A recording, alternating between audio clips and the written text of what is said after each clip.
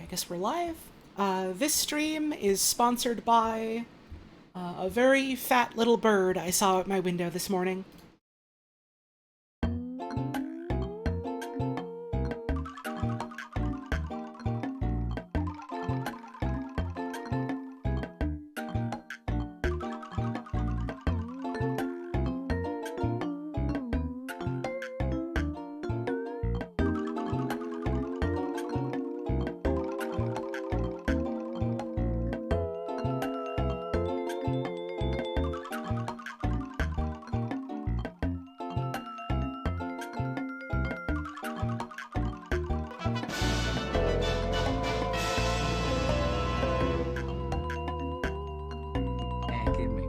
Let's go.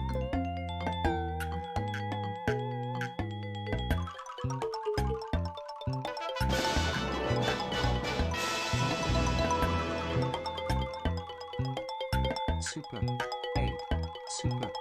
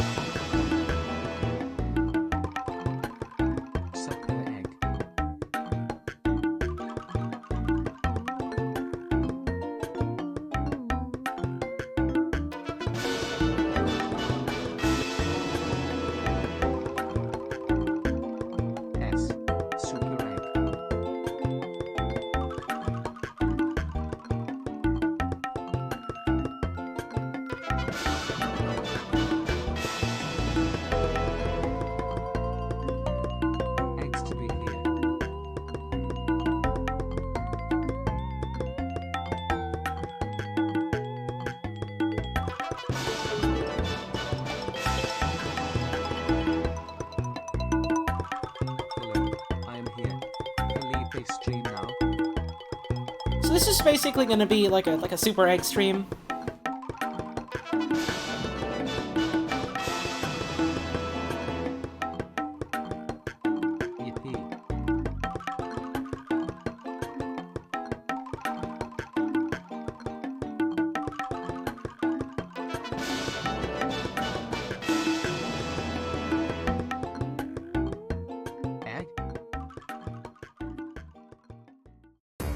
Egg?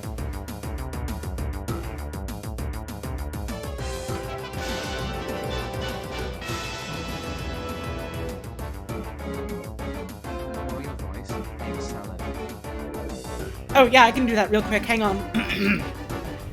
I gotta get into the water. Egg salad! Is that good?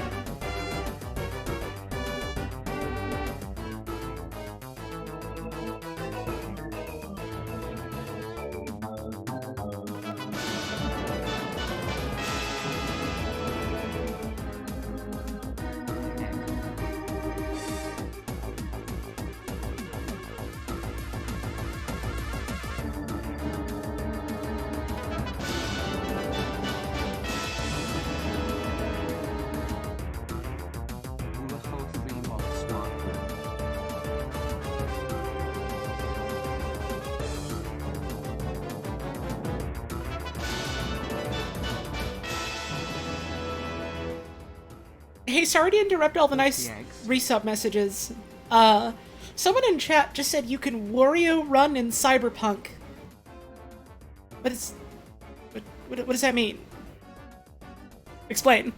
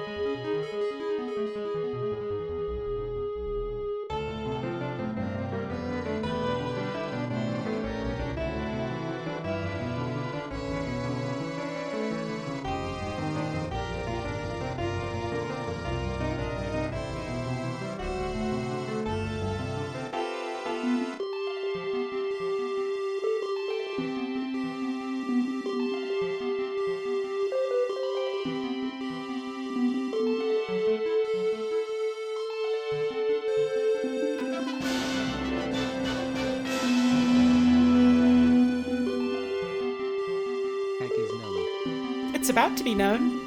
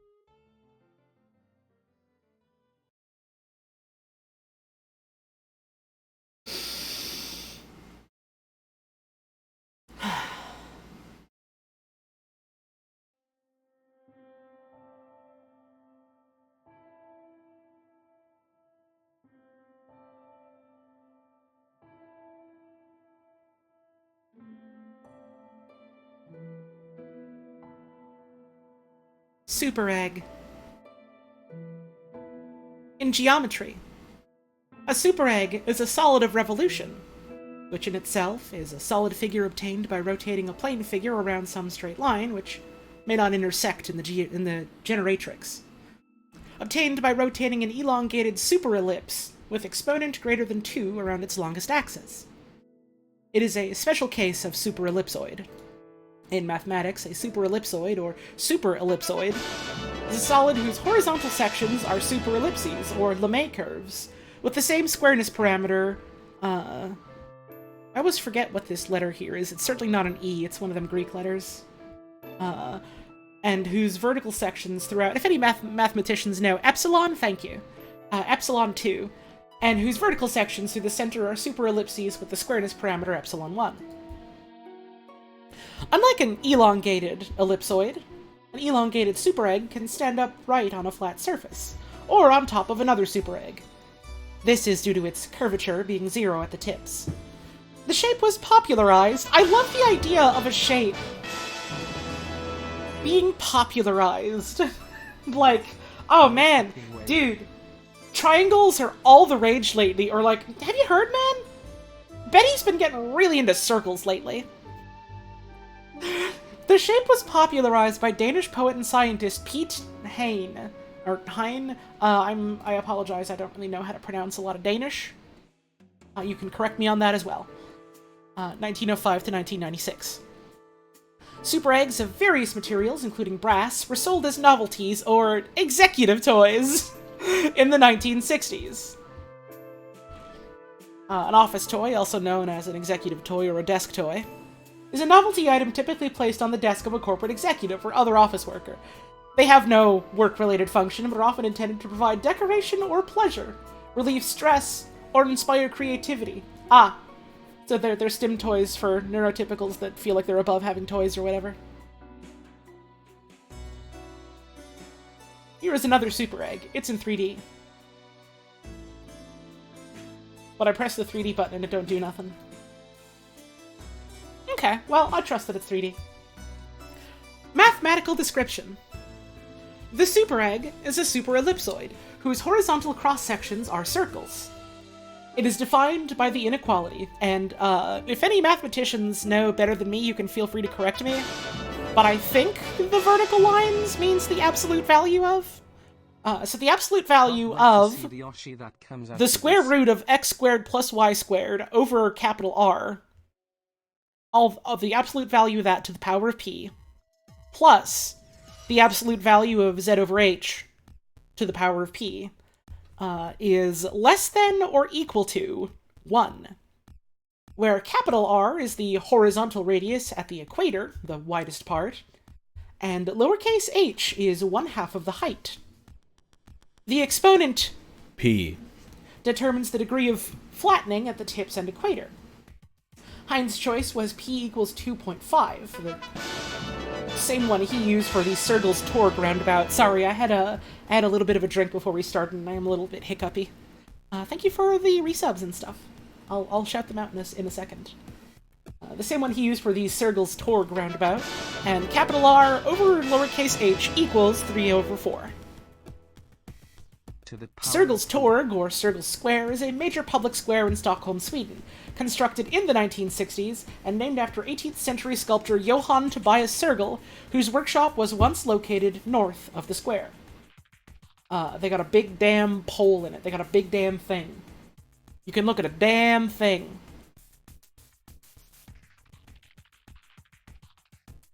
The definition can be changed to have an equality rather than inequality.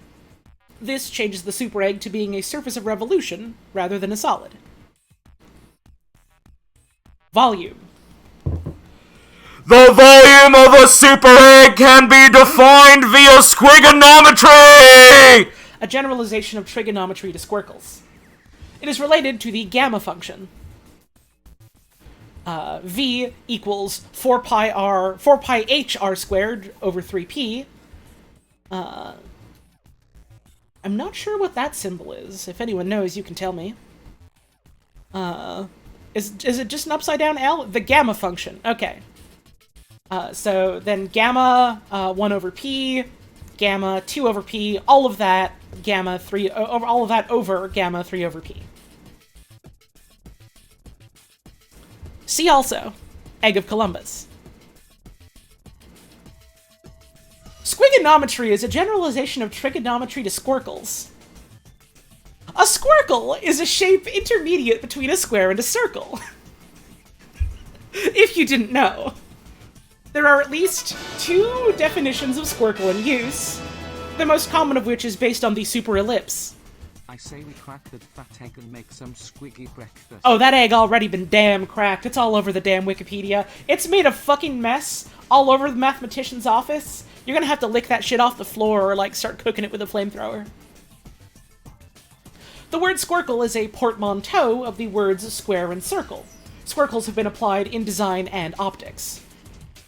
Portmanteau in linguistics is a blend, or a blend word, or a portmanteau word. A word formed usually intentionally, by combining the sounds and meanings of 2 or more words together.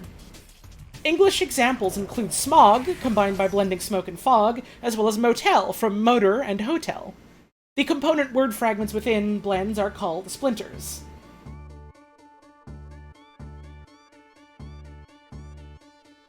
It's like when you combine passion fruit and hog to make pog. Everyone knows this.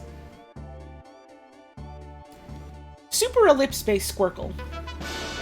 In a Cartesian coordinate system, the superellipse is defined by the equation. 32? 2? The absolute value of x minus a over ra, all to the power of n, plus the absolute value of y minus b over rb, all to the power of n, equals 1. Where ra and rb are the semi-major and semi-minor axes, a and b are the x and y coordinates of the center of the ellipse, and n is a positive number. The squircle is then defined as the superellipse with ra equals rb and n equals 4. Its equation is as follows. X minus a to the power of 4 plus y minus b to the power of 4 equals r to the power of 4, where r is the minor radius of the squircle. Compare this to the equation of a circle. The equation of a circle, of course, being x minus a squared plus y minus b squared equals r squared. But, you know, you can simplify, etc., etc. When the squircle is centered at the origin, then a equals b equals 0, and it is called Lemay's special quartic. Lemay's special quartic, named after Gabriel Lemay, is the graph of the equation x to the power of 4 plus y to the power of 4 equals r to the power of 4, where r is greater than 0. It looks like a rounded square with sides of length 2r and centered on the origin. This curve is a squircle centered on the origin and is a special case of a superellipse. Because of Pierre de Fermat's only surviving proof, that of the n equals 4 case of Fermat's last theorem, if r is rational, there is no non-trivial rational point, xy, on this curve, that is, no point for which both x and y are non-zero rational numbers. In mathematics, a rational number is a number that can be expressed as the quotient or fraction p over q of two integers, a numerator p, and a non-zero denominator q. For example, minus 3 over 7 is a rational number, as is every integer. For instance, 5 equals 5 over 1. The set of all rational numbers, also referred to as the rationals. Or you can read, like, the rationals, like they're a fucking band, like, you know, Stinky and the Poop Shitters or whatever. The field of rationals, or the field of rational numbers, is usually denoted by boldface Q, capital Q, or blackboard bold, capital Q. A rational number is a real number. The real numbers that are rational are those whose decimal expansion either terminates after a finite number of digits, for instance 3 over 4 equals 0.75, or eventually begins to repeat the same finite sequence of digits over and over. For example, 9 over 44 equals 0.2045 continuous, with the 4-5 being the continuous part. This statement is true not only in base 10, but also in every other integer base, such as binary and hexadecimal ones. See repeating decimals, extensions to other bases. A real number that is not rational is called irrational. Irrational numbers include the square root of 2, pi, e, and the golden ratio. Since the set of rational numbers is countable, and the set of real numbers is uncountable, almost all real numbers are irrational. Rational numbers can be formally defined as equivalence classes of pairs of integers, p and q, with q not being equal to 0, using the equivalence relation defined as follows. I don't actually know what the squiggle means in mathematics, or what the double arrow means. This is a little above my pay grade, I'll admit. If there are any mathematicians in chat that know, you can feel free to chime in. We love learning here. The fraction p over q then denotes the equivalence class of p and q. Rational numbers, together with addition and multiplication, form a field which contains the integers, and is contained in any field containing the integers. In other words, the field of rational numbers is a prime field. Okay, so it's equivalent to, the double arrow is if and only if. Okay, so P1 and Q1 is equivalent to PQ and 2Q in sequence, if and only if P1 Q2 equals PQ21. Cool, thank you. I'm learning. In other words, the field of rational numbers is a prime field and a field has characteristic 0 if and only if it contains the rational numbers as a subfield. Finite extensions of Q are called algebraic number fields, and the algebraic closure of Q is the field of algebraic numbers. In mathematical analyses, the rational numbers form a dense subset of the real numbers. The real numbers can be constructed from the rational numbers by completion, using Cauchy sequences, Dedekind cuts, or infinite decimals. See construction of the real numbers.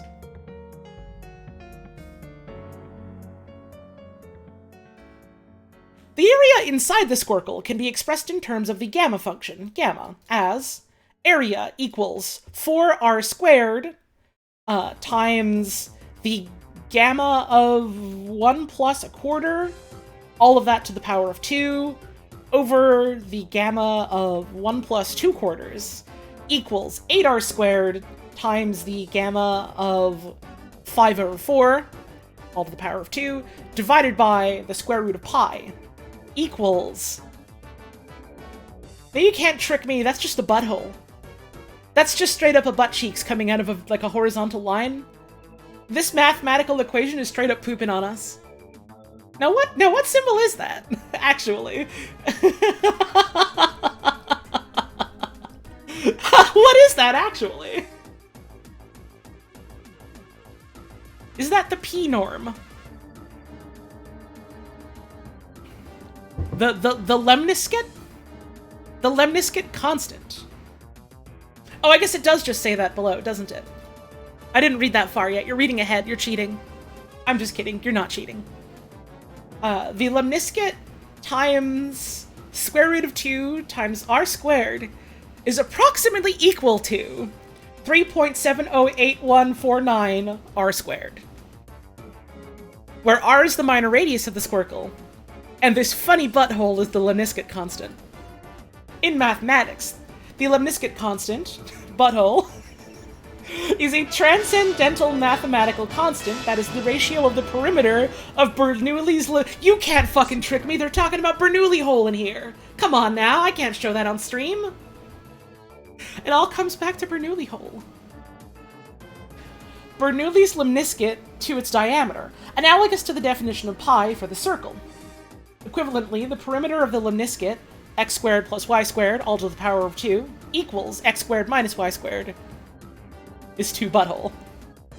The lemniscate constant is closely related to the lemniscate elliptic function and approximately equal to 2.622055755 with 4 different citations. The symbol is a cursive variant of pi. Huh. Cursive pi is a butthole. Okay. You can write pi in cursive? Evidently. It's right here. Gauss's constant, denoted by G, capital G, is equal to lemniscate constant over pi, which is approximately 0.8346268. Todd Howard named 2 more lemniscate constants. The first lemniscate constant, A equals butthole over 2, which is approximately 1.3110287771, and the second lemniscate constant, B equals pi over 2 butthole, approximately equal to 0.59907011173. Sometimes the quantities 2 butthole or A are referred to as the lemniscate constant. And it looks like this. That's actually interesting. I mean, I'm certainly not reading this because I think it's fucking boring, I'll tell you that much. This shit's cool. Math is cool. P-norm notation. In terms of P-norm... P-normous. Come on. Got you so good, you gotta admit. In terms of the p-norm, I'm not sure how to read this equation. I don't remember what the double vertical line means. What does it mean? Mar may hate math, but he loves lemniscate? Is that a thing that shows up in one of the fucking Zero Escape games or something?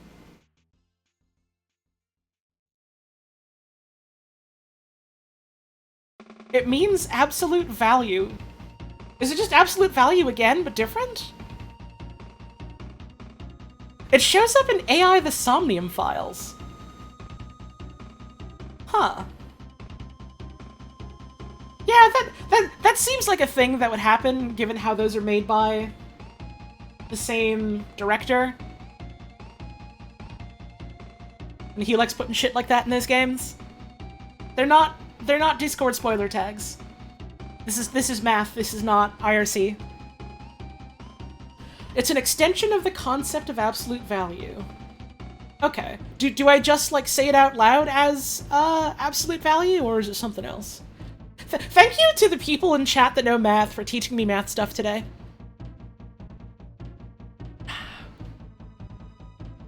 Okay, so I just say absolute value. Cool. So it's the, absolute value dot, I'm assuming it's just a placeholder for whatever. Hey, when the P is, like, on the bottom like that, that's, what fucking math thing is that called again? Is it the fucking... Does it have something to do with integrals, or am I misremembering? Oh, it's subscript. Okay, that's something completely different than what I'm thinking of. I think I'm thinking of fucking logarithms. It's just a label. Okay. Cool. So the absolute value of whatever p on capital R squared. The squircle can be expressed as absolute value of x minus xc, p equals r. Hang on. Good sequence of messages from Healy's Feelies. When the P is on the bottom, what were they thinking? Immediately followed up by, sorry, I swear I'm an adult with a job. I mean, hey, I am too. And I spent like 5 minutes talking about how a mathematical symbol was a damn butthole peeking out of a line. You're in good company. Where P equals 4, XC equals AB, is the vector denoting the center of the squircle, and X equals XY.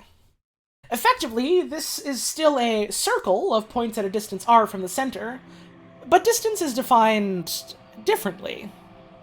For comparison, the usual circle is the case p equals 2, whereas the square is given by p moving towards infinity case, the supremum norm. I thought that said the supermum norm, and I was like, what the fuck is that? And a rotated square is given by p equals 1, the taxicab norm. Taxicab geometry or Manhattan geometry? That's a fun name. This allows a straightforward generalization to a spherical cube, or sphube. Oh, dude, this food is fucking gross. Someone got their sphubes all over it. That's disgusting. In R cubed, or hyperspubes in higher dimensions. The Fernandez-Guasti squircle. Another squircle comes from work in optics. It may be called the Fernandez-Guasti circle after one of its authors, to distinguish it from the superellipse-related squircle above.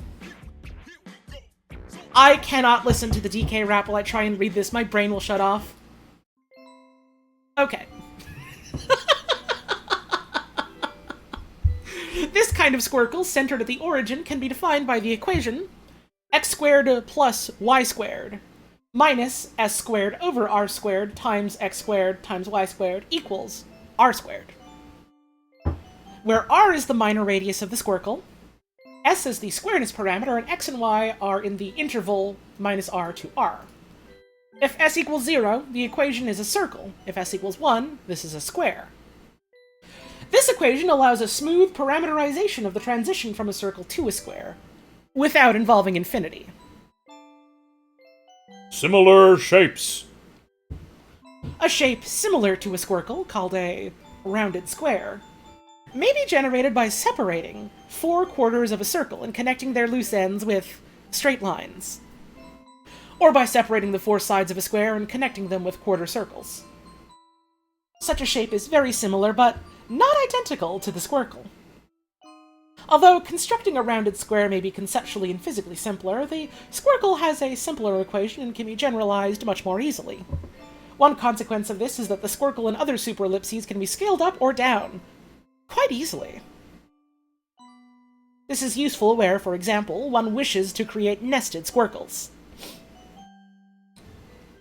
Another similar shape is a truncated circle, the boundary of the intersection of the regions enclosed by squares, and by a concentric circle whose diameter is both greater than the length of the side of the square and less than the length of the diagonal of the square, so that each figure has interior points that are not in the interior of the other.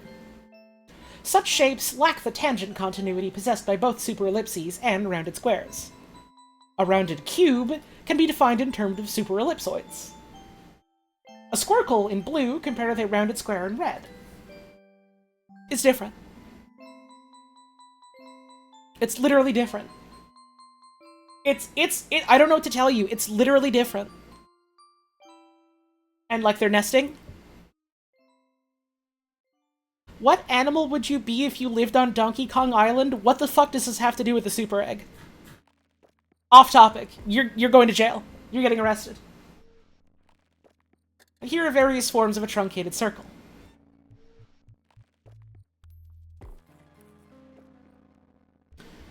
Uses. Squircles are useful in optics. If light is passed through a two-dimensional square aperture, the central spot in the diffraction pattern can be closely modeled by a squircle or supercircle. If a rectangular aperture is used, the spot can be approximated by a superellipse. Squircles have also been used to construct dinner plates. A squircular plate has a larger area and can thus hold more food than a circular one with the same radius, but still occupies the same amount of space in a rectangular or square cupboard.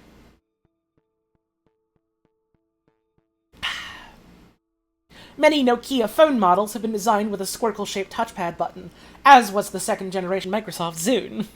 The Zune had squircles, and it is such a shame that it failed, because it had squircles. Apple uses an approximation of a squircle, actually a quintic superellipse, for icons in iOS, iPadOS, macOS, and the home buttons of some Apple hardware. One of the shapes for adaptive icons introduced in the Android Oreo operating system is a squircle. Samsung uses squircle-shaped icons in their Android software overlay One UI, and in the Samsung Experience and TouchWiz. I barely know Wiz! Italian car manufacturer Fiat used numerous squircles in the interior and exterior design of the third-generation Panda. That's a damn bear, you can't trick me. See also, asteroid, ellipse, ellipsoid, LP spaces, that's where I go to watch Let's Plays, we call it YouTube. Oval, scround,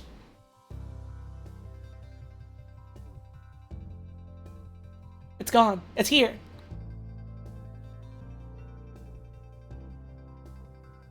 A scround is a container whose shape is between a square and a round tub. And Superegg. See also Egg of Columbus. An Egg of Columbus, or Columbus's egg, refers to a brilliant idea or discovery that seems simple or easy after the fact. The expression refers to an apocryphal story, dating from at least 16th century, in which it is said that Christopher Columbus, having been told that finding a new trade route was inevitable and no great accomplishment, challenged his critics to make an egg stand on its tip. After his challengers gave up, Columbus does it himself by being really racist.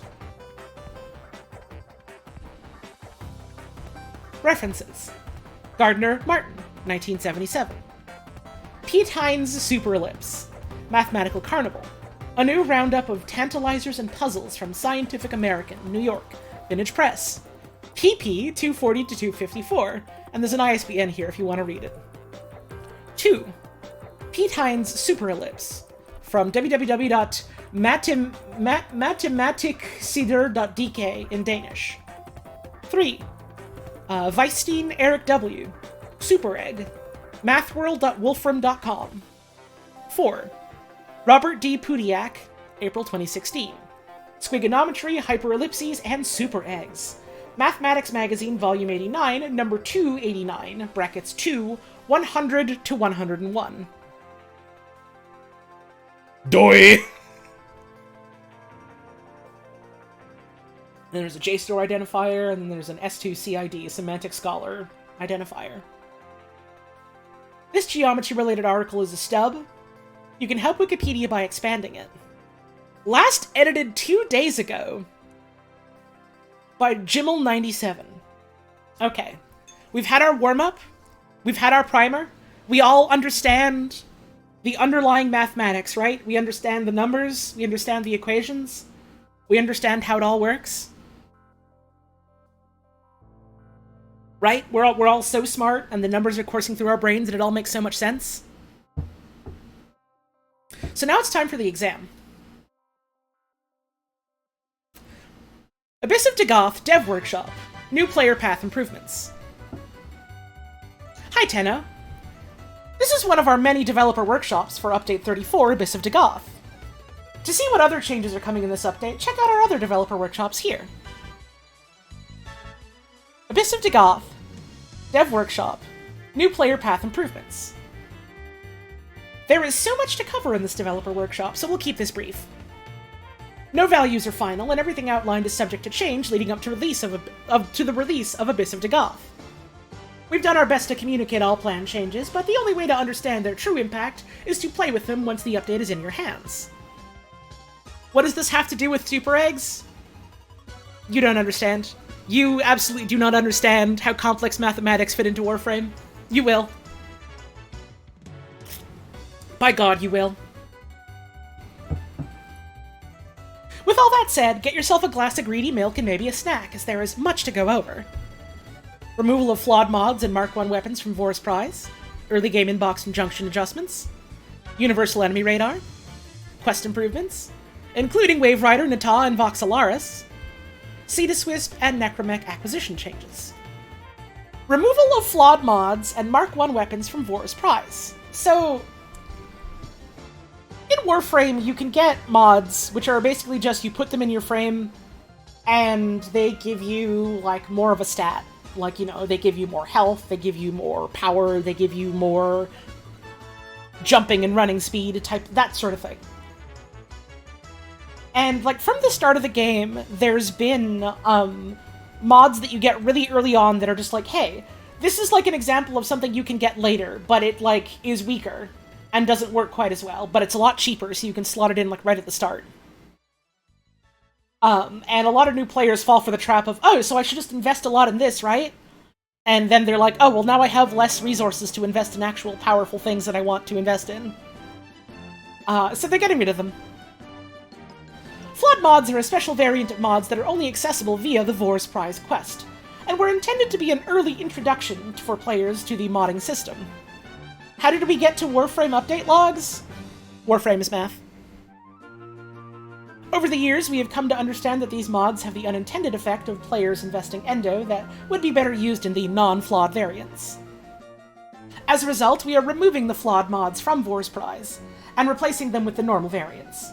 Additionally, players who already own flawed mods will have them replaced with the normal variant, with the launch of the Abyss of Dagoth update.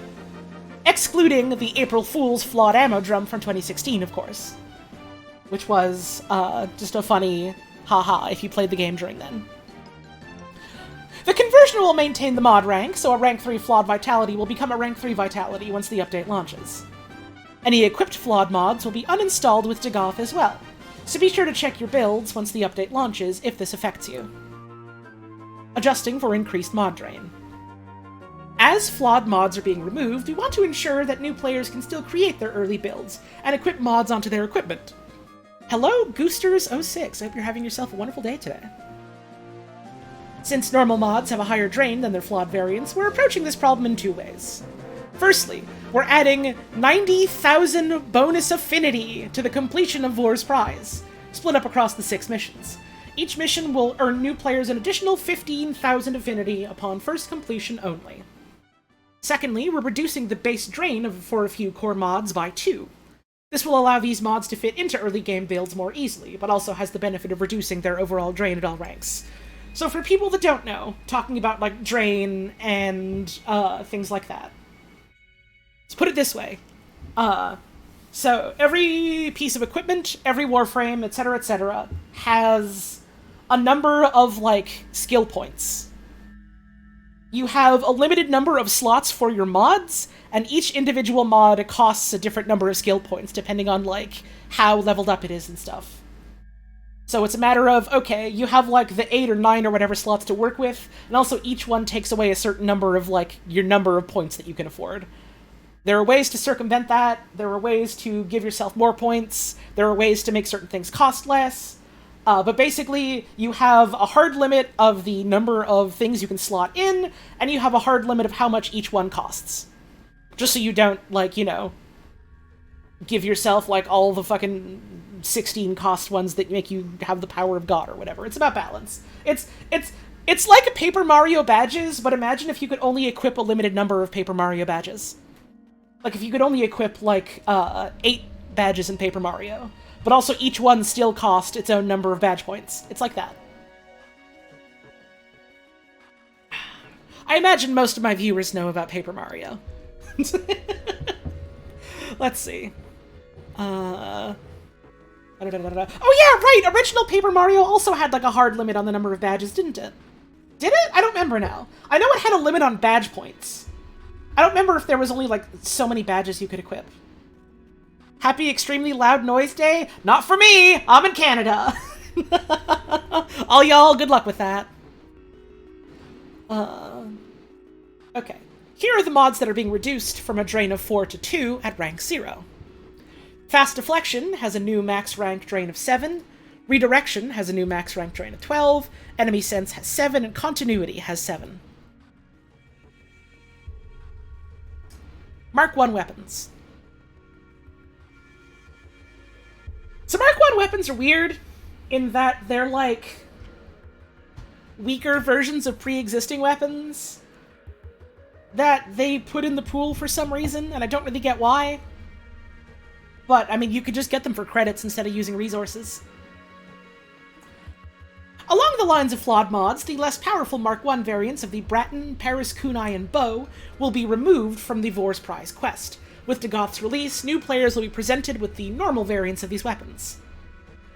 Rest assured that all Mark I weapons will remain available for purchase with credits in the market. Early game inbox and junction adjustments. Updated early game inbox messages. Continuing with our plans for improving the new player path, we are updated the completion inbox message for the following quests: Vor's Prize and Saya's Vigil. Yeah, literally the reason you buy the Mark I weapons is because they're cheap, they're quick to level up, and leveling stuff up in Warframe increases, like, the level of your account, and you need your account number to go up to unlock certain things in the game. You went away for 20 minutes and now it's Mortal Kombat? No! Warframe! Different MK1. Following the completion of Saya's Vigil, we have also written a new inbox from The Business, directing players to visit him in Fortuna. The Business is a good name for a guy. Our goal is to direct our Tenno to Cetus and then to Fortuna in their early game journey, as these two nodes are pivotal for later content, including junctions and quests. Cetus and Fortuna are two of the, like, open world areas in Warframe. And they're sort of, you know, different from a lot of other mission nodes, what you can do. The song feels a little loud. I'm gonna turn it down. I love this song, but you're a little bit drowning me out here, Mother 2, I think. Junctions. Junctions are basically, like, so Warframe is split up mission-wise in, like, a bunch of planets. Each planet has its own missions. To unlock other planets, you have to complete a junction, and the junction has, like, certain requirements before you can get into it. It's usually, like, you know, do this sort of mission, get these sort of goodies, finish this quest, that sort of stuff. And then you do a little fight, and then you get to go other places. Speaking of junctions, we're making the following adjustments to the Venus and Mercury junctions. Venus. Removal of the collect 20 mods and apply 4 mods to a single Warframer weapon task. With the removal of flawed mods, the apply 4 mods challenge may become more difficult. It's also kinda... people are gonna be equipping more mods to their shit as they go on anyways. It almost felt like kind of a nothing goal. Also, wait, yeah, it does say appy 4 mods! Fucking typo in the dev workshop! Get their ass! Our goal for junction tasks is to both teach new Tenno about the game and guide them where to go next. Neither of these challenges quite fit that vision. New task. Complete quest Saya's Vigil. Similar to the inbox changes, our goal is to direct new players to Cetus early in their journey. Mercurus. Added Incubator Power Core to Junction rewards. Howl of the Kubro is a quest unlocked from the Mercury Junction, which requires an Incubator Power Core to complete. The free path to this item was not available until the Mars Junction was completed, which we felt was confusing to many new Tenno eager to hatch their first furry friend. Dogs in Warframe hatch from an egg. Dogs in Warframe hatch from an egg. If you want a dog in Warframe, you have to get an incubator and hatch it from an egg. Dog eggs. Warframe has dog eggs. It's great. Dogs are from an egg. They're making substantial changes to dogs in this update as well. We'll get to that one later. That's in a different forum post. Howl of the Kubro is a Monster Hunter-ass mission name? A little bit, isn't it? Universal Enemy Radar. Players now have a Universal Enemy Radar set to 30 meters to help new players navigate through their missions. Warframe is more fun when you know where your where your foes are. And we felt that this important mechanic no longer needed to be tied to game progression. Existing enemy radar mods will simply add to the base enemy radar values. For instance, your enemy radar with enemy sense equipped would now be 60 meters. Why did it take 10 years for them to make radar a thing for everyone? Partly because a lot of the people in charge of it were like the old guard and were very set on certain things being kept the same way because they liked it. And now there's like a lot of either younger folks on the team in like leadership positions or like new teams being put together to handle things. So stuff is changing, and I think it's cool.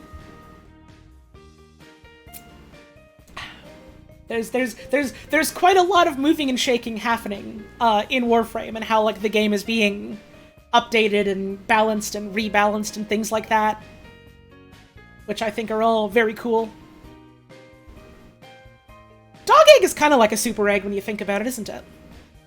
Warframe's probably got a couple things in it you can consider a super egg in a roundabout sort of way, and in a more literal sense in some ways.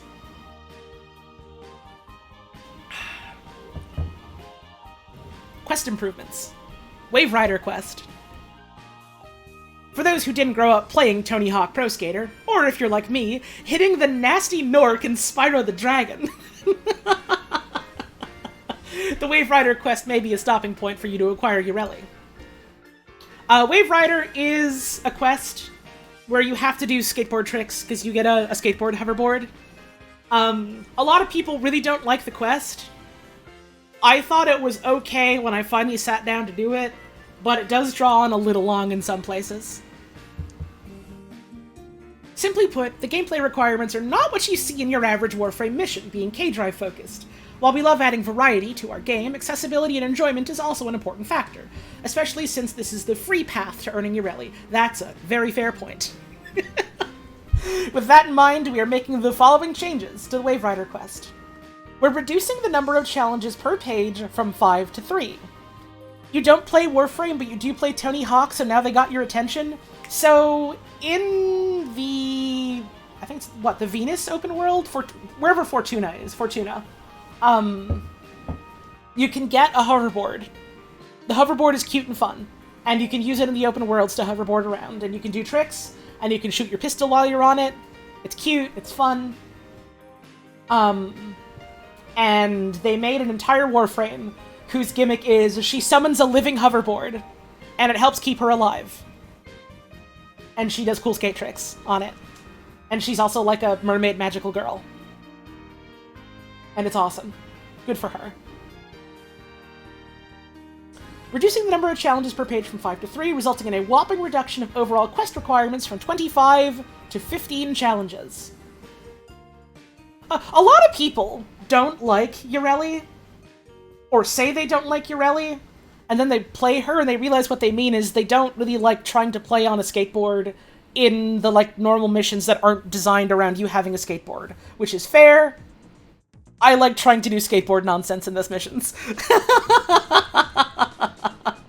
They've ironed out quite a lot of the bugs with Ureli, especially in, like, you know, normal maps. I'm sure there's still weird interactions, because Warframe is kind of a weird video game like that, where there are a lot of constant weird edge cases happening all the time forever. But, like a lot of things in the game, she is in a much better state nowadays. As a Gauss player, you know how to bumble around tight spaces. There you go, see? You get it. With fewer challenges overall, we've reworked the remaining challenges with the focus of making them simpler and easier to complete, while still showcasing the breadth of gameplay available on your K-Drive. This is a you get new characters to play game rather than you build your own guy game. Yeah, it's, I'm trying to think of, like, something analogous, but I can't really think of anything because Warframe's kind of its own weird thing. A lot of people will say, like, oh, it's like Destiny, but as someone who plays a lot of Destiny, no, not particularly. It's not trying to be. It doesn't need to be. It's, I guess you can kind of compare it to, like, fucking champions from a MOBA, heroes from a MOBA, Warframe's famous killers, Overwatch's famous killers, or like a hero shooter, where it's like, hey, you've got your different characters, and they all have their own, like, unique sets of powers that they do and they use.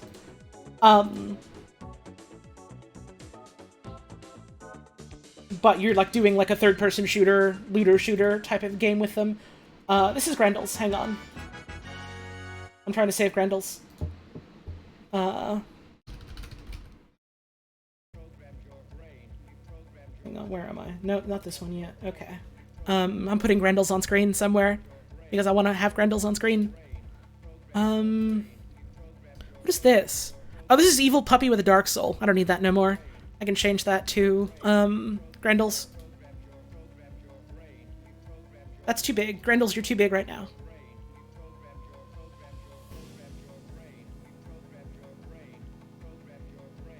Let's put him over here. Grendels love having fun. Grendels are always having fun.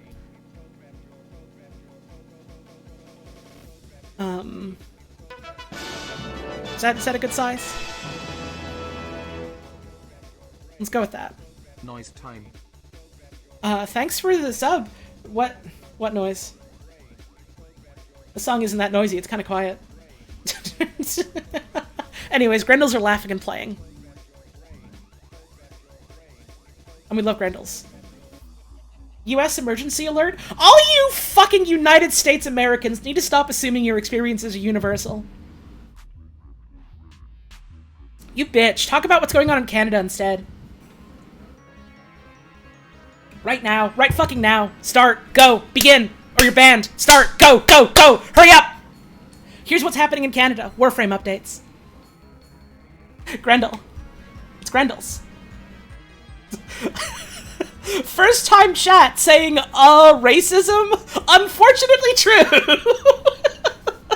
But that's also happening in the United States. That's happening fucking everywhere. Sad.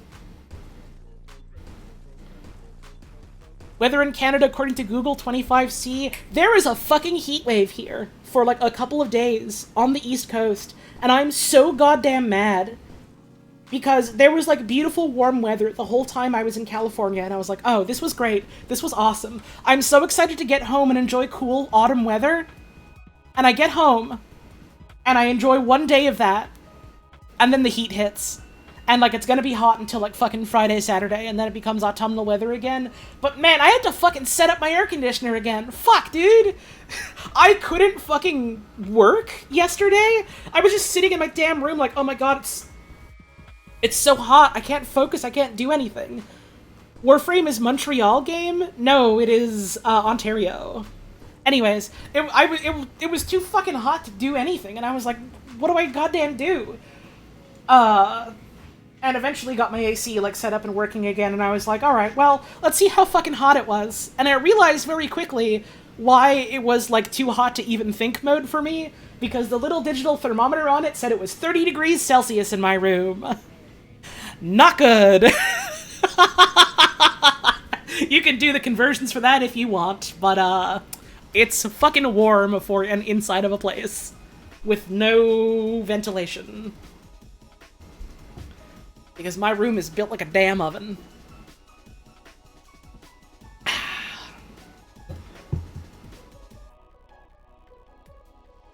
Let's see. Where was I? Urelli. With fewer challenges overall, we've reworked the remaining challenges with the focus of making them simpler and easier to complete, while still showcasing the breadth of gameplay available on your K-Drive. K-Drive is the skateboard. Worryingly close to heatstroke territory for those who do not know. Right, exactly. It was also humid, so it felt worse. Not fun. Hovering over a challenge will also provide you with a how-to description, offering more details on how to complete the listed objective. Heard there was an egg stream? Yeah, we talked about complex mathematics, and that was the primer for Warframe patch notes.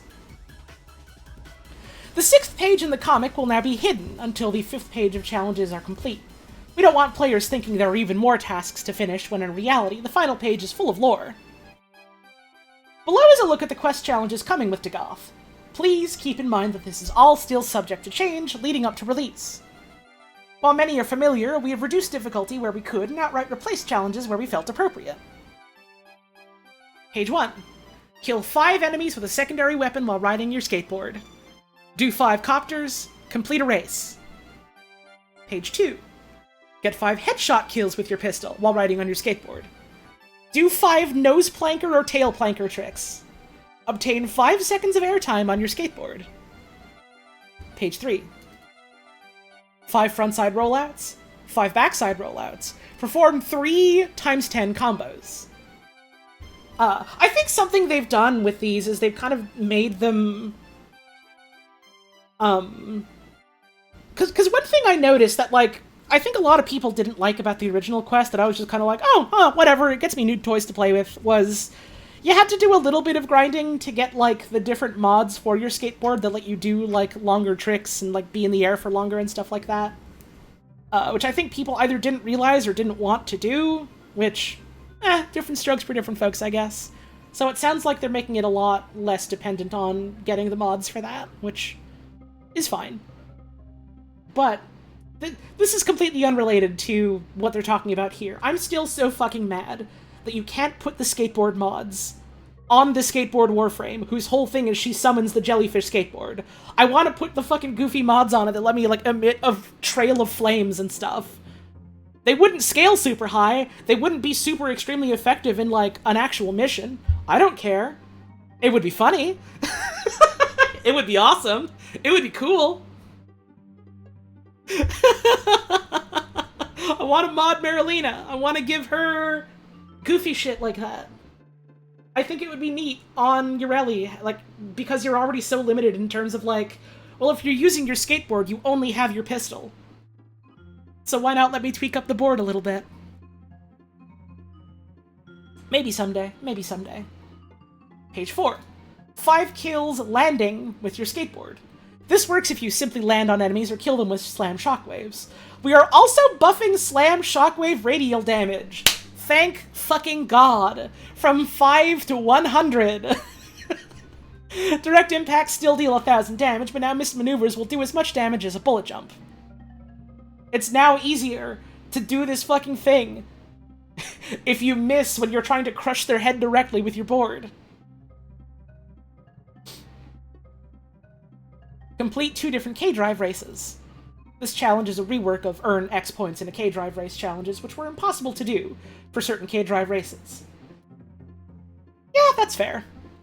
Keep a K-Drive trick chain alive for 10 seconds. Do 10 seconds of tricks, gamer. You can do it. You can do it. It is the summer of Slam. The summer of Slam is here. Look at Sevagoth. Yeah, but Sevagoth uses, like, normal frame mods and stuff. Ureli and Marilena are like an edge case where it's like, yeah, this is the mechanic that has its own unique mods that are only used in, like, this one part of the game kind of thing. Even then. Even then, I still want them. Page 5. Kill 5 enemies while midair or during a trick chain. Collect a total of 10,000 race points. Earn 500 points in a trick chain. 500 points is pretty damn easy. So I reckon a lot of people will be able to do this quest now, much more easily. It used to be like 5,000. Yeah, and I thought it was fun trying to go for the big leagues. But I'm realizing now maybe that's just because I'm a fucking pervert. Vox Solaris quest. As we want to encourage new Tenno to venture to both Cetus and Fortuna, we're reducing the overall difficulty of Vox Solaris with them in mind. This is genuinely huge, because, I did the intro stuff to Fortuna when it dropped, and at that, or close to when it dropped, and at that point, like, you know, I already had powerful equipment in my retinue. I had, you know, guns that were good and Warframes that could live for a while. And, like, a while back, I was leading some new friends through the game, and it was like, oh yeah, let's do Vox Solaris, let's unlock Fortuna, because it's a really cool area. And they were just fucking stonewalled at it. It is really goddamn difficult if you're a new player, just because of how high like everything is scaled in that mission for some reason. It's like nightmarish. Mission 1. Reduce enemy level from 6 or 8 to 5, matching subsequent missions in this quest. Increase drone health and shields from 3k to 8k respectively. Reduce the number of required kills from 30 to 20. Yo, Candy! We're talking patch notes. Actually, frankly, we're talking getting up and having a stretch. Because it's fucking time for me to do that. I have lost track of time. Thanks for the sub. We're going on break. See you later. I'll be back in a couple of minutes. Maybe get a drink or a snack or something. We'll be back in a little bit. And then I can say more words about Warframe to you, my captive audience, and you'll sit there and smile and go, uh-huh, I don't know what that means. Okay, see you later.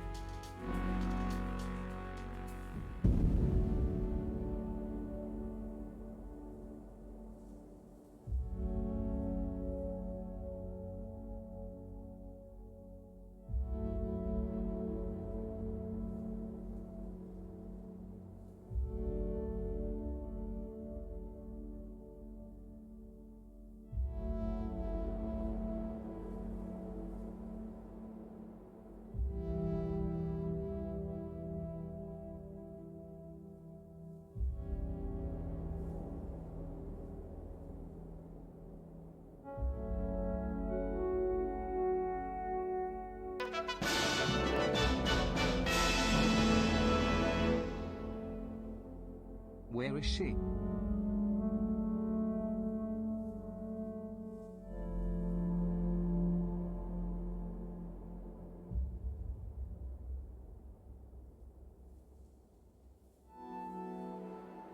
Oh, oh, oh. Hello. I got a banana. Because I wanted a little snack. I'm still trying to get used to EST again. Which, you know, it's been a whole thing. I'm still a little sad that I'm not with my partner no more for a little bit. And also my brain is still very much on Pacific time still, so I've been going to bed at like fucking 3 o'clock for the past couple of days and waking up around noon, and it's like, man, I don't like waking up at noon. I really don't. It makes me feel dreadful. Bonobo. Thank you, Honest Tom's Discount Beef, for the 30-month resub. So, you know, I'm trying to be kind to myself, patient with myself. But also it's like, man!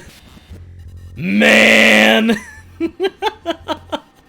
Also, hey Devon, I hope you're doing well.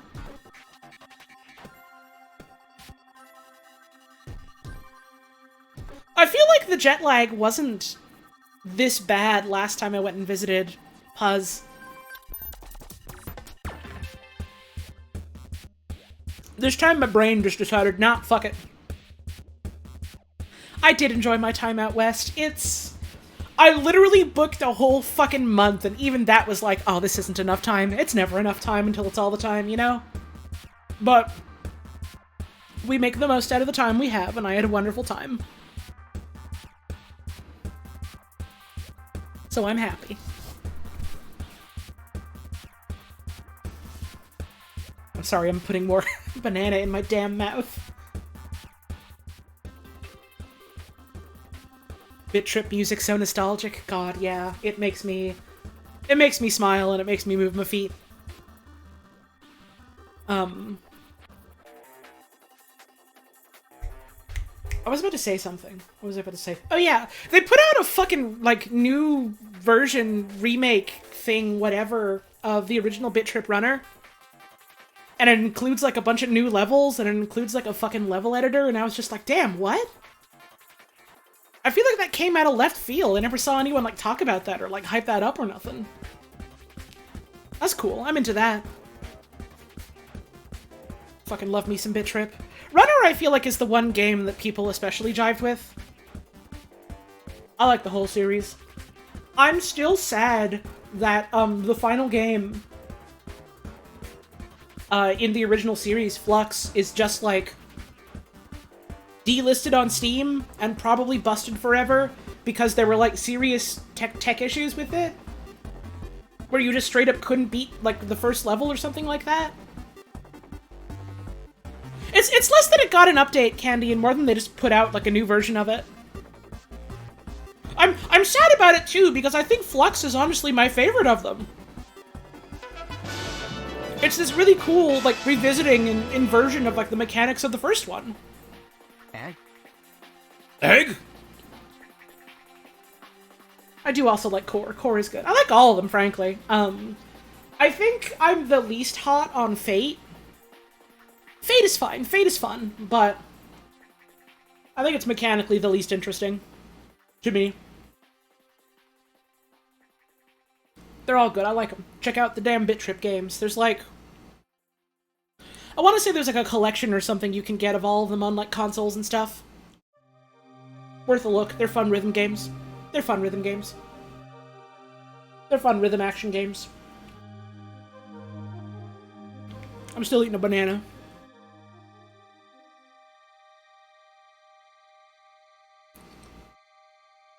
Banana fans will be disgusted and distraught to know my banana is almost done. Fans of my streams will be happy to know I'll be back to streaming again in a couple of seconds once I finish eating it.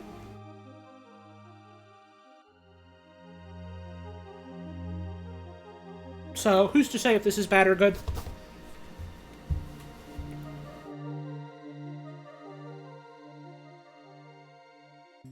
Banana fans are devastated today. Patience fans are having a great time. Patience fans are thriving today. Like, if you're watching my stream and you're a Patience fan, you're doing good. You're doing great. The numbers are up. Is Bit Trip a good game to stream? I don't know. I'm inclined to say no. But there's certainly, like, pretty visuals for people to look at if you're doing alright at it. I don't know if it's a terribly good stream game, though.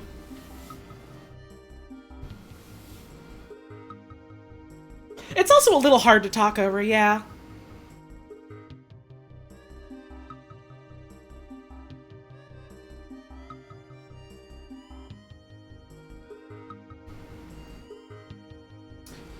It might be fun just for the sake of, like, hey, this is a thing I like a lot, let's talk about it. If you're a person what knows about it and can talk about it, like me. But also I would be rusty as fuck and struggling to play it.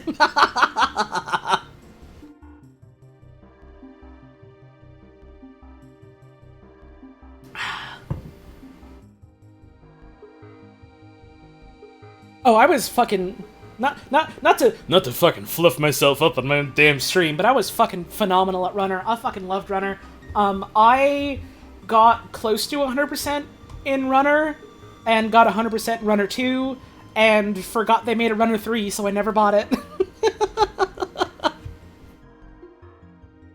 be fair, I think Runner 2 is generally easier than Runner 1. Runner 1 does have a little bit of that WiiWare old game cruft to it. Patience fans love Warframe. Warframe is literally the game if you're a Patience enjoyer, because there's so much shit in it. And it's great to go like, okay, I'll play for a bit, and then, you know, take a break for a couple of months, then you come back and it's like, even more shit is in it. And then it's like, awesome, splendid, I can't wait to get to this stuff eventually. The patient and cheap gamer loves Warframe, exactly. I've literally heard so many people be like, oh man, I don't like, playing Warframe because I want to build, like, my new thing or whatever, and I gotta wait a day or a couple of days, and in my experience, it's like, okay, I put my new Warframe in the oven, I gotta wait 3 days, splendid. It's time to either do other things in this video game or not play this video game for a couple of days and do other stuff. The more you hear about Warframe, the more it sounds like Final Fantasy XIV. Warframe is in the same category of in my brain as, like, FF14 and RuneScape, and that it's really great for, like, obsessing about, like, playing obsessively for, like, a month or two, and then putting it down for, like, months to a year, and then coming back to it. What kind of game is Warframe? It is a third-person shooter, looter shooter with, like, very interesting movement mechanics that plays a little bit like a Dynasty Warriors, where you just have to shoot a bunch of guys. And you have powers. It's neat. I like it.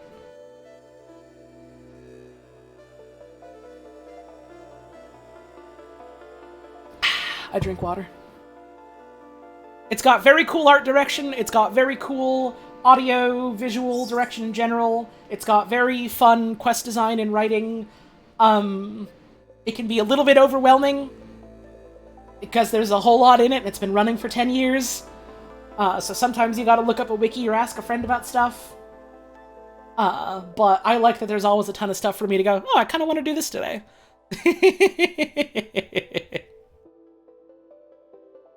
It's very good at being genuinely free.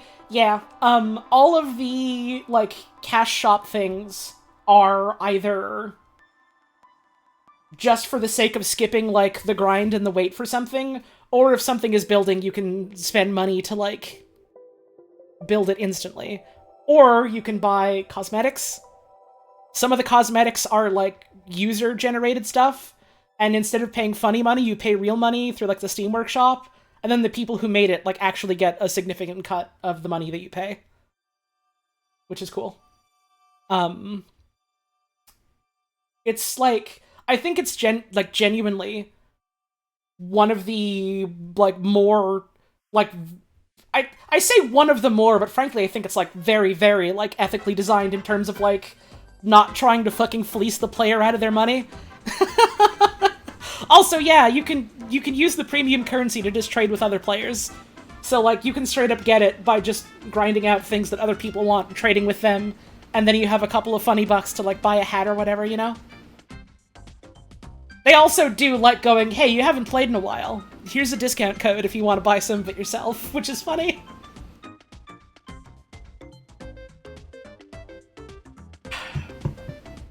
I have spent a decent amount of money on it because I've decided, hey, I've played this for like hundreds and hundreds and hundreds of giga hours. I will support the arts. It's a cool game, I like it. You can literally go through the entire game and not spend a single cent on it, and still be doing pretty good. You might just have to wait a couple of days every now and then, while something builds. But that's about it. It's also very well optimized because a bunch of people on their tech team, and I mean this with the utmost reverence in my voice, some of the people on their tech teams are fucking perverts about software, like, design and software optimization. It's great. This shit will literally run on a toaster. As long as you scale the settings down. They are putting it on phones. This shit runs on the fucking Switch.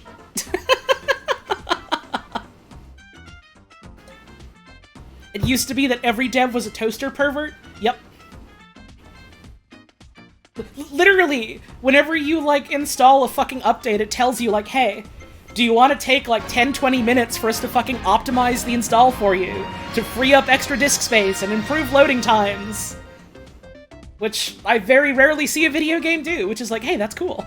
Thanks, actually. I will wait more time. I love being a Patience fan.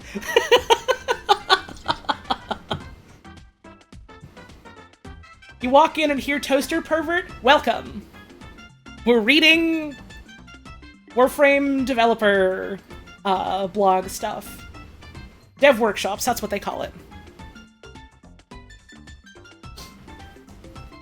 Hell yeah, squeeze that shit down. Exactly. They literally love doing that. And then talking about, like, hey, here's some new optimized lighting rendering, and taking, like, an entire 10-15 minute segment out of, like, a dev stream where they talk about stuff coming in upcoming updates to just talk about, like, hey, you guys like diffusion? You guys like particle scattering? You like some god rays? What if we just talk about how we're implementing that?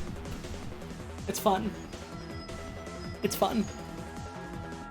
Also, yeah, it's got, like, fucking crossplay now, so you can play on whatever system you have, whatever system you want, and play with other people. They have been talking about for fucking years how they were like, yeah, we're gonna get crossplay together. We're trying. We're working on it. It's gonna be hard. It's gonna be a while. We're gonna do it. And then one day, literally out of nowhere, after fucking months and years of like, we're still working on it. We'll have more to share, but we're still working on it. With very little fanfare, just kind of went like, hey, surprise! We flipped the switch. It's open for testing now. So you can just play with whoever. And then like, cross-save between different systems is coming soon. Oh, Smebble Bear, I've been fucking saying that. We'll get to the Hydroid stuff eventually in the stream, hopefully. Unless I take a break to go eat a burger or something, because I might have to do that, and also take a shower. But there's a substantial Hydroid rework coming. We'll talk about it. Hydroid is a very old character in the game that has needed something for fucking ages to make him feel relevant in the modern state of the game. And now that he's getting that, I keep making jokes like, yeah, now that Grandpa Hydroid has his new hip, Grandpa Frost and Inaros keep looking on, thinking about getting the surgery too. Someday.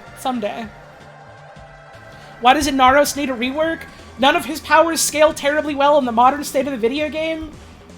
His entire passive is literally just a thing you can get on everyone now once you unlock your wizard. Inaros is basically playing a brick. You pick Inaros because you want to play as a brick. Inaros is still pretty good at not dying and not being killed, but even then, there are also quite a lot of other guys that are much better. at not dying, while also having powers. Do you want to play a thing whose entire, like, character identity is that you have a lot of health and you're very strong and don't die? Do you want to do that but also have powers? You pick Nidus or you pick Grendel. Rhino is different. Rhino doesn't have a lot of health. Rhino is just not dying. Baruch also doesn't really have a lot of health. Baruch is just not dying. Not dying is different from being, I want to be the meat tank. Lavos is also that. And also has powers. There are so many frames that are very good at not dying, but for the specific flavor of, like, yeah, I want to have a million shit ton of health, and a bunch of armor, and never, like, have to worry about being gunned down. Even then, in that fucking design space, there are, like, 3 or 4 different picks. Oh, poor Inaros. What's the current good minion frame?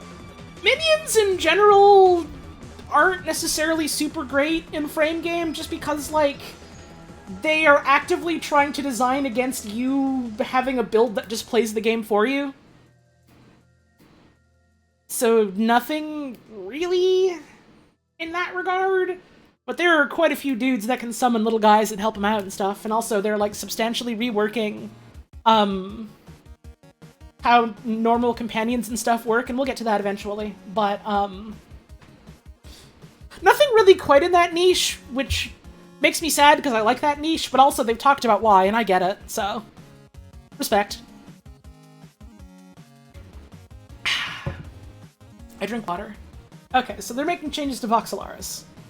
Atlas can summon little stone freaks, chuck and fuck, the Rumblers. They're dumb as rocks, which, I mean, they are rocks. And I think they maybe need a bit of a numbers tweak to scale a little better. But they're cute. I guess you could kind of argue Nyx is a little bit like that, given that you can mind control one dude to make them very, very strong, your friend, and then turn everyone else into chaos mode shooting each other. That's not quite the same, but it's, I guess, adjacent enough. Revenant also kind of does that. Caliban can summon a couple dudes.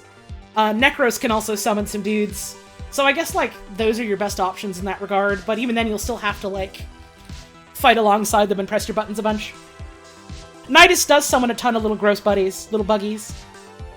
That's also true. So even then, there's choices, but it's not necessarily always just in the space of, like, oh yeah, just have a bunch of dudes go forth my minions on them kind of thing. Anyways, enemy level reduced in Mission 2. The excavator shields have 3,000 instead of nothing. Reduce enemies level. Increase the health of coolant tower. Okay, cool.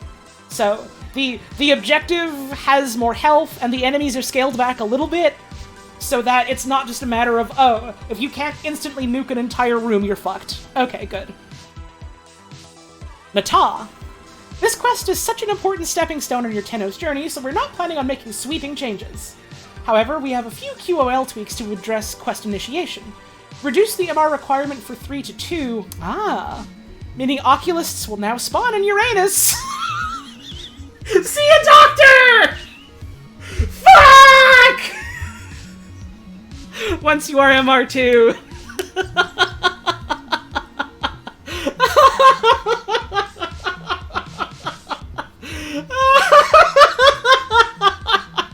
Yeah, missed. I remember specifically when I was doing that quest, I was like, alright, shit's a little bit rough. I'm just gonna bring Gara and, like, make some big glass walls and stuff. I love Gara. Gara's my friend. I'm getting distracted. There's the butthole again? I thought the recurring segment of the stream would be mathematics. No, it's fucking butthole. Why is that happening? Updated the Uranus Junction. Dude, Uranus is junk! Challenge description to better indicate how to start this quest.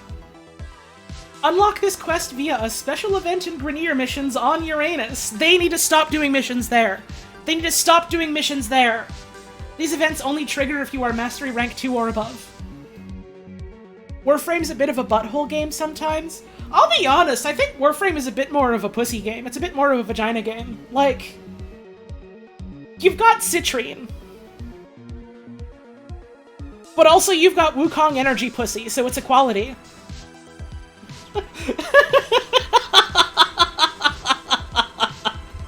Deimos is different. Deimos is different. Deimos is butthole world. Deimos is Spider's George of buttholes and should not have been counted.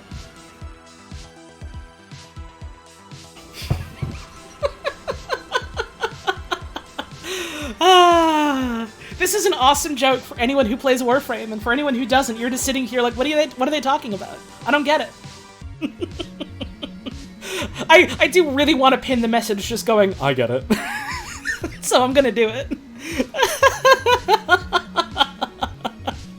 Howdy, Pughat. You kind of did pick one of the most inaccessible streams as your first stream, which is very funny.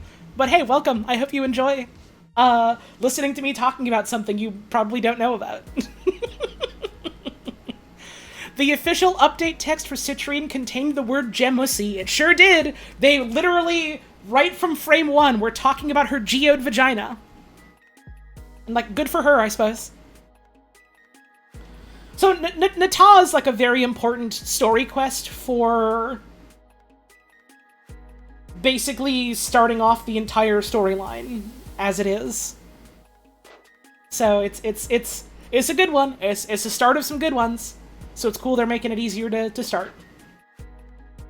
Miscellaneous quest changes. Reduced Odinata build time from 10 minutes to 1 minute. Okay, that's good. Because it was a little bit of a bummer that it was like, okay, right in the middle of this quest, build the thing that you have to have for the quest, and you just have to wait a while for it. All the other waiting is like fucking whatever, but if it's specifically like, yeah, in the middle of this quest, build this and just wait a while, it's kind of like, huh. I can just fucking pull up a picture of Citrine. Give me a sec. Let me just Google that real quick. Excuse me.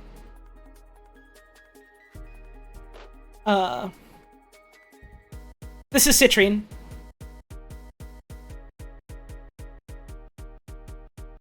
This is Citrine. Her whole thing is just kind of out there, and like, good for her. I don't know if I can get a good shot of Wukong energy pussy on the wiki. Don't think I can. I think he's got that thing covered up. I think the Handsome Monkey King is covering it up. Which, like, I can respect it. But my man, you gotta let that thing soar.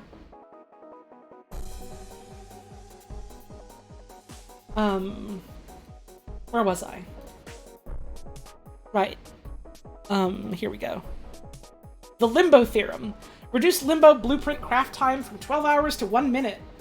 We're also reducing the number of proof fragments required for the theorem blueprints from 3 to 1. You found Wukong energy pussy? Alright, let me pull that up.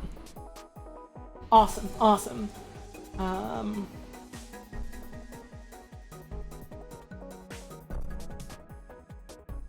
Wukong energy pussy.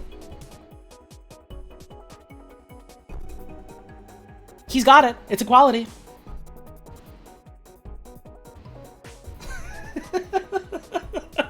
Dear Twitch moderators, don't ban my stream.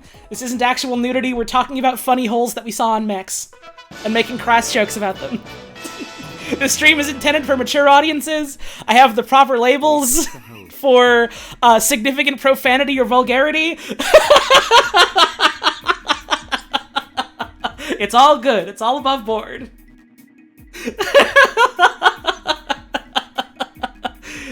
Wukong transgender icon. You love to see it. The Handsome Monkey King deserves it.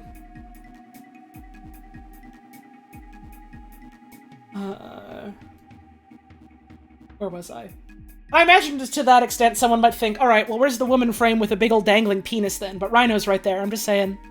Anyways, Size Vigil. Removing the MR1 requirements to access Size Vigil is part of our other early game journey changes. Okay, so you can just go there much earlier. Cool, cool, cool. As in, like, from the start of the game, rather than having to level up a couple of things. This list is not extensive, as we do have other quest changes we're working on with the hopes of releasing with the Abyss of Dagoth. Look to the official Update 34 patch notes to see all that's changing on October 18th. When the fuck is October 18th? I guess it's on October 18th. 2 weeks from today. 2 weeks from today. Please look forward to a patch note stream. Maybe, if I'm feeling like it. Realistically, I'm probably gonna be feeling like it, because that's a day that my partner is, like, busy for most of the day, so... Haven't played Warframe in years, you forgot how horny this game can be? I wouldn't say it's... well...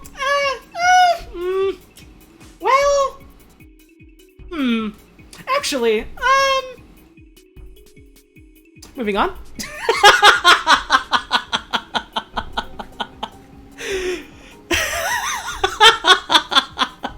Cetus, Wisp, and Necromech acquisition changes. Another part of Attenuation's path is improving their gear, especially once they've unlocked their operator. In addition to the focus point acquisition changes outlined in our systems changes and general QOL dev workshop, which we'll get to, we're making the following tweaks to improve player acquisition for amps and necromechs. Cetus Wisps no longer disappear! So there's an item that you can get on the Plains of Eidolon that are funny little floating guys that will just, like, kind of scurry away from you like, oh, hee hee hee, I'm so nervous, and leave. And fly away. And, like, they're easy to miss, so you can just miss them because of that. They're not doing that no more, which, let's go! These are crucial crafting costs for many early game amps, and while we did add the ability to purchase the resource from Onco at rank 5 quills, the change should improve player acquisition earlier on in their journey.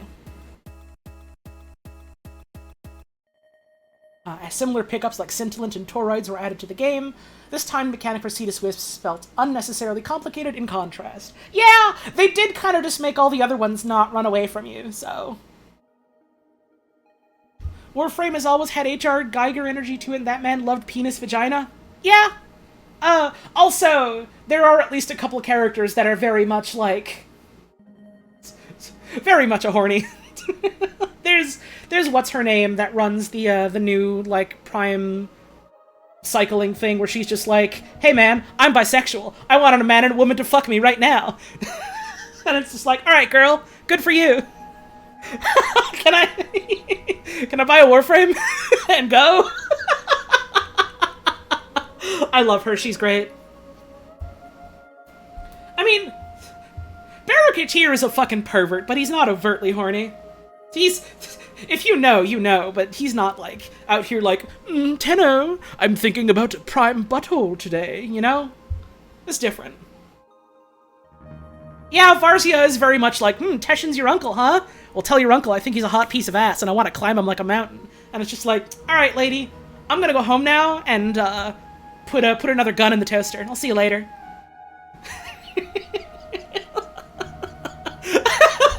I love her, truly. It's great. Anyways, what was I talking about? Right, Cetus Wisps. Okay. Grandpa and Trotty, on the other hand. Oh, don't get me fucking started on that fucking trailer they showed for, like, the December update. Don't get me fucking started. That was great. That Grandpa homosexual moments was awesome. Are there lesbians in this game? I mean, for one of the Pride events they did, they put out a new avatar of, like, 2 of the frames being lesbians with each other. I don't remember if there were any explicitly lesbian, like, NPCs in it.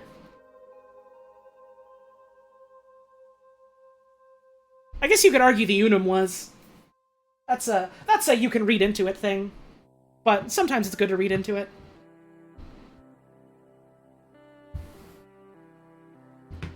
Ticker's fun. Ticker's fun. Ticker is a trans woman explicitly. Ticker is great. I mean, I've decided Yutiko is a lesbian. But, I don't think that's, like, explicit. Ticker and Little Duck are/were an item? Again, I don't think that's really, like, explicitly stated, but it's something I like reading into.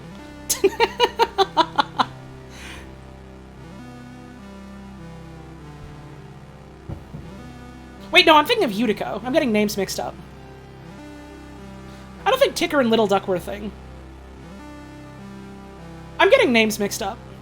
I'm literally thinking of Yutiko and Rude Zoot, and I'm like, oh yeah, Ticker and Little Duck, that's them. No. What was I talking about? Right, Void Rigs.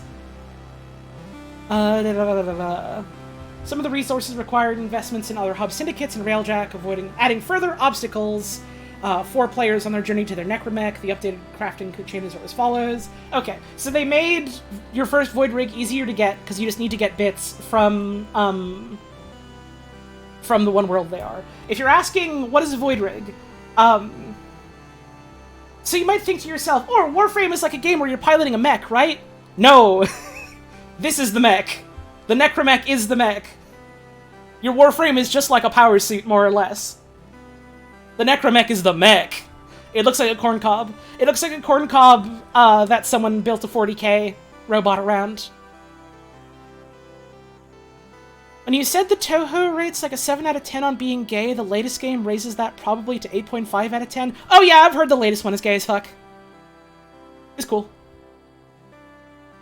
So Necromech is like if a corn cob had a skeleton inside of it and it let it do war. So you can make them easier now. Which is good, because you need to make them for some of the story quests. Added damaged components to Lloyd's store for purchase. Oh, okay, cool. So you can just buy those now if you need them. That's good. Don't know what Superegg means and you're afraid to ask? You missed the start of the stream! You don't get to be here and go like, hey, what is this whole stream about? Stop the stream and tell me what it's about. Too bad. Go watch the VOD. Or live in ignorance. Or use Google. You come into the middle of my lecture and you tell me what happened at the start of the lecture. I don't know what to tell you. You should have woken up on time. Okay, so the grind is a little easier because you can just buy stuff now. That's cool. That's all this one. This is the music of celebrating that we finished one of the articles. Accessibility and HUD improvements. Hi, Tenno. This is one of our many developer workshops for Update 34, Abyss of Dagoth. To see what other changes are coming in this update, check out our other developer workshops here. Grinded for damaged Necromech parts and it was hellish. It wasn't hellish in my experience, but also I'm the patient gamer and it did take me a while, so...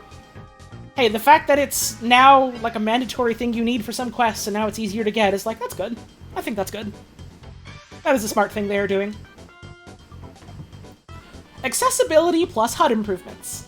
There was so much to cover in this developer workshop, so we'll keep this brief. No values are final, and everything outlined is subject to change leading up to the release of Abyss of Dagoth. We've done our best to communicate all planned changes, but the only way to understand their true impact is to play them once the update is in your hands. With all that said, get yourself... You need to get a new glass of milk for every fucking dev workshop we start reading. You need that glass of milk. You gotta start fucking drinking that damn milk. And maybe a snack. Character highlighting system, conservation accessibility and QOL improvements, auto melee, buffs and debuffs and pause menu, weapon trait display, new update history screen. Character highlighting system. The enemies you face in Warframe tend to be well-themed to their tilesets. While this adds visual cohesion to the game, it also means that your foes can sometimes blend into the landscape. To improve enemy and ally visibility, we're adding a new character highlighting section to our accessibility menu. I am happy about this. I love the visual direction of Warframe. It is so cool, it is so pretty, it is a feast for the eyes, in my opinion. Sometimes I do a little bit struggle to see where the damn enemies are. Because I got eyes. So this making me happy. With this new system, players will be able to apply a highlight on both enemies and allies, with a variety of customization options, whether you want to improve avatar visibility or simply turn them a fun color. Or both. You will be able to select the hue and intensity to your liking through the various settings. You can turn it on, you can choose the color for the enemies, you can choose the intensity of it, you can set ally and self highlights, choose a color for that, intensity for that. Also, Grendel is here. This is Grendel. You can also see Grendel in the bottom left corner of the stream right now. We're playing Grendels. A big thing happening in this next upcoming update is they're making Grendel Prime. A thing they do for Warframes is they'll put out the frame, like when they first make it and release it. You can go and get them, you can have fun with them. And then months to like a year or two later kind of thing, they will put out the Prime version of it, which is something you grind for in a separate way, and has like slightly better stats and has a whole new look to it, and it's Grendel. They're doing Grendel. It's very slightly stronger for the sake of, like, if you want to, you know, power game min-max, then it's definitely better to get. But mostly I like going towards them because they look different and cool.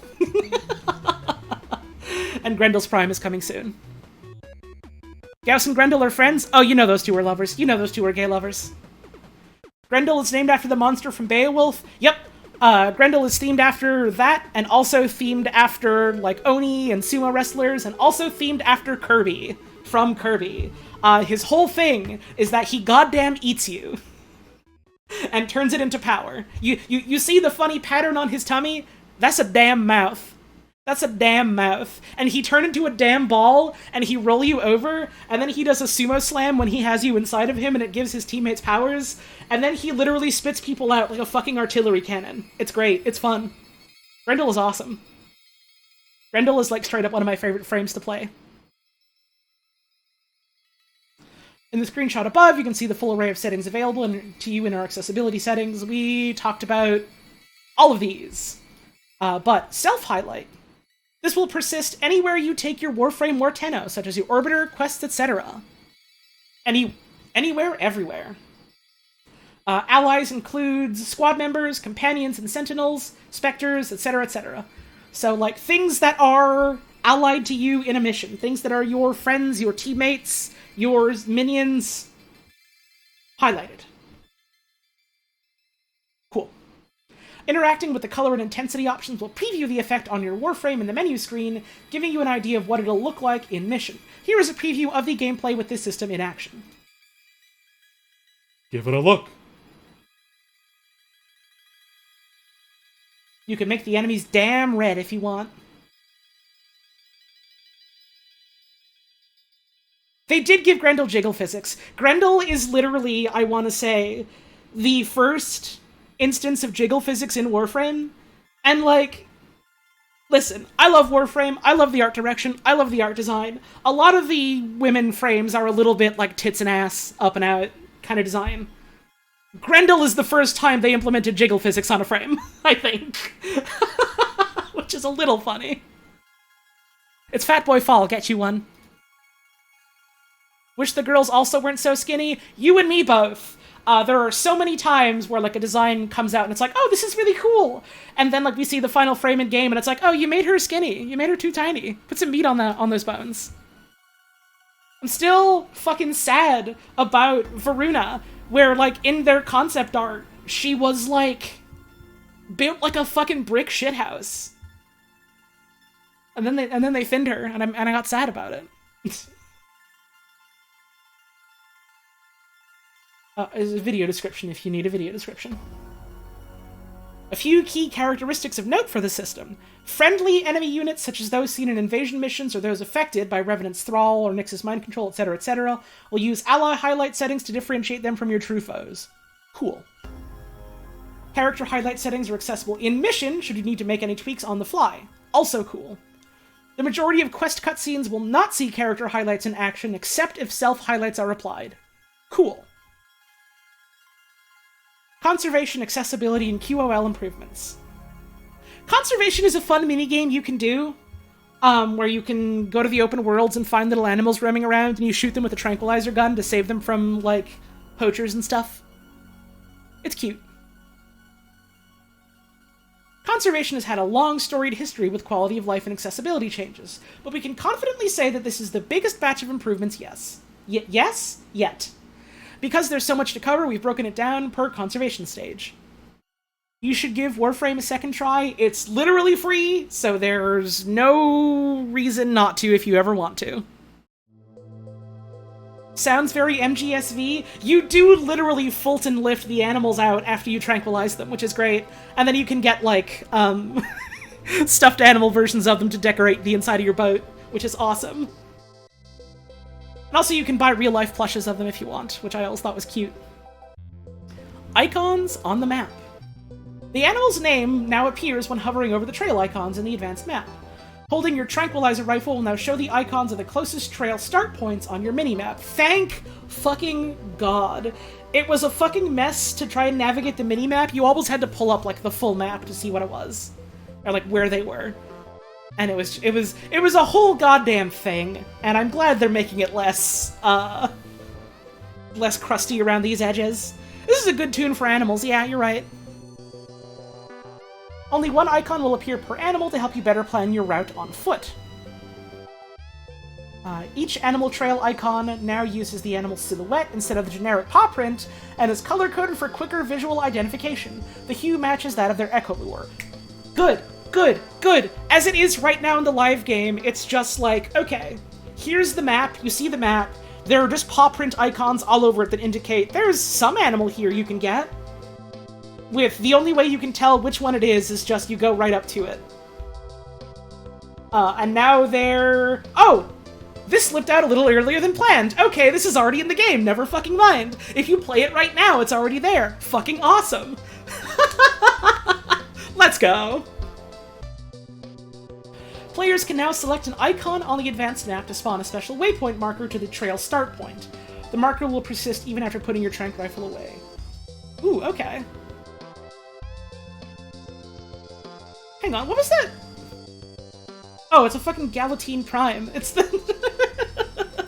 It's like, you know the joke of Guts' sword being longer than any human being and extending into the sky for like a year? Galatine Prime is like that, but instead of being a huge slab of iron, it's like relatively thin, kind of like a...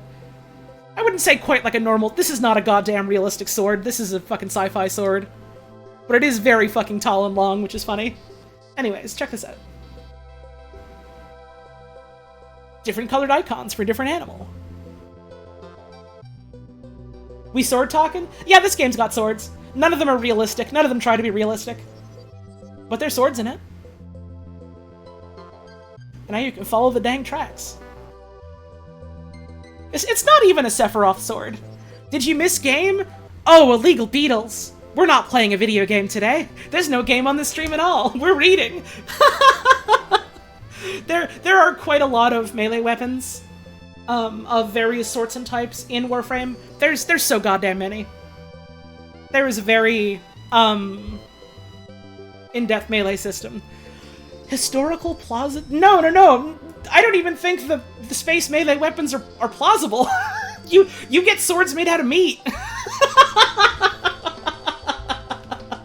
You have a fucking rocket-powered, like, sickle on a chain. You have a throwing hammer that acts like a boomerang. It's goofy sci-fi stuff. It's awesome. None of you are allowed to talk about Penis Sword. None of you are allowed to talk about Penis Sword. Penis Sword is now banned. If you talk about Penis Sword, they are sending you into a dangerous mission with no weapons and you're in trouble. Also, there is just a hammer that you can throw as a boomerang. Can you talk about the Zenistar bug? Yes. Can we still talk about Boob Shield? What was Boob Shield? What? Are you making a penis is opposite of boobs joke, or was there actually a boob shield in Warframe that I'm forgetting about? Elaborate. You think stuff made of meat is just cool? I have really good news for you about Warframe. Warframe is 70 to 80% meat by volume. Most of the stuff is made of meat. The robots are made of meat. A lot of the weapons are made of meat. A lot of the buildings are made of meat. There's a sword in Destiny 2 that looks like a fucking Corsair ramstick. The Lament. The Lament is one of my favorite weapons in the entirety of Destiny 2. And I have been completely convinced. Yeah, I got the Lament eventually. Which I'm very happy about because I fucking love it. They recently, in like the most recent season of Destiny, added a new thing on Strand for Titan that specifically gives you ridiculous health regeneration for you and your allies, and also additional melee damage and sword damage. They have made fucking sword mode even more viable than it already was, and it was already viable. You had to do a specific build or two to fuck with it, but now it's even better. Wait, Catherine, is the Lament, like, a strat in Crota? Is that a thing that people, like, genuinely do in Crota? Is this real? Is this true? I'm reinstalling Destiny 2. I'm reinstalling Destiny 2. Alright! Let's do it! Not today, but at some point. I'm convinced. I'm straight up, I'm getting that fucking, I'm getting that fucking thing that gives you the banner, and I'm just basically playing Strand Titan exclusively. Aside from, like, there was one build I saw where someone was like, yeah, dude, Doomfang Pauldron is fucking real now. After, like, you know, years and years of Destiny 2 launching, and I'm just like, there's no way that could be true, right? And they were out there just doing a fucking Grandmaster with Doomfang Pauldron, and I was just like, there's no way that could be true, right?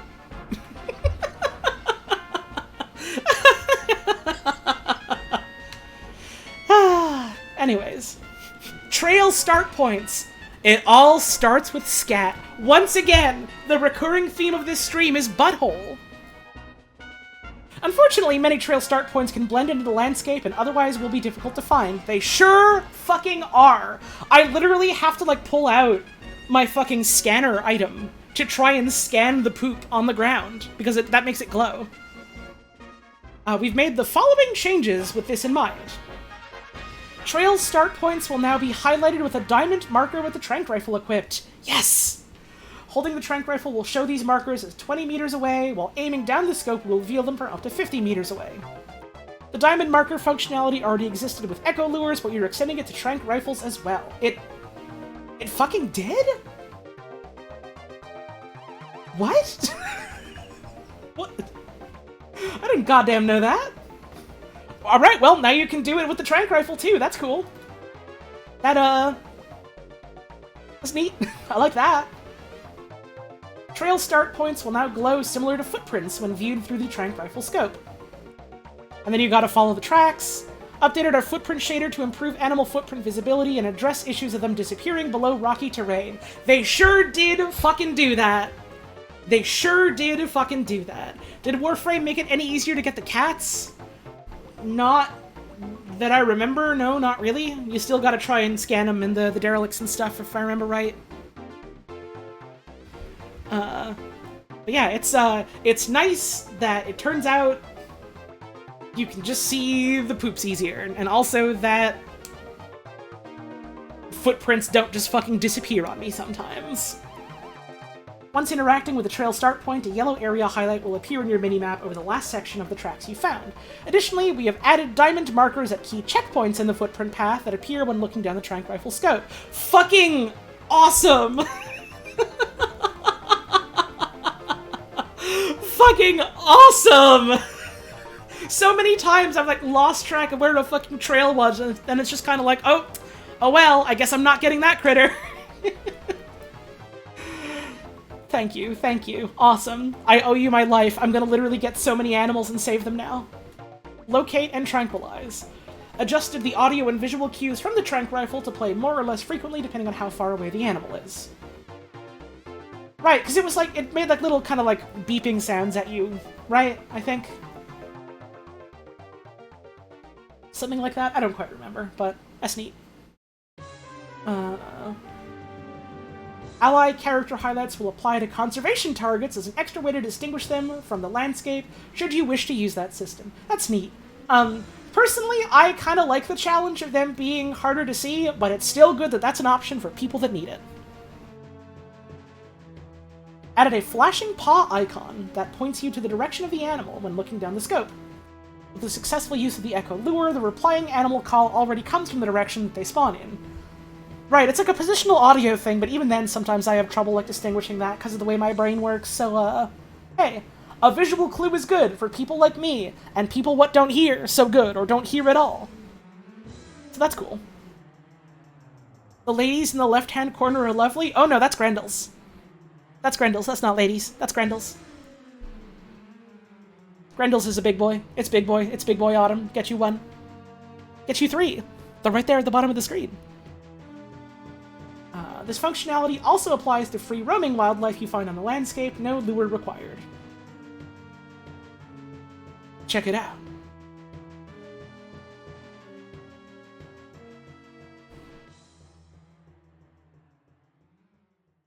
You can see a little guy.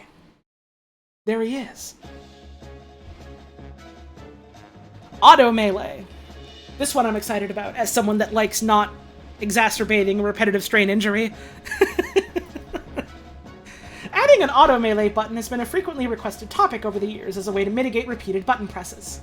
Your days of spamming E are over with the new auto melee function coming with the Abyss of Dagoth. Here's how it works. With auto melee, players will be able to trigger melee swings through the familiar repeated melee inputs, or they can simply hold down the melee input button to repeatedly swing their melee weapon for as long as the input is held. Combos can be executed while auto meleeing by simply adding the required inputs. For example, to start a slide attack, simply start sliding while holding the melee input, etc., etc. In short, the Warframe melee that you know isn't changing. The only difference is that instead of needing you to press E hundreds of times, you only need to press and hold it once. Our goal is not to alter the main way you play Warframe Melee if you prefer the precision of individual inputs. Auto-meleeing is an additional way to play the game. This mechanic is releasing as a permanent functionality of the Melee system, as we've designed this so that both individual input and auto-melee can coexist without issue. Which, also for frames that have things that give you ridiculous melee speed buffs, makes it easier to actually take proper advantage of that. You can actually go fucking aura with, like, Valkyr and Gauss now. Let's go. Let's go. I'm into it. Since auto melee is removing a lot of the active element of meleeing, we are working on an additional system, on an addition to this system, called Perfect Heavy Attacks, that aim to release with Whispers in the Walls. They mentioned this, they name-dropped this on the dev stream, and didn't elaborate what that entails. So I wonder what that's gonna fucking be. Interesting. I also know they've talked for, like, fucking years about, like, wanting some kind of fucking... I'm trying to remember what they called it last. It was something like a devil trigger type of system for Melee, which... I don't know if they're still wanting to do something like that. I wonder. But hey, this seems neat. Exclusions to auto melee. Due to the mechanics of auto melee mirroring that of thrown weapons, the following weapons will not have auto meleeing enabled for them. Glaives and the Wolf Sledge. Because the way those work is you tap to swing the weapon, and you hold it down to throw them, because they're throwing weapons. So I guess that makes sense that they couldn't really decouple that. No, Mist, I think they were talking about something separate from that, because that was already a thing. The heavy slams causing lift was already a thing while they were talking about wanting to implement, like, other melee stuff. But also this was, like, years ago, and I think this was back when, like, back before Reb became, like, the creative director of the game. So I don't know if that's still on the table or not. Who knows? Could be cool. Not sure if real. Just posting. Okay. Buffs and debuffs in the pause menu. The meme of Octavia players giving their squad mates enough buff indicators to look like an MMORPG screen is real and valid. Worry not. We're not changing the buffs you get, we're simply adding the ability to see what the actual buff and debuff icon means when entering your pause menu. Let's go. As you can see in the screenshot above, hovering over the icon will show you the effect's name and possibly the description. Our goal is to eventually add a description for every icon, but at the time of writing we estimate there were around 800 icons needing descriptions. And unfortunately, the majority of them require a bit of work to get set up. We'll be working on this system and releasing icon descriptions in batches whenever we can. Here are 900 different things that you now have to provide text strings for, and then localize those text strings for. That's an ample amount of work, so I can't blame them. 800? Yep, there are a lot of different buffs and debuffs and effects and things like that that can happen in this video game. Feels surreal they're doing QOL service, but 100% always glad to see it happen. Yeah, Warframe is... I'd say it's relatively good at doing regular-ish sort of QOL updates, considering, like, the scale and scope of the video game. And, like, it's... I've seen quite a lot of, like, live service and free-to-play devs talk about this sort of thing, where it's, like... It's kind of a difficult balance to strike, where you have to worry to some degree about the money you make and your bottom line. Because this is a business, you need to keep paying the people working on the video game so they can keep working on the video game and also go home and eat and pay for electricity and things like that. And so to some degree you have to be worried about, like, what's going to draw in new players? What's going to draw in returning players? What's going to draw in these players that specifically are inclined to spend money on the video game and support the development of the video game? And generally that means new things. Generally that means putting out new, shiny, exciting toys to play with. Because that's what gets people to go, oh, huh, here's a new thing to play with. I'll, like, download the game again and check it out, or, oh, huh, here's this game I've heard people talk about, and it's getting a new update, might as well check it out now, sort of thing. So, like, the onus, not the onus, but, like, the sort of, I suppose, priority then is to try and focus stuff like that, like, definitely provably, like, brings people in or brings people back, because then are people that are gonna want to, you know, give you money for the cool toy you're giving them. But also, it's still important to make sure the things in your video game that are already in your video game are working and are good to play with, and etc., etc. Even if that doesn't necessarily bring in the new blood, the new money, it mostly just keeps the people that are still actively engaging with it happy. Which is also good and valuable and important for a lot of reasons, but, you know. For reasons of fucking capitalism, that's why it's not always the major priority. Unfortunately. I feel like Warframe is relatively good about doing stuff like this on a regular-ish basis. I wish it happened more often. I wish it happened more often for every video game, but, like, I get why it doesn't. But, like, it seems like especially recently, they're putting, like, more focus on stuff like this. Which I think is good. I think it's a good direction to go in. There's been, like... There's been some, like, in the past couple of years, changing of hands and, like, changing of the old guard in terms of, like, who is leading the game and who is, like, working on the game and how teams internally are structured. Like, I was reading a couple articles just, like, posted on their fucking website, talking about, like, you know, leads of different teams and how, like, these teams are sort of newly formed instead of being, like, an unofficial internal thing. And how that sort of changed the course of, like, how they work on the game and how they find it, you know, like, interesting and refreshing and stuff like that. It's like, I don't know, it's cool. It's cool. Sometimes stuff is just eternally shelved, like Railjack. Nah, I still believe that Railjack is gonna get updated. I still, like... I think maybe their initial ambitious plans for, like, yeah, and Railjack is gonna be, like, the connecting link between, like, individual missions is, like... That hasn't happened yet for a reason, I'm sure. And I'm pretty sure the reason is that is a very difficult space from a design and technical perspective. But, I don't know, I like Railjack in the current state. Happy this is a live service game that isn't exploitative and actually has community communication. Yep. I am genuinely impressed by the resilience of the fucking Warframe community team, given how fucking caustic people can be about stuff they don't like in it online sometimes. It would straight up make me quit if I had to deal with that. You know?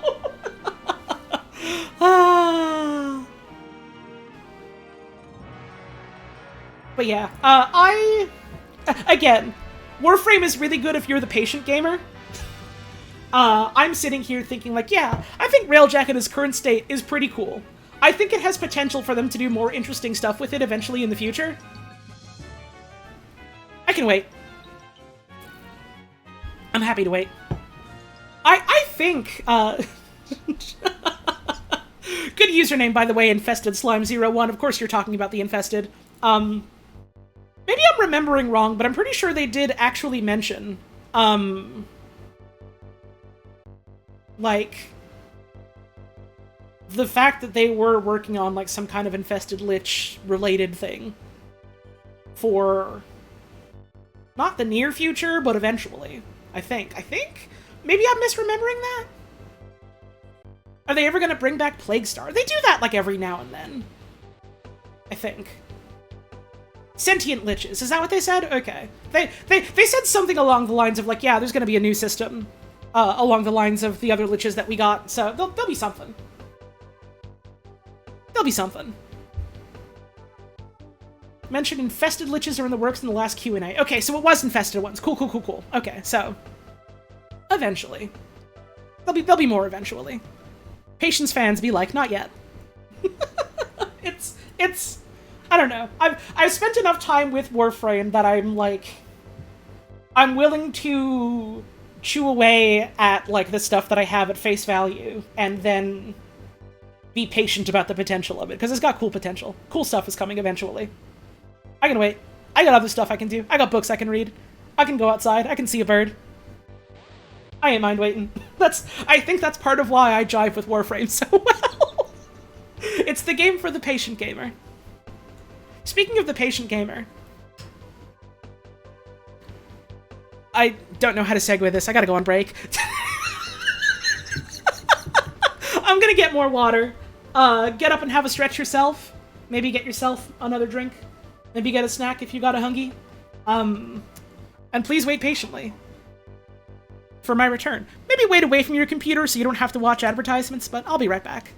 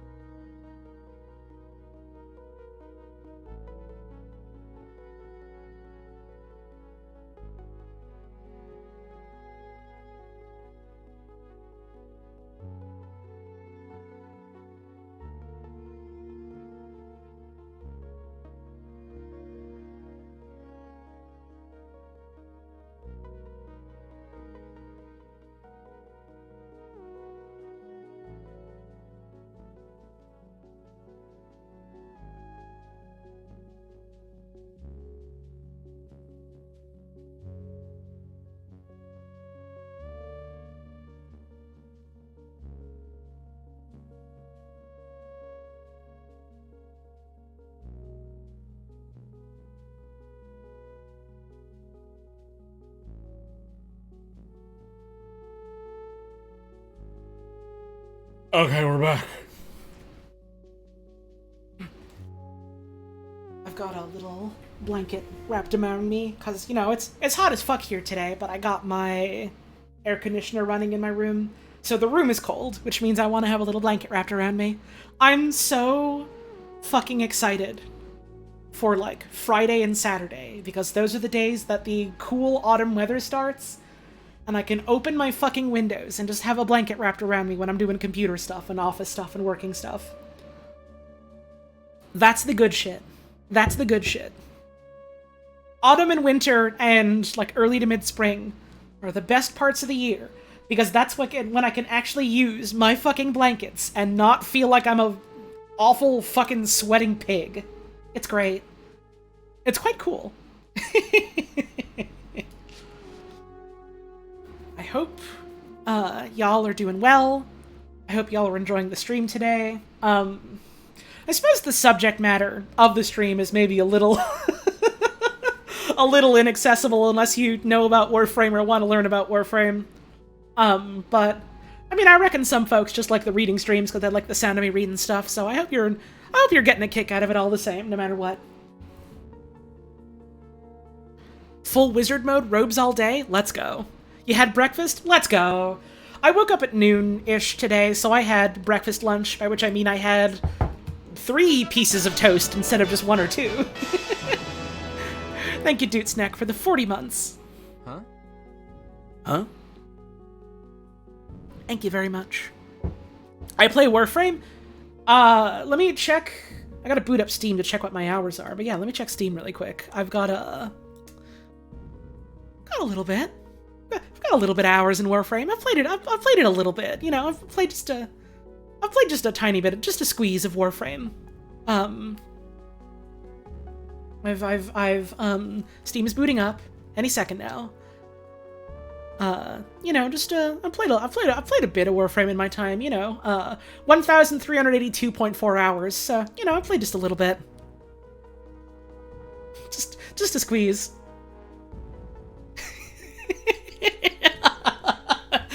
It's one of them, if you get really into it, you play it for a long-ass time game. Yeah, that's a good point, New Worm. It's either you play it for, like, a couple of hours, and it's like, yeah, it was alright, and you don't play it again, or you play it for, like, hundreds or thousands of hours, and it's like, yeah, it's pretty good. When do we see the Superegg? You missed it. If you weren't here at the start of the stream, you missed it. If you want to get the whole lecture, you gotta go to the start. Love the sound of your voice. It's been helping me work since you went live. Aw, that's sweet, Devon. Though you're gonna make a gal blush. Taking out my fucking rocket launcher, you're gonna make me embarrassed. Your roommate fed you a bite of burger they were convinced was smelly and bad, like some kind of mineshaft canary? Jesus Christ, Val!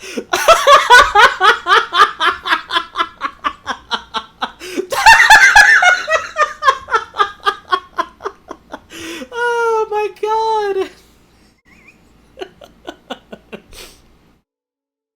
Dude, this burger smells like a gas leak. Is it okay? Take an enormous bite. That's fucking great.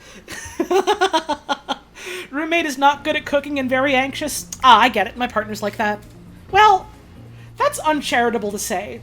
Puz is very good at baking. Puz is really, really fucking good at baking. And has very little confidence in other cooking skills outside of that. And also is anxious.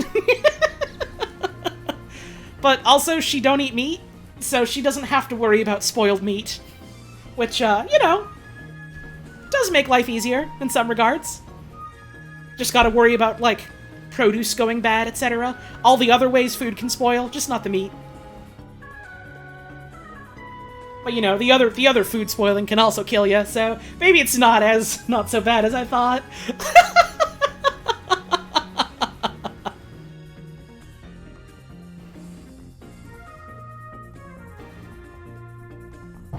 Yeah, I think that's a common experience at Fena. Some people will just, like, take a couple of tries to get into it for whatever reason. I end up playing a lot of it solo, just cause I got internet issues, but, I don't know, I think it's fun solo. It is also fun to play with friends. Their burger came out smelling like the inside of a sock. What? That's a damn blue cheeseburger. That's a damn cum truck.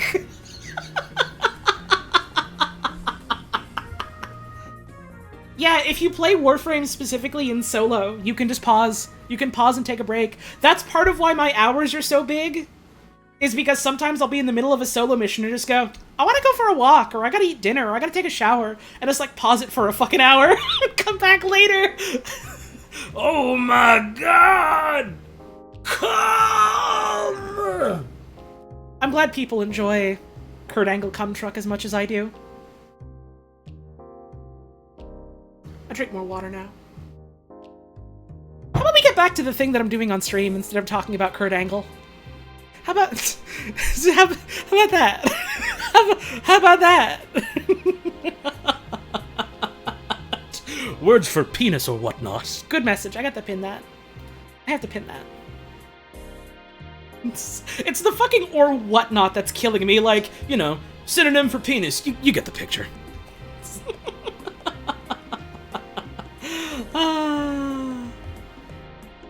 As a rando that loves going at light speed, I'm sorry, but I'm forever possessed by speed. I get it. Warframe is a game that encourages speed and also allows you to build ridiculous speed. I think it's cool when people do that. I dabble sometimes. I'm also the tortoise. I'm also the patient tortoise gamer. So sometimes I'll like play a mission very slowly because I want to get a bunch of pickups and look at the environments. Fucking the Zeramin levels are great for that. Because they have such cool environments, and you also, if you don't know where they all are, you gotta wander around for the void plumes anyways. It's fun to just go for a walk. You know? It's a good walking game. It's a good hiking game. I haven't done Duviri yet. I literally reinstalled a couple of nights ago, because I was like, I kinda wanna play this again. Especially a little bit before this update. I haven't had a chance to do any Duviri yet. Everything I've heard from people has made it sound really fun, so I'm very excited to play it. It sounds like it's also like a lot of things in Warframe, where it's like, it launches and you play it at launch and it's like, this is cool. I can't wait to wait a little bit until they've had a chance to hammer out some bugs, and then I can actually like play more of it. And it sounds like it's in a much better state now than it was. It was almost unplayable at launch. I heard the opposite. I heard it was one of the most remarkably stable launches Warframe has ever had. Which happens.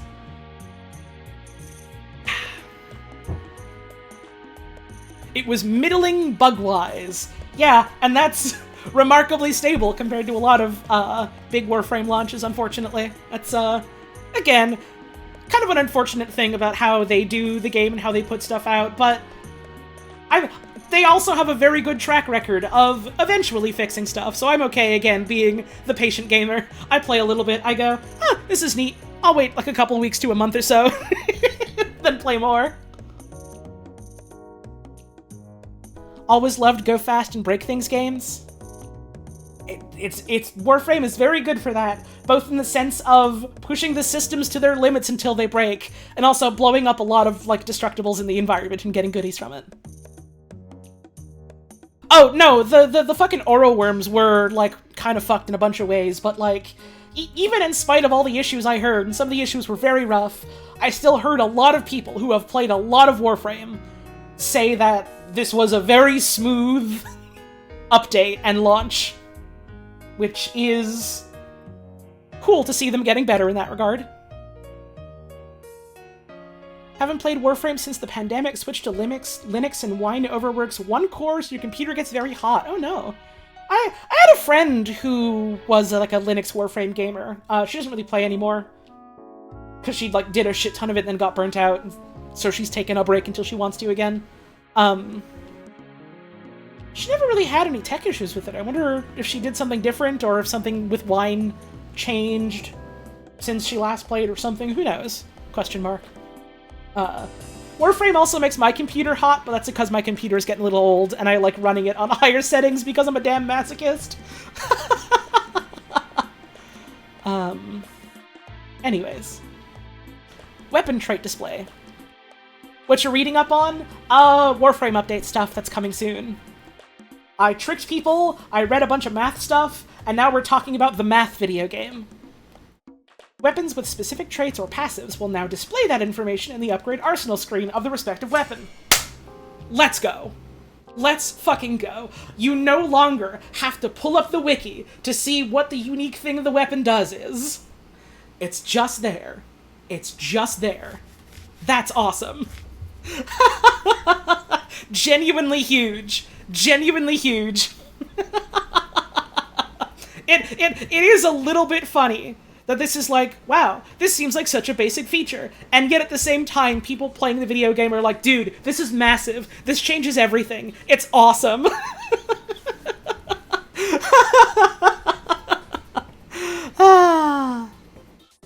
You have no idea what this game is about. It doesn't matter. Here's what it's about. Meat robots blow up a lot of fascists. You get guns out of your toaster, dogs come out of eggs. There's buttholes, there's pussy wussies. Welcome to the fucked up future. It's like the normal future.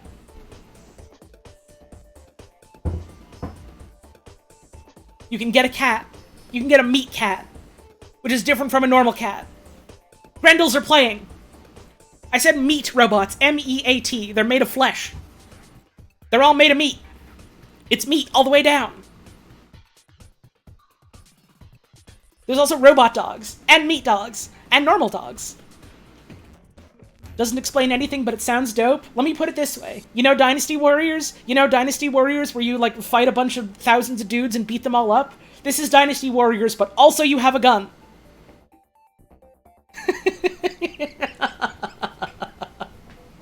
Are there meat robot dogs? Technically. Technically. There's also fishing. I straight up want to upgrade my fucking PC so that Warframe can run better while I stream it, so I can do Fishing Stream again. Fishing Stream was fucking awesome. I want to do that again.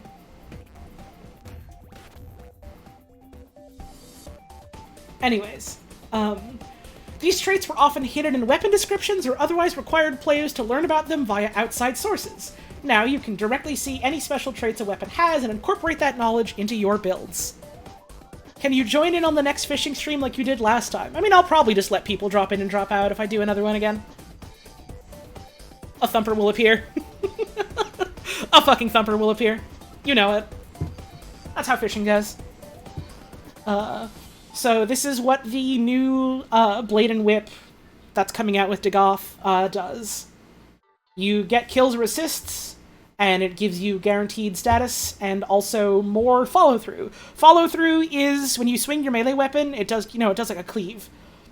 And so the first target you hit takes full damage, and then other targets you hit take a percentage of that damage. And so the higher your follow-through is, the more damage the secondary enemies take. So if you want to hit a lot of dudes with a single melee swing, you want your follow-through to be as high as possible. New update history screen. Whether you're jumping straight into a new update or returning to the game after a break, our new update history screen is designed to contextualize and highlight the latest content. The screen offers a variety of new tools for us to showcase everything that is available in our major update releases. Here is an example displaying what is in the current update, the most recent update, the 7 Crimes of Kalervo. And you can see, here's a brief description, link to the patch notes, individual different points about what is in the update, different items you can look at that you can either buy for the premium currency or eventually earn yourself. Meat horses? No, these horses are pretty explicitly not really meat.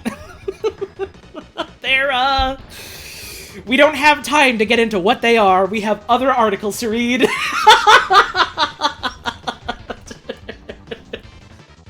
If you called them energy horses, that would be like halfway right to a quarter of the way right, but close enough that I'd accept it.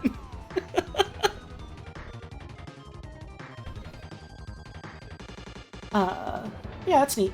On the dev stream where they showed this off, one of them made a comment along the lines of yeah, stuff like this is important because people on the internet don't read.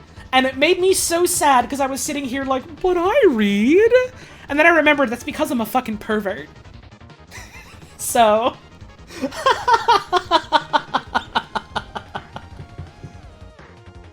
In the screenshot above, you'll see various sections designed to... Anyways, continuing my stream where I read things like a pervert. In the screenshot above, you'll see various sections designed to contextualize and highlight released in the specific update, including general overview blurb for the update, familiar as this is what we've done for past updates, patch highlights, which can be interacted with to reveal a pop-up window with the lengthier description of new features, game modes, etc. released in the update.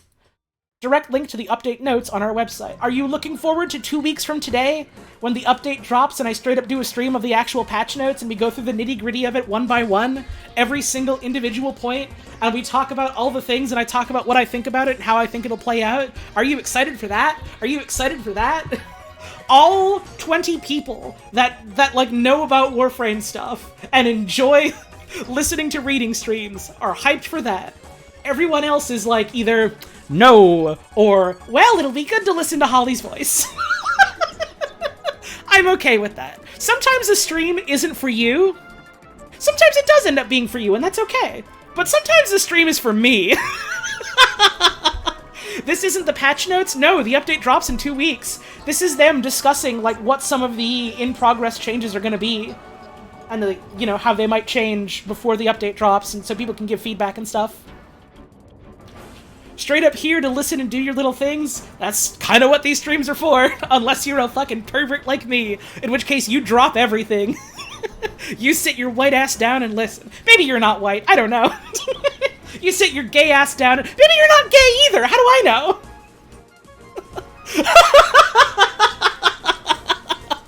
I'm making a lot of assumptions, aren't I?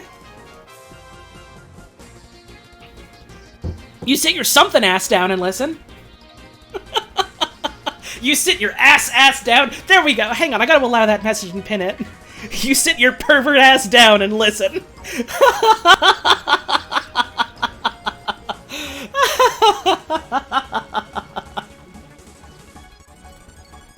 Alright. Where was I? Right, the update notes. We're gonna read that shit in 2 weeks. Please look forward. This is the prologue. I'm gonna find more math shit to bring up before we start reading, because that'd be funny if that's a recurring bit I do. New item showcase to highlight new content available in the market. Hey, you wanna buy some goodies? Here you go. You wanna earn some goodies? You can do that too. How to play button that will either direct you to a tutorial or take you straight to the star chart to engage with the new content. Oh, cute. Okay. Update history at the bottom of this screen, allowing you to look at update screens for previous releases. Our goal is to have at least Abyss of Dagoth and the 7 Crimes of Kalervo here for launch, and then I guess they'll over time add, like, past updates so you can browse through a screen like that. That's cool. That's cool. That's cool. Where to find this screen. This new update history screen will present to players the first time they log into the game following an update, but it can also be accessed at any time at 2 locations. In the pause menu above the Nightwave button, which you can see right here, right above Nightwave. Have they said when Volume 4 is ending, by the way, of the Nightwave? I don't know if if I'm going to be able to like grind that shit out during Abyss of Dagoth, or if it's going away. They have not? There's still time. Let's go. I think, because I haven't played much Warframe at all in the past couple of months, I think I am level 1 in the Nightwave. Something about it ending next year? Okay, we're good. I really want that fucking OcuCore augment. The OcuCore is genuinely one of my favorite secondaries. It is so fucking fun. I love that shit. Do they ever bring back, the Nightwave augments? Is there precedence for that? Because there's a bunch that I missed that I want to try and getting eventually. But I don't remember if there's like a way to earn them again. I want them. I want them. And I don't know if it's like they go in rotation in the Nightwave shop thing, or if it's like a Barokatir thing, or if it's a just wait for another Nightwave thing. I don't know. But I mean, like 99.999% of Warframe stuff is, hey, did you miss this when it first launched? It'll be back eventually. So again. The patient gamer is rewarded. But I do want my toys. And also via the new banner over the news console in your orbiter. Cute. Shoved in a few places? Okay, cool. I do also appreciate that in, like, a bunch of the Nora's mixes that I saw, they were just, like, cycling in a bunch of old rewards that you could get through that in case you missed the original ones, which I like. Again, I'm very glad that this game is, like, reasonably and at least kind of morally designed as far as, you know, a capitalist product can be trying to earn money, and going like, hey, if you miss out on something, don't worry about it. There'll be chances to either do this kind of thing or earn this kind of thing eventually. It's good. It's good. The patient gamer, once again, has a great day. The literal opposite of Destiny? Yup. Destiny finally started bringing back some of the old Season Pass cosmetics, and you have to pay real money for them. Which makes me sad. And it's like a not insubstantial amount of real money for them as well. Which makes me sad. I don't know enough about how things go on the back end to know the hows and whys of why they monetize the stuff the way they do in Destiny 2. But I am sad about the way they monetize things in Destiny 2, and I'm a little bit thankful they gave me the most recent expansion and also all the seasons for free. Otherwise, I probably would not have been playing it. I would have just been listening to my friends talk about it and linking me to lore books. Destiny 2 is very fun to read. Destiny 2 is a very fun book to me, and sometimes it's okay to play. Anyways. Dev Workshop. System changes and general quality of life. Hi, Tenno. This is one of our many developer workshops for Update 34, Abyss of Dagoth. See what other changes are coming in this update, check out the other developer workshops here. System changes and general quality of life, etc., get a damn milk. Here's what we're covering. Focus lens conversion buff. Nightwave changes. Warframe shield changes. Warframe shield changes is one of the biggest ones in this whole article for me. That shit is genuinely going to change the game in, I think, a very exciting way. Base versus final stats in modding. You remember the math, right? Break and armor mission improvements. Archon hunt damage attenuation tweaks. Don't worry about these until you've beaten the new war. Don't worry about it. Don't know what the changes are, so shield changes is good or scary? I think it's good. I think it's, like, pretty exclusively good changes, IMO. Miscellaneous quality of life changes. Focus lens conversion buff. Focus acquisition can take a significant time investment, especially for those who prefer more passive farming methods. Completing all your focus schools acts as a long-term goal for many players, but we felt the need to mitigate the time investments slightly. With Abyss of Dagoth, focus lenses will offer greater conversion rates as follows. Regular lens will be 2%, greater lens will be 3%, Eidolon lens will be 4.25%, and Lua lens will be 5.5%. Additionally, all convergence orbs will offer a flat 5,000 focus bonus to your equipped focus school upon pickup. So, focus. Focus is a system you eventually unlock when you unlock wizards. Wizards are a funny little guy that can help you out in combat and give you additional powers. You invest focus into them to sort of level up their different skill trees. And focus is effectively, once you've, like, maxed out the level of a piece of equipment, you can slap on an item called a lens that converts a percentage of the experience you would otherwise earn into focus, specifically. You can also find orbs in missions, convergence orbs. It's a damn yellow ball. You can find a damn yellow ball. And when you pick that up, all the experience, or like a percentage of the experience you earn while you have that, is like converted to whatever like skill tree you have equipped on your wizard at the moment. It's always been a very slow grind. They Just rubbing and rubbing on my yellow ball! Let's go! Thank you, Sign. What was I saying? Right. It's always been a bit of a slow grind, which is definitely an understatement. They've added many more ways to get focus, and also more active ways to engage with the game to get focus, which is fun. And also I say recently, but realistically, this was, what, a year or two ago? Completely reworked all of the different focus schools, all the skill trees, to be more interesting and impactful in moment-to-moment gameplay, so that it wasn't just, yeah, here's the one that you always want to pick 99% of the time. Now you actually have reasons to use the different ones, which I think is cool and good.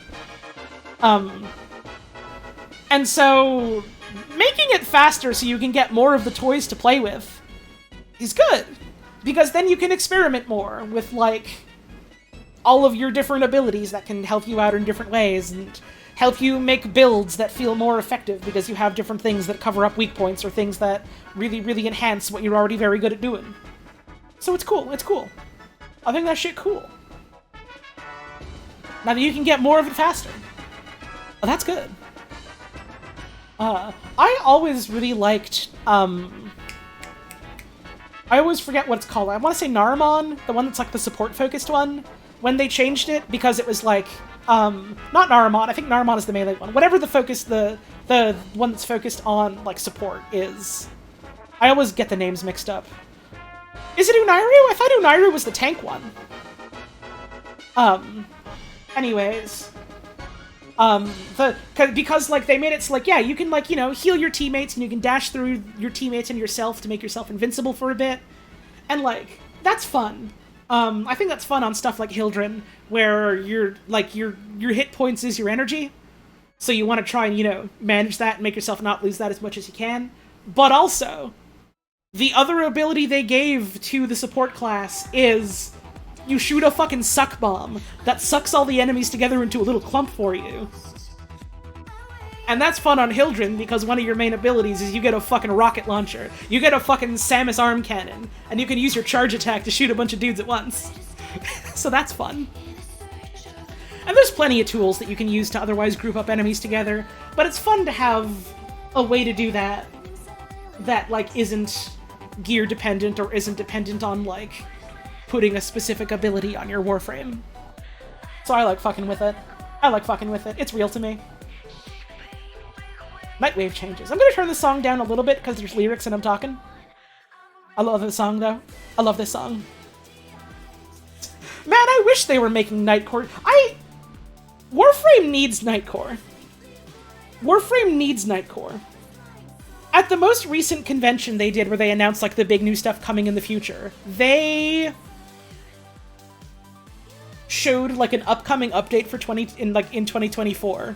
And they straight up had, was it 9 Inch Nails? I want to say it was 9 Inch Nails, right? Like, they just used the 9 Inch Nails song. When's the Warframe trailer where they use Nightcore? When's the Nightcore update? I'm just saying. Digital Extremes, you should hire me and pay me millions of dollars for my Nightcore idea. I'm just saying. It's only idea. Nightwave changes. Nora Knight has been gracing our airwaves since 2019, and word is she felt it was time for a little refresh. In the next Nightwave series, unspecified when that is, or if it's going to have a different theming or not. We've prepared some changes to keep Nora's acts fun, accessible, and as always, incentivizing. Into the Void, a song released in '99, was a very good choice of name and date. Yeah, it was kind of the perfect choice, wasn't it? Warframe 1999 looks like it's going to be very cool, because it's this weird alternate universe thing that seems like it's happening in our real life around Y2K. So that's going to be fun. Whatever it is. They did do a straight-up opera. They had, like a space shanty. They had, like, a space working song for a bunch of prison inmates. They got cool music stuff going on. They need Nightcore. They need Nightcore now. Anyways, permanent weekly acts. Dreamers, we all like our little habits and rituals. To reward the little things you do every week, we're adding 3 permanent weekly acts intended to be unlocked with regular Warframe gameplay. Okay, so just, you get rewarded for just playing the damn video game and doing the thing you're gonna be doing while you play the damn video game. as, like, things that give you goodies every week. So you can earn an extra standing every week. So what Nightwave is it's their sort of cycling in and out battle pass system. It's a good battle pass on the basis that it's completely free. You don't pay nothing for it. There's no paid track. It's all free. It's like the Deep Rock Galactic battle pass. It's just free. And anything you don't earn is cycled back into the game through other ways, so you can go back and get them. The good battle passes are the ones that strive to not be battle passes as much as they can. I think it works for Warframe and DRG, because it's like, hey, you get rewarded for just playing the video game, and then it gives you like, hey, do you want some direction of things you could try out this week in the video game? Here's some suggestions. It's the only battle pass you've seen where you can't even pay to get the stuff? Yep.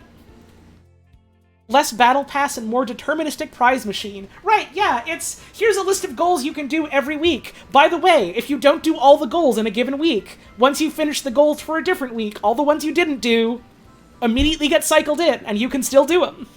You can play catch-up if you don't play every week. It's okay. It's great. I love it. Because sometimes there's when I'm playing this game regularly, sometimes there's weeks I don't want to fucking play Warframe, or I don't have the time to play Warframe, and I want to do other stuff. And it's cool, because the game just goes, alright, well, see you when you want to play, it's cool. I genuinely love it that the video game that's like, hey, part of our free-to-play model is designed around waiting for certain things to finish crafting, or you can pay to, like, alleviate that. I appreciate that a game that is, like, to some degree built around that also fucking respects my time in other ways. You know? That shit's good. That shit's cool. Since these are in addition to your weekly act rotation, they are exempt from the catch-up pool. Okay, so these ones, if you miss a week, you don't get to redo the every week ones, because they're just every week you get it kind of thing. That's fine. It's just, here's a little bit of an extra gimme, so that catching up and getting to the max rank is, like, easier. When the cool woman on the radio gives you a free hat for doing a jumping jack. Oh my god. So Nightwave in-universe is stylized as, like, a pirate radio station, where this woman, Nora Knight, who's so fucking cool, is just, like, hanging out on her secret little spaceship, wherever the fuck she is. Very good at masking her signals. So super classified. Don't look for her. She'll look for you. And she's doing her little pirate radio station, talking about stuff going on in the system. It's fun, it's cool. In the 4 years of Nightwave history, many acts have come and gone. For the next series, we've done a complete act audit, with the goal of reworking, removing, and adding new challenges to the system. Nothing like some spring cleaning! Go over a list of what's changing, but please keep in mind this is not comprehensive or final. Everything, like life, is subject to change. These will not ship until the next Nightwave series launches, unless otherwise specified. So a bunch of the possible goals are getting axed. One of them was doing a handshake emote at people. I'm a little bit sad that one's going, because that's cute. Did I see the Nightwave ARG stuff leading up to TennoCon? It wasn't really ARG stuff, it was... Sorry, I'm getting up on my fucking hill now, because I can't stand people using the word ARG for thing I saw on the internet. It fucking irks me so much as someone who has done projects that people go, is this an ARG? On completely misunderstanding what that is. And also having very close friends working on projects where people do that. I feel like every goddamn week or two. Sorry, I'm not mad at you specifically. I don't mean to put you specifically on blast. This is just something that grinds my gears, so I hope you don't take this personally or nothing. Don't know the word for it. It was just blog posts. It was just little story posts. I did see them. They were very cool. Anyways, like, I feel like every goddamn week or two, I see someone being like, oh yeah, welcome home. I know that project. And I smile to myself and I think, yeah, that's the cool project that my partner gets to help work on. And then they go, yeah, it's such a fun ARG. I love it. And it's like, we're gonna put that word up on the shelf until you understand how to use it, okay? Looking over at how some people on Reddit acted about the Spampton sweepstakes, I still can't believe there was at least one person on Reddit who was like, oh my god, this is such a huge lore drop! Dude, they're teaching us so much about the guy that Spamton mentions in that one conversation! And it's because Mike's name is Mike.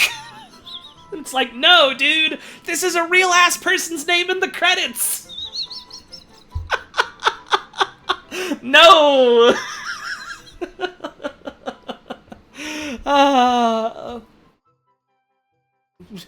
When in doubt, if you see something weird on the internet, and it doesn't involve actually user interacting, playing a game to solve things or do things, it is a multimedia project. Using multiple and diverse forms of media to tell some sort of story or show you some sort of art.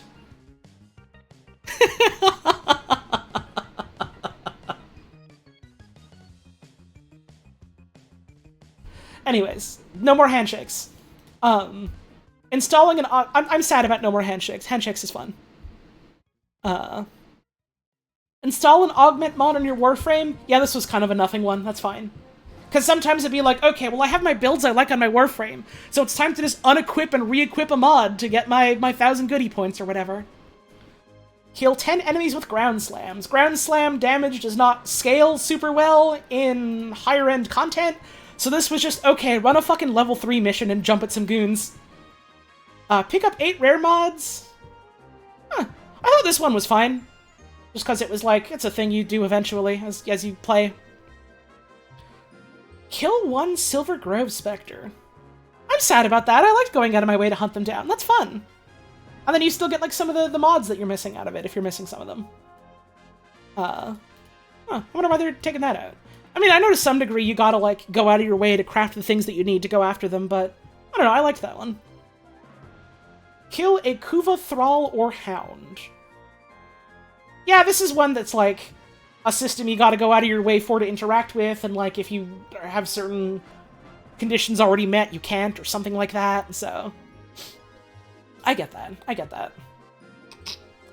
Plunder one of Alad V's secret laboratories on Jupiter? What? No, that's fun, though! I guess they're taking this out because to some degree it's like, well, if you've already gotten everything out of this system, then you're not really getting anything new out of it kind of thing. Revive a fellow... But it is fun to do every now and then, so I did like the game just going, like, every now and then on a week, just go like, hey, you wanna go do this, boss? You wanna get some more stuff from this? Revive a fellow tenant or companion. This makes sense given the companion changes and given that not everyone is playing with other players. So that makes sense. Mercy kill an enemy.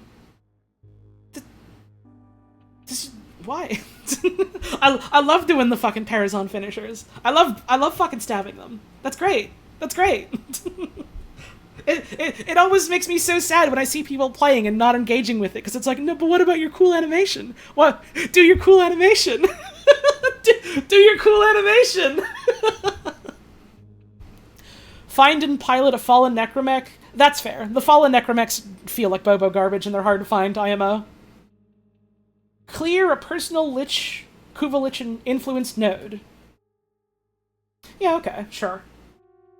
Kill 20 enemies using a necromech while hovering.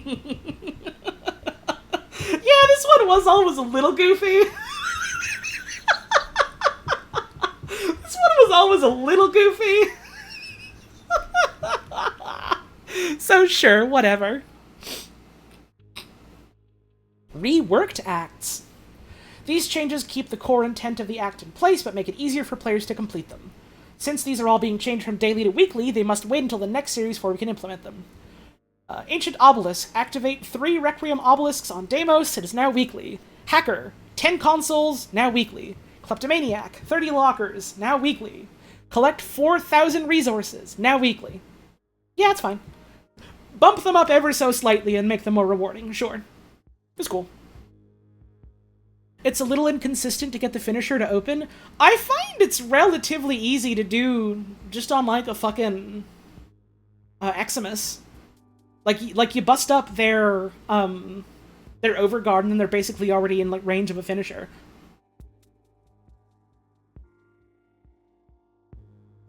New acts. Duviri-inspired acts. Ah! Also, yeah, you can slam them with impact procs. That helps, too. I still hope they do some more tweaking and changing and looking at certain, like, elemental procs and stuff.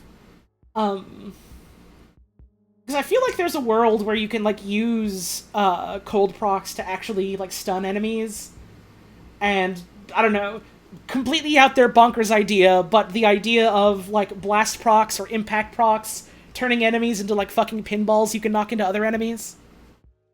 That could be cool. I think that would be fun. I think there's interesting design space that can be played with there. And I hope that gets, like, toyed with more.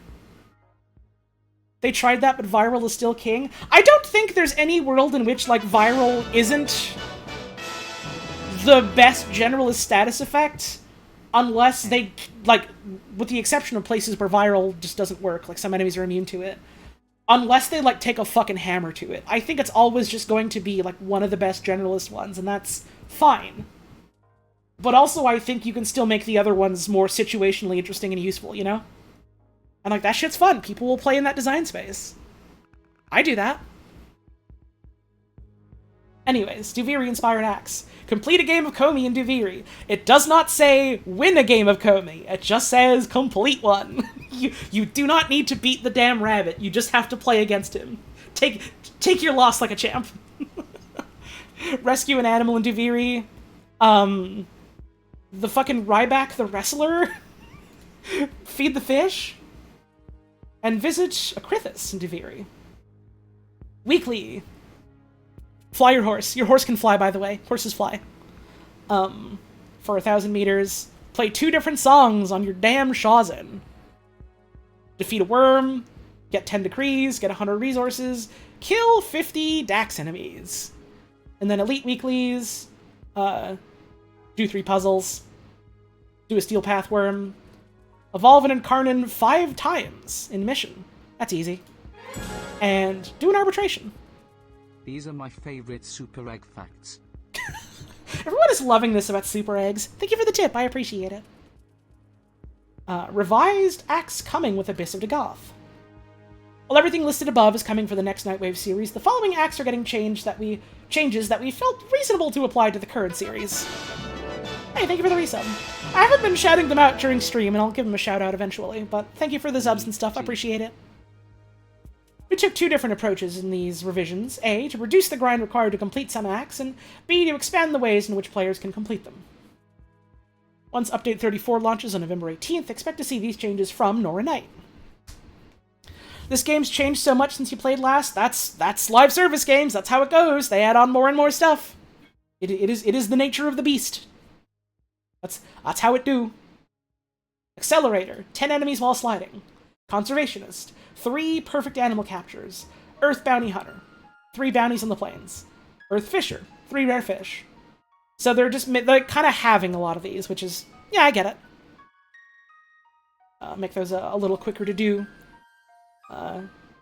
Kills while aim gliding is smaller. 6 invasion missions. Only 10 Vomer Foss residue. 5 nightmare missions. Yeah, 3 bounties is a lot quicker to finish in, like, 1 cycle, isn't it? That makes sense.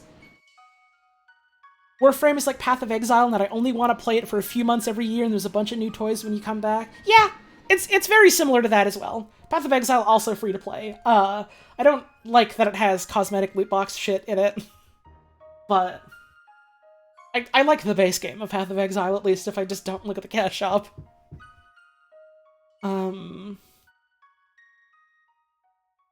Where was I?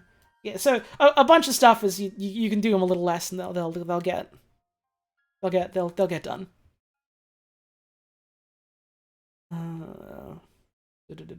Bunch of stuff. Whole bunch of things are changed. Things are now easier to do on your Nightwaves. That's cool. It's cool.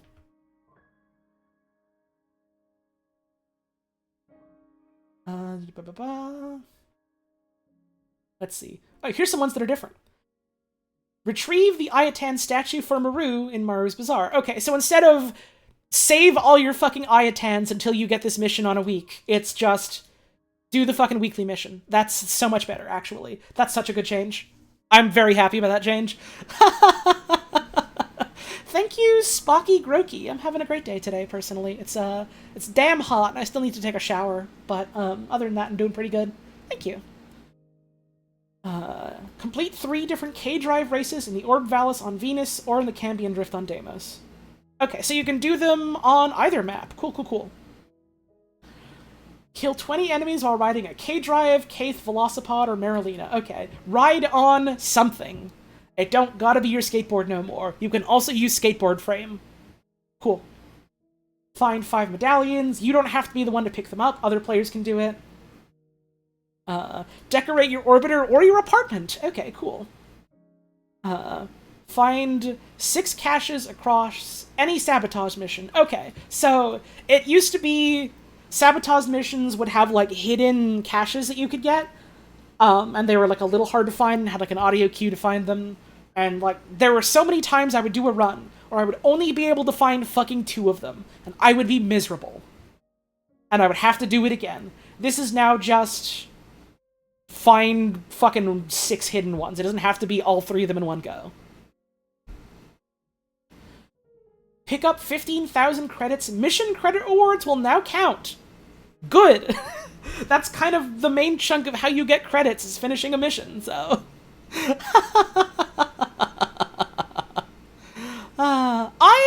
I like going hunting for the caches.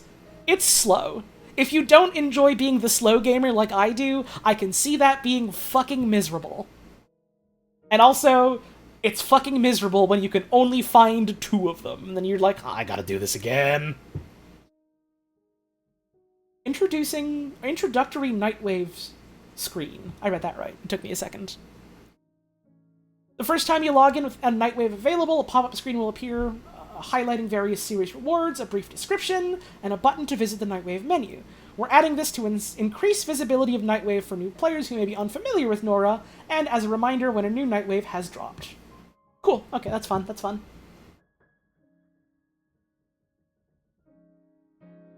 Finding all 3 caches is still necessary for some of the drops out of them. Yeah, but for the sake of people that are just trying to do the Nightwave mission and aren't necessarily worried about getting all the goodies out of it, that's certainly better, you know? Shield changes. Here's the big one. Here's the big one that I think will genuinely have a pretty substantial effect on, like, how the video game is played, to at least some degree. There are many avenues for Tenno to approach Warframe survivability. Usually it's through increasing health and armor values, or making use of damage resistance features of certain mods or abilities, etc., etc. For shields, however, there is an incentive to do the opposite. The current meta encourages players to reduce shield values as much as possible to make use of shield gating mechanics. Here's what shield gating is, if you don't know what that means from other video games. When your shield... you cannot be instantly killed by, like, massive amounts of damage if you have your shield active. It will just kill your shield, instead of being a one-hit. 2, when your shield breaks, you have a brief period of invulnerability, so that you can, you know, get to safety, or do something to get your shield back, etc., etc. And so the way it was, until, like, the upcoming update, basically, is people realized, okay, so what you do then is you reduce your shield to be as small as possible. Because the way the shield gating works is the period of invulnerability is a binary check. Is your shield full? If yes, you get the full invulnerability period. If no, you get, like, half the invuln, a third of the invuln, something like that. It doesn't care how big your shield is, it just cares, is all of it full? So, theoretically, the ideal thing to do is to have as little shield as possible, as close to 1 shield as you can get. And as soon as it goes down, have mods equipped where spending energy restores shields to you. So that your shield goes down, you are invincible for a bit, you get 1 point of shield back, you are effectively invulnerable again. It completely de-incentivizes ever investing in your shields, ever, with, like, 2 exceptions. One of them is Hildren, because Hildren's shields are her energy.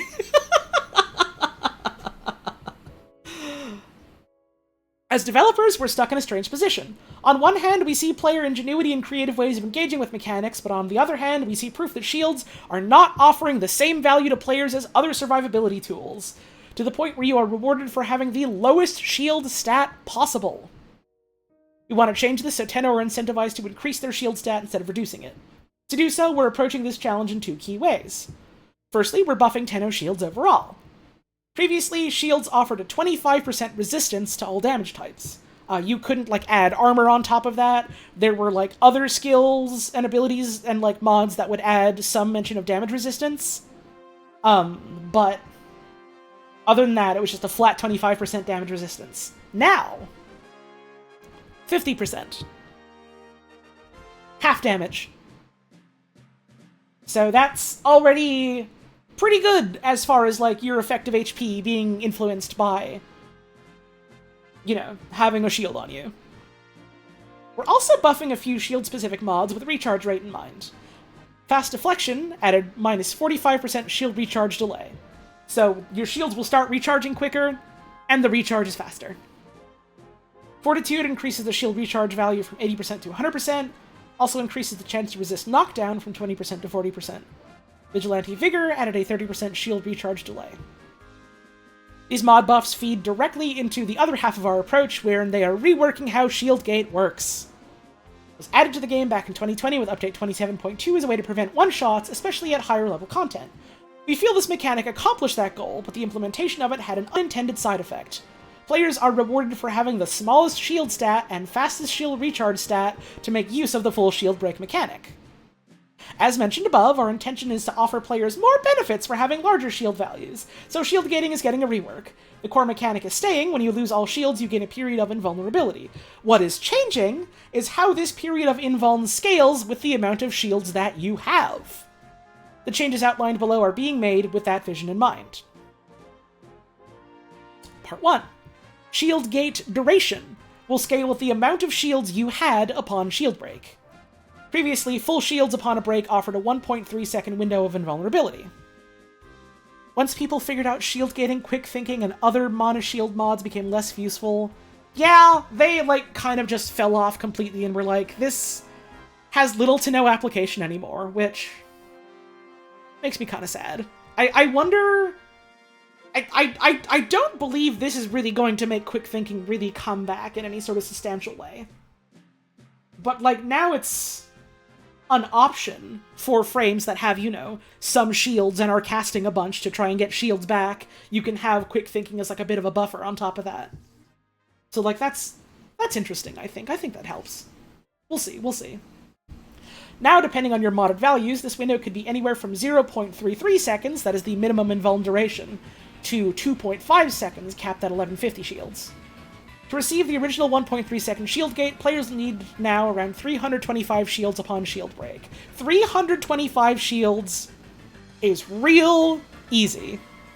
Most frames have around that much, by default, out the gate without mods. More or less, give or take. You can see a full overview of the gate duration versus shields depleted in the graph below, and it's more or less linear. Then tapering off, becoming completely just a fixed value past a certain point. Instead of it being just a binary thing, which I think is interesting. I think it's better in terms of people are actually now encouraged to fuck with shields. But I suppose this is a matter of I want it in my hand so I can play with it myself and see what I really think. But I do like this on paper a lot. So I got a good feeling about it. I feel like it will make things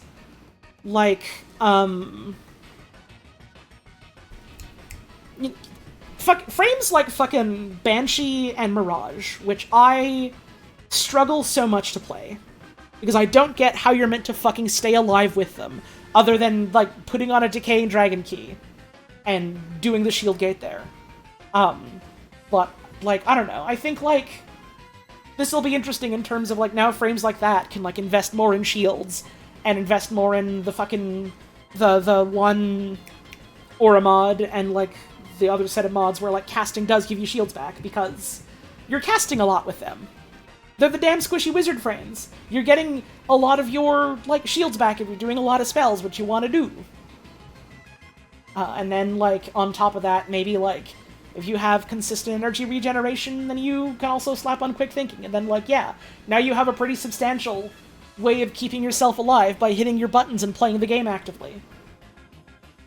In, like, a way that feels more sane to my brain. And also, you know, the shields can take more damage for you as well. So that's cool, that's cool. I think that's neat, I think that's neat. Partially depleted shields do not have a separate shield gate duration. Previously, shield break on shields that were not fully regenerated only gave 1/3 of a second of shield gating. Now, partially depleted shields will be treated with the same scaling values outlined above. For example, if you had a max shield of 1200, but your shields were broken with only 350 available, you get a second and a third of shield gating. With these changes, the more shields you have and the faster they regen, the more you'll get out of the shield gating system. And, like, there are some frames out of there that, like, by default have a ton of shields. And so I feel like, you know, trying to build that sort of survivability on them will be more interesting, and feel less like shooting yourself in the foot because you want to put on the decaying key, but they have a shit ton of shield kind of thing.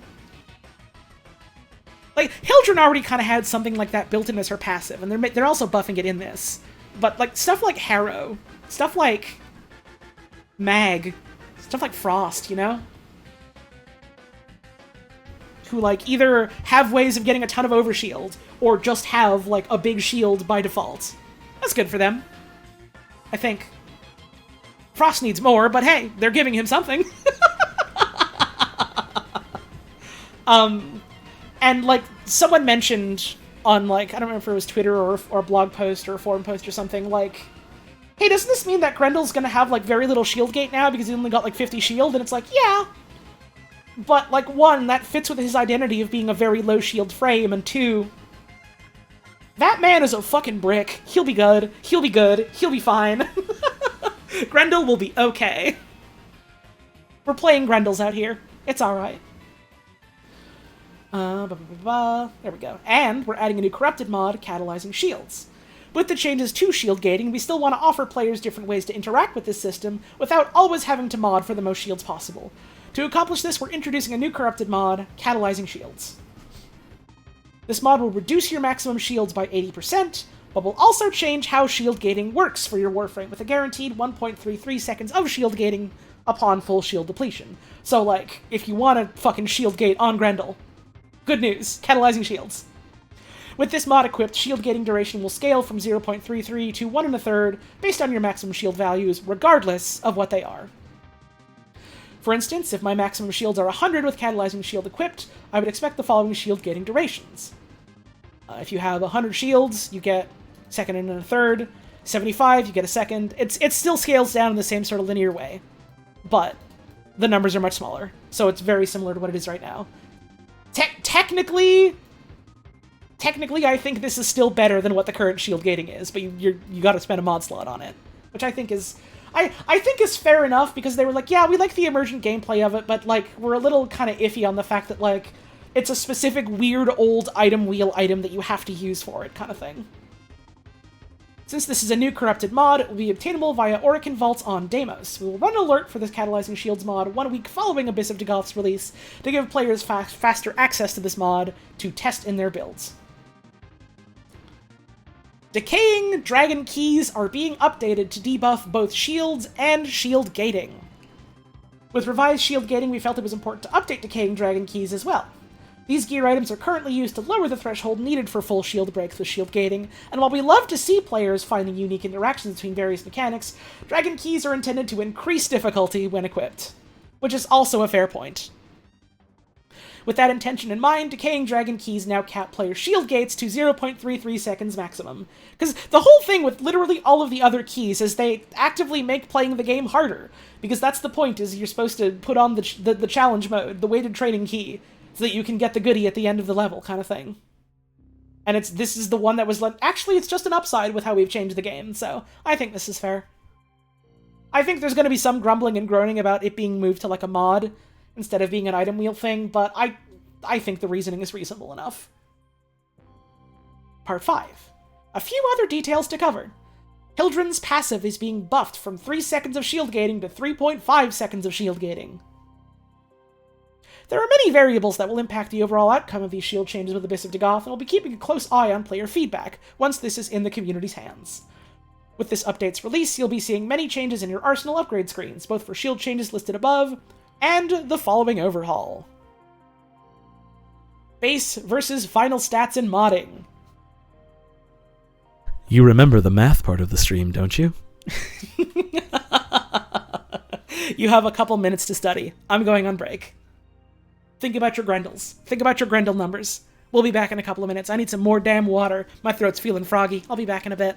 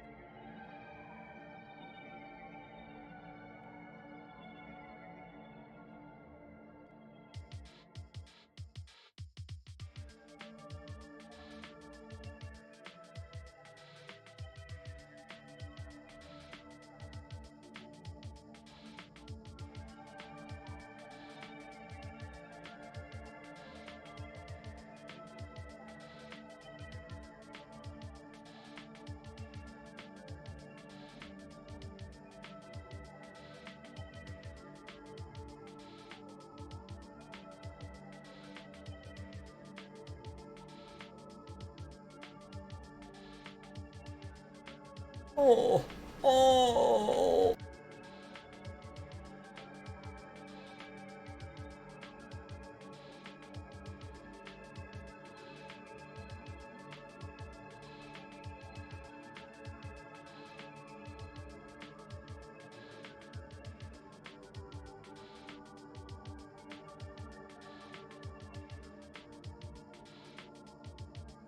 Hi, I'm back. I might have to cut the stream a little bit short.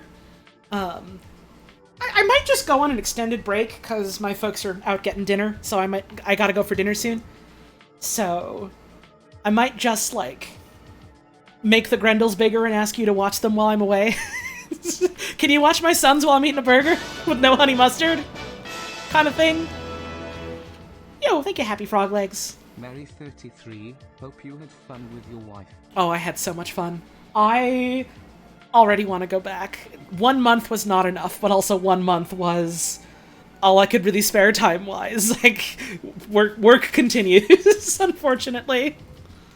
Yeah, in a little bit, I gotta go eat a burger, and you can watch my Grendels for me. And then I'll come back and we'll finish the rest of it. I gotta double check if it's still happening, but I might be on a stream with a friend tonight. I might be playing some Darktide with a pal. I'll wait for them to announce it before I say nothing, but, could be happening tonight. Might be happening tonight. I'm looking forward to that if it does happen, but, I also need to take a damn shower.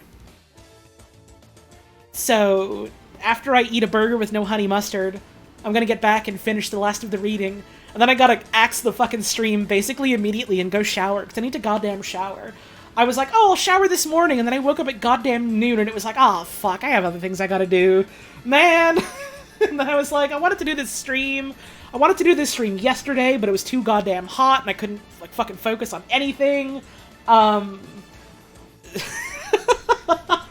You know how it is. Listen, you be glad I don't got a fucking face cam. You be glad I don't got any of that shit. I look fucking haggard right now. Your girl's a fucking swamp hag, and not in the cool way. In the explicitly, exclusively bad way. And there's definitely good ways to be that, but I'm none of them right now, unfortunately. And that's the saddest part. But here's the happiest part, as we get to read more Grendels. If you've spent any time invested in the deeper nuances of modding, you may be familiar with Warframe math. Math that upon first glance doesn't really make sense. But once you learn the inner workings of the game, it all comes together. While we can appreciate the value that complex systems offer to a certain subject of players, there are other aspects of the game that should have clear and understandable outcomes, namely shield, health, energy, and armor modding. Pop quiz! Alright, pop quiz. What is 300 plus 440% of 300? What is 300 plus 440% of 300? You can use a calculator for this. You're allowed to use a calculator on this quiz. It's fine. Pull up a calculator app. Get a physical calculator out. Use your phone or whatever. It's fine. What is 300 plus 440% of 300?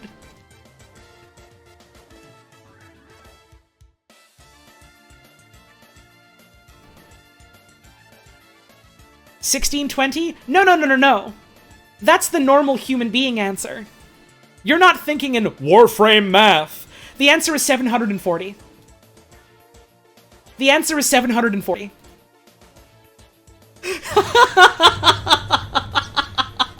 Welcome to Warframe math, which they are trying to get rid of, which is a good thing. If you answered 740, you may just be an Excalibur player. Vitality, which gives you plus 440% health. Redirection, which is plus 440% shields. Flow, plus 150% energy. And Steel Fiber, plus 110% armor. Comes with large modifier values that don't seem to match their outcome in-game. This is because these mods apply their multiplier to the base stats of the Warframe, which is the stats that you have at level 0. In the Excalibur example, a rank 30 Excalibur's health stat of 300 earns an additional 440 health from the max rank Vitality, since it applies to his base rank health stat of 100, resulting in 740 total health. Warframe math!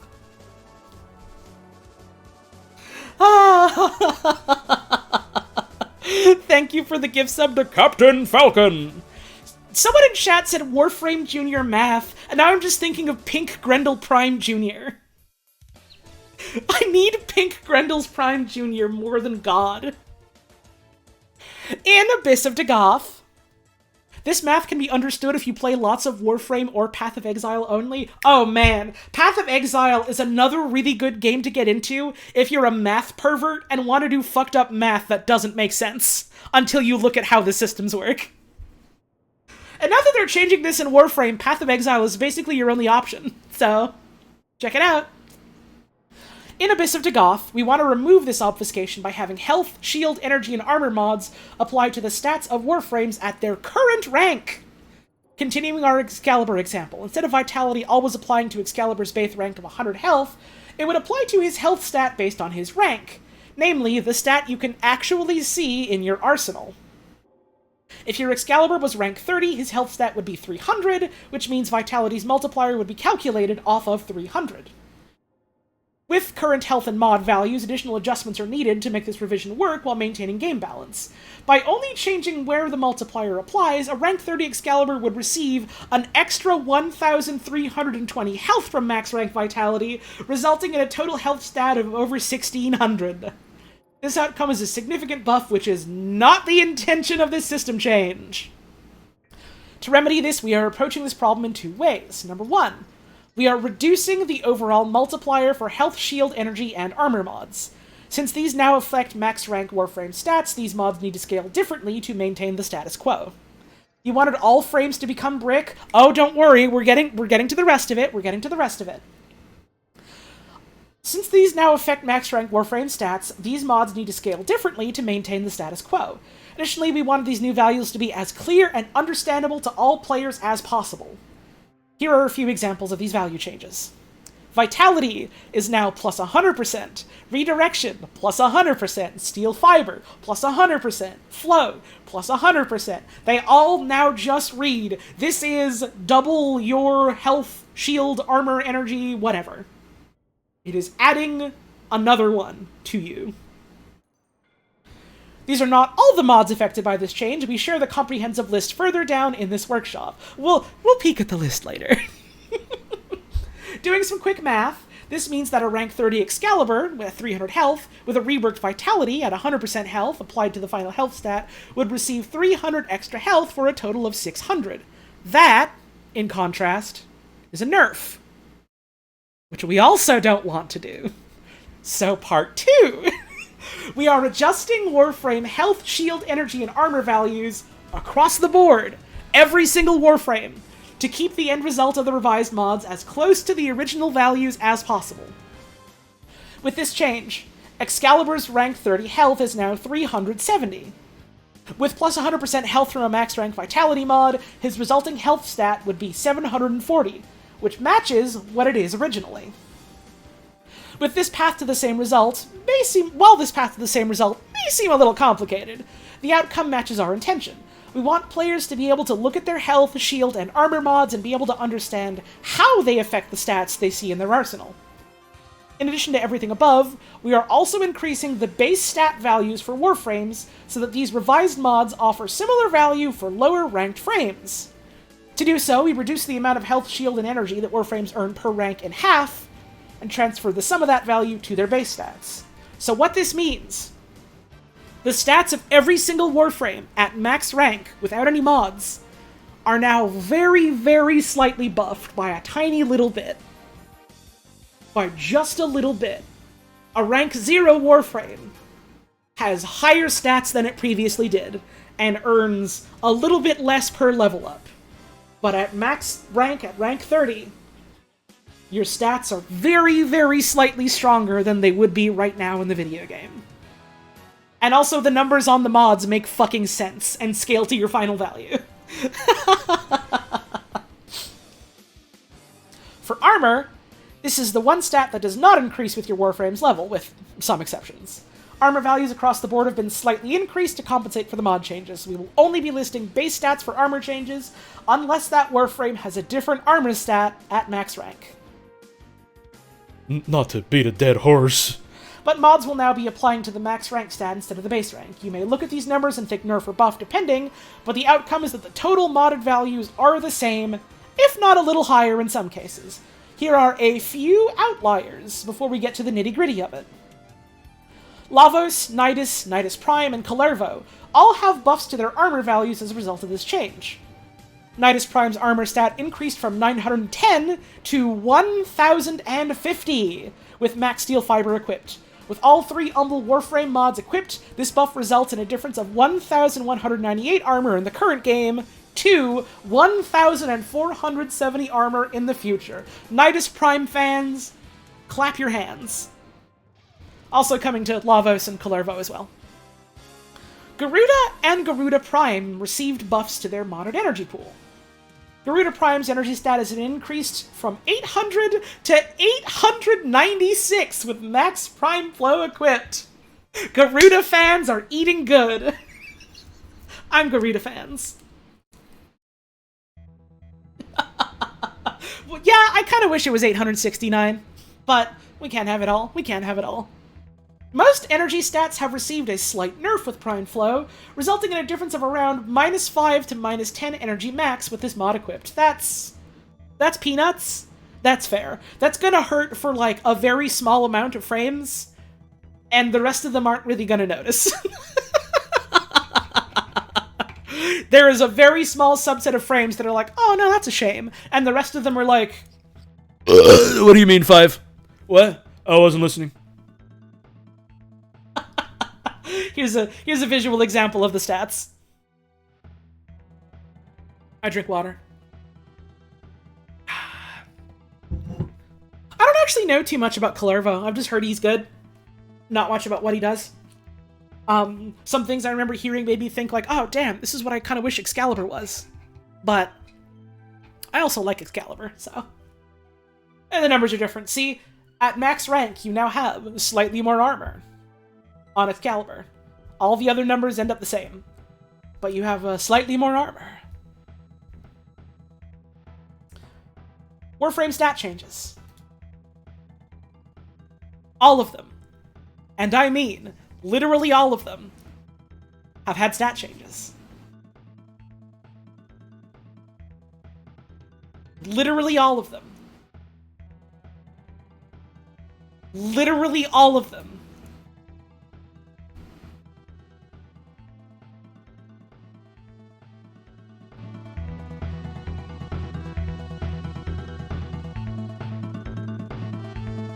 Caliban. Huge fucking shield increase.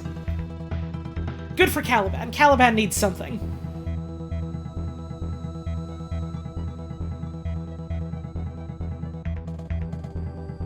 Hang on. Citrine max health going huge? Let's go? God, I gotta get fucking Citrine. I want to play her so bad. Need her expeditiously. Grendels do love this music, it's true.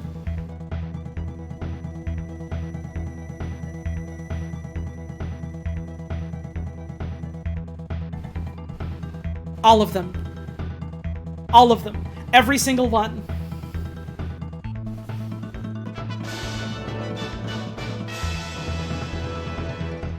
Grendels. Huge fucking health increase. Huge fucking max health increase.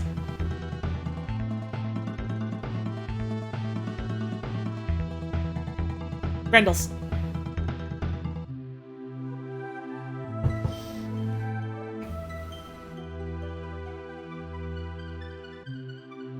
Inaros. Also pretty substantial. But man was already a brick, so. Kalervo. Also pretty substantial. Lavos. Also pretty substantial.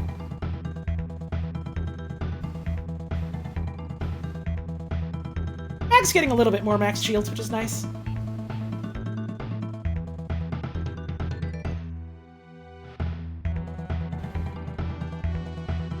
All of them. All of them, all of them. Yo, Nova Prime, huge fucking buff. 2 whole points of energy. Let's go. Nova fans are winning. And the rest of them. The rest of them, all of them.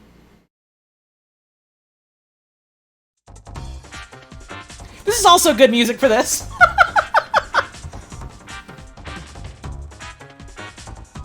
The changes to shields for Volt and Mag are really good considering the shield changes in general coming. They can, like, tank substantially better at the start of the game now, which is good. They buffed Grendel since you played? Yes. Substantially. Grendel is gone from this dude takes some work to get working, but he's fun when you do, to, oh god, Grendels are now a threat. Grendels are now a threat. They did remove Zaku's 69. They also, I think they removed, Mesa's Leet. If you had the right mods equipped on Mesa Prime, her health would be 1337. I think they took that away from her as well. So there, you know, there are some casualties. It's buffs, but there are still some casualties and we mourn them. Maybe this change is bad, actually. Go back to Warframe math. Anyways, many different mods were changed to accommodate this.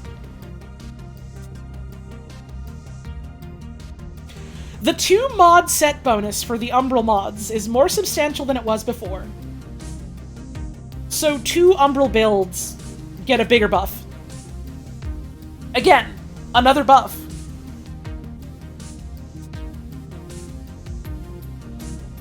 That's cool. There are quite a lot of builds out there that generally only run, like, at most 2 Umbral mods, just because of how, like, armor scaling tends to work mod-wise. I'm just gonna turn the music down a little bit. I tend to try and squeeze in 3 if I can, just because I'm a fucking shield or health and armor tanking pervert. I love doing that. I love trying to make that work.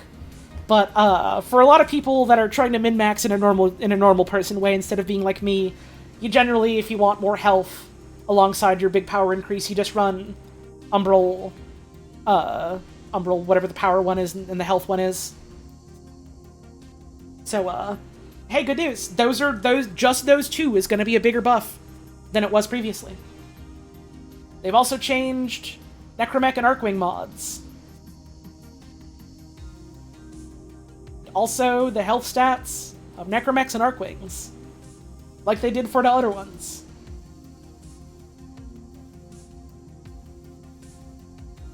Whole bunch of them.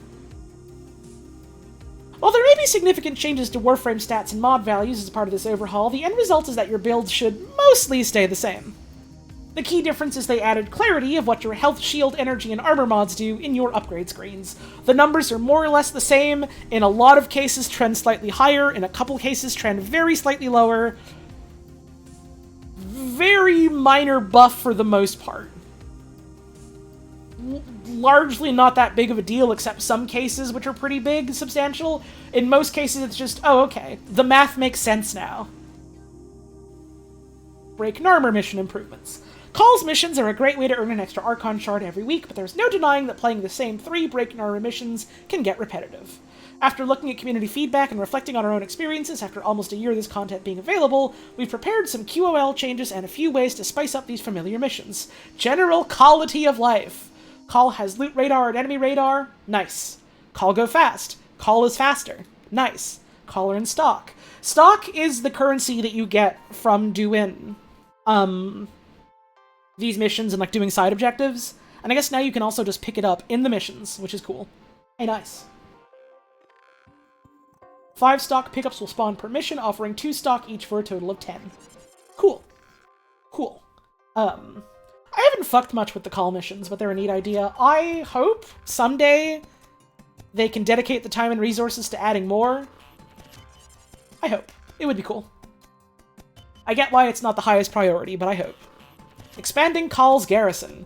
Call will now find additional weapons next to his fallen brothers as a way to add more variety to his overall gameplay. 3 different weapons will spawn randomly each time you play. In Junk Run and Prison Break missions, you can find the following. The Ogress, the Ignis, the Tonkor. So the Ogress is rocket launcher, I think, right? Ignis is a flamethrower, Tonkor is a grenade launcher. Is the Grinlock the fucking lever-action rifle? Jatkatag, I think, is the rocket-powered, like, sickle and chain. The Kundra is a new shotgun found only in Break and Armor missions. Yeah, you can pull out the Tonka Joe and blast him. As for Sneaky Sabotage, since the mission has specific weapon restrictions, there are no plans to offer additional weapons to this mission at the time. Archon Hunt damage attenuation changes. I'm kind of going to skim over this, because I'm a little bit getting tired, I'll admit. There's damage attenuation, there's like a damage cap thing that happens. If any of you played Binding of Isaac and you fought Hush, and you know how it'll like eventually like scale your damage down if you do too much damage to it, so you can't just like one-hit kill it kind of thing to draw out the battle more, it's that. It's that. It's that. but on certain boss fights. They're making it less bad. They're trying to prevent people from getting instant kills, and they're also trying to make the battle, if you do it normally, not be a 20-minute long thing. Which, hey, I'm into it. I get why people were funneled towards basically just going, okay, so we gotta go for a one-hit kill build kind of thing, because of how they ended up implementing the system. But I kind of like the idea of it being a little bit drawn out, but not 20 to 30 minutes drawn out. So, here's hoping it'll be a good change. Reducing the overall kill time for Archons, we'll have to get it in our hands to see exactly how much. But, miscellaneous quality of life changes. Swap Incarnon evolutions in the arsenal. So Incarnon weapons are special weapons where you get headshots, it charges up your power meter.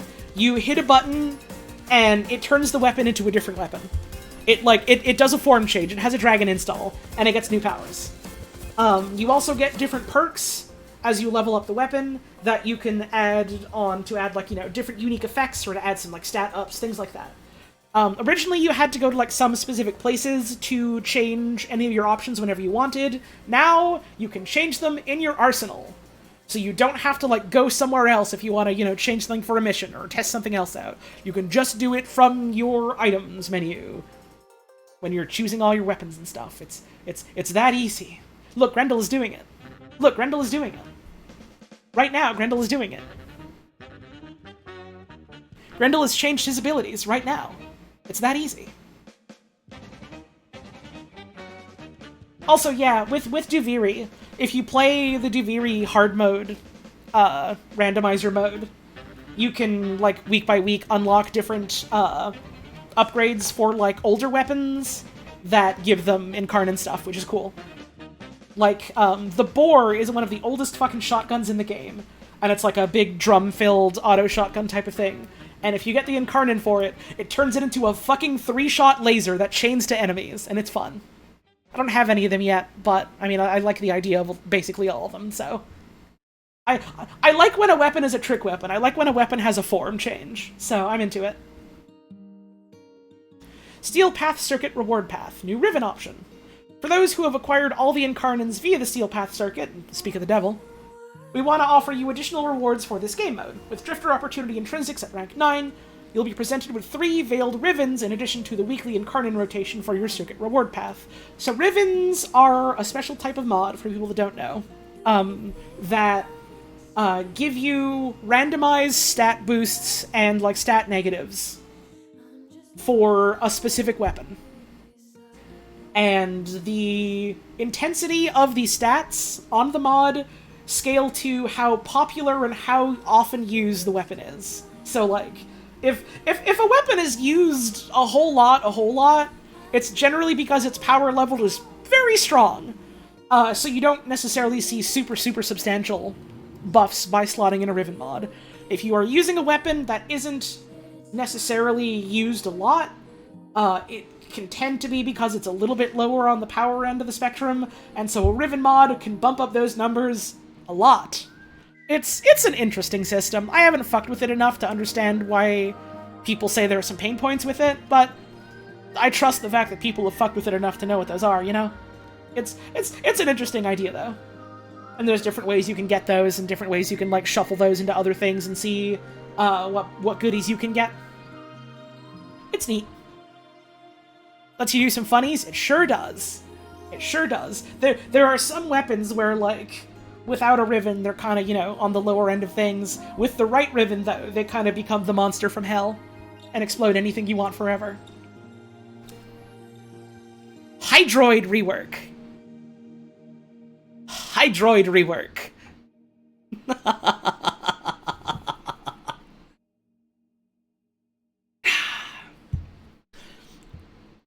For those of you with an interest in the sea, who wish to use the murky depths to drown your foes, this one is for you.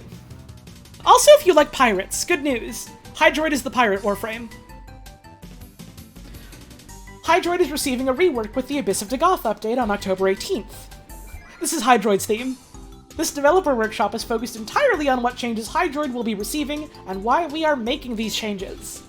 The goal of the Hydroid rework is to keep his unique style, while making him both easier to use and bring his power more in line with other Warframes. This means changing how his abilities work through changes to their damage types, removing charging mechanics, and making enemies easier to hit while they're wrapped up in his abilities. Additionally, it means reworking his passive and removing the Undertow ability, replacing it with the new Plunder ability. I'm going to miss the puddle. The puddle is cute. This is for the best.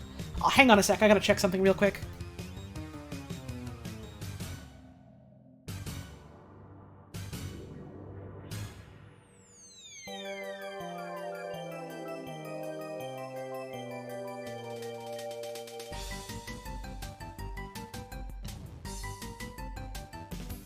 So, it's dinner time.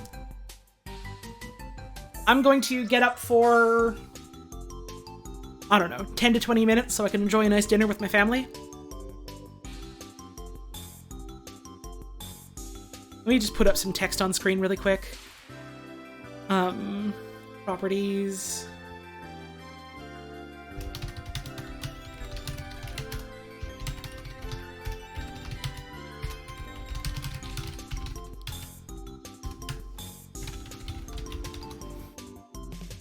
Okay, let's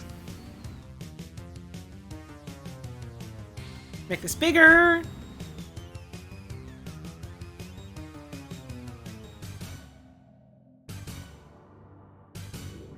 There we go.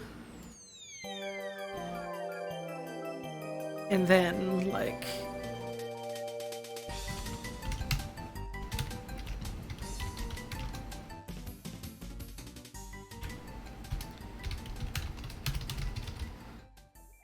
okay, and then put this on. No, not the Grendels, not the Grendels. Grendels stay there. Grendels stay there.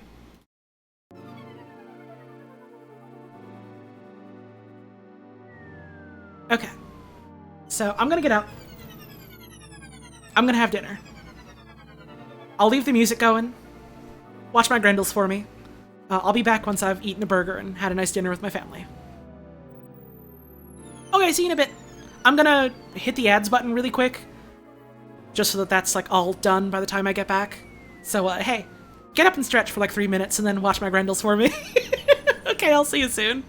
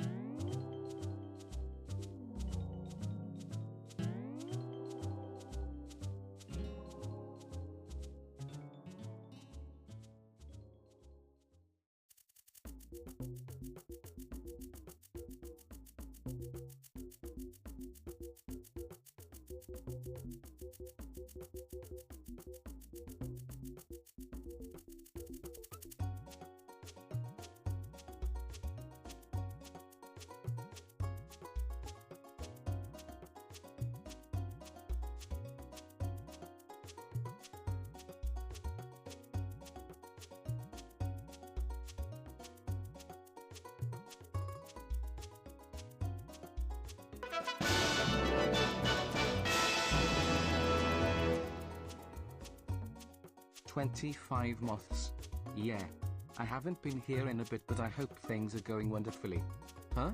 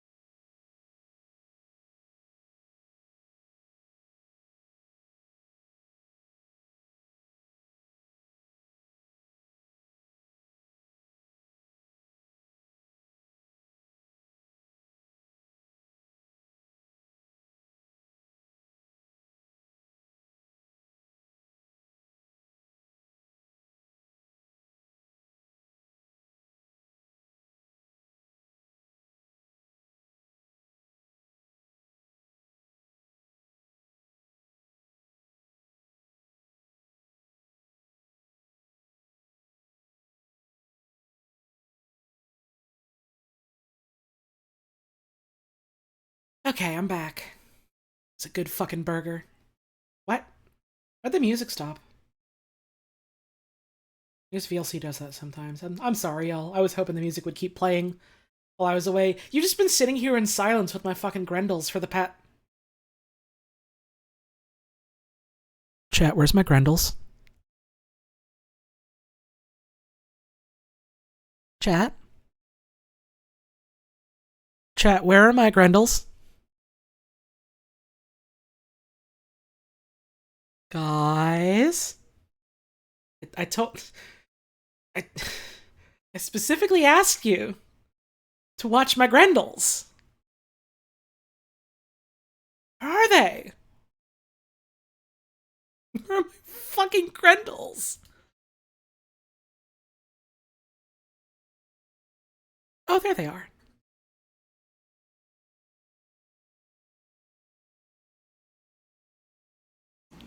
They were just having fun small. It was just a trick. They got you so good. Got him! This is too scary music. This is music of my Grendels. Okay, let's make them smaller again. I had a good goddamn burger. There's a local place that makes a really fucking good double cheeseburger. And I always get it with all dressed with onion rings. Onion rings are on the side, but the all dressed entails like mustard and onions and relish, and like a kind of like a coleslaw. And they got bacon on it this time, which I normally don't. This time I was like, oh, why not try it? And it was good as fuck. Good ass burger. Every time I get that burger, I'm like, man, that's a good fucking burger. I'm happy. I'm satisfied. I don't want to eat a burger again for like 3 to 4 months. Well, it had been around 3 to 4 months, so I was due for a burger. I didn't really have any burgers while I was in the States. We made bean burgers one night because, you know, Puz is vegetarian, can't do like a normal hamburger. And the bean burger recipe is really fucking good, so I can make that with them and for them and stuff. And so that was awesome, but it was different, you know? It's different from a beef burger, so I've filled my quota. Now I can sleep easy for the next, you know, third to quarter of the year. That's how it works. One a season of that specific burger, because it's a big fucking thing. And I imagine eating that on the regular is not great for you, so it's a sometimes treat.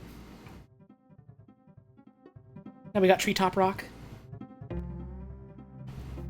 Alright, who's ready to see how Grandpa Hydroid's been doing?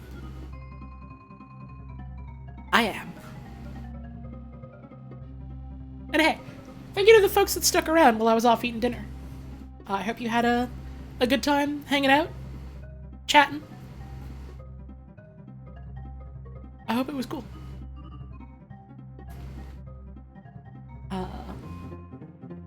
You want to read about Wet Grandpa? You want to read about Wet Grandpa? For a closer look at our deadly marauder of the deep, let's dive in. You took a shower? Damn. I need to take a shower after this. maybe I'll expedite the stream a bit. I kind of want to climb in the damn shower. So let me double check to make sure I don't have any, like, important messages I need to look at on Discord. Oh, right, the BRB text is still up. How the fuck I get rid of that? What fucking text source was that? Okay, well, the one about my Grendels was Twitch Eula. And the other one is just named Dinner, which I guess makes sense. Okay, they're gone now. It's not BRB. We're here. You got your Shrocks? That's scary. I hope they are comfy. I hope you like them, question mark. Lana loved them? Gross. Of course she would. She's a foot freak. I think everything is okay, my messages and DMs wise, and we can just get back to the stream. Okay. So let's get back to the stream. And we can talk about my Grandpa Hydroid. And then do the bit about dogs, and then I'll wrap up and hop in the damn shower and take it easy until I maybe play a video game tonight with my friends. Thank you, Lamia Lass, for that brand new sub. Much appreciated. I will shout out subs and stuff at the end of stream before I forget. Someone fucking remind me if we get to the end of stream and I ain't done it yet. Feel free to yell at me about it. Changing impact damage to corrosive damage and status. Currently, Tempest Barrage and Tidal Surge both deal impact damage. This is being changed to corrosive damage, which can apply corrosive status. We are finally giving Hydroid cohesive theming. It's what he needed. More than mechanical reworks. Because his theming was just, well, he's got wet stuff. He's got water. What does that really mean? Especially when we have another Warframe who is like, you know, a surfer. Hydroid is the corroding power of the sea. Hydroid is nasty fucking salt water. Rusting your shit. Ruining your damn boat. Well, thanks for hanging out, Ty Slater. You have yourself a wonderful rest of your day. It means he can puddle? Not anymore, he fucking can't. Now he is the power of the briny deep. That's cool. That's fun. Corroding Barrage is a widely used augment mod by those who play Hydroid currently, which causes corrosive status for Tempest Barrage. And due to its popularity, we looked to incorporate its effect into Hydroid at a base level.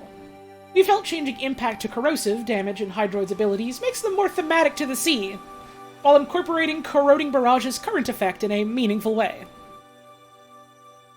With this change in mind, Corroding Barrage will now apply viral status instead of corrosive. More details on that below. Passive changes. Hydroid's existing passive is a chance to spawn a tentacle when performing a melee slam attack.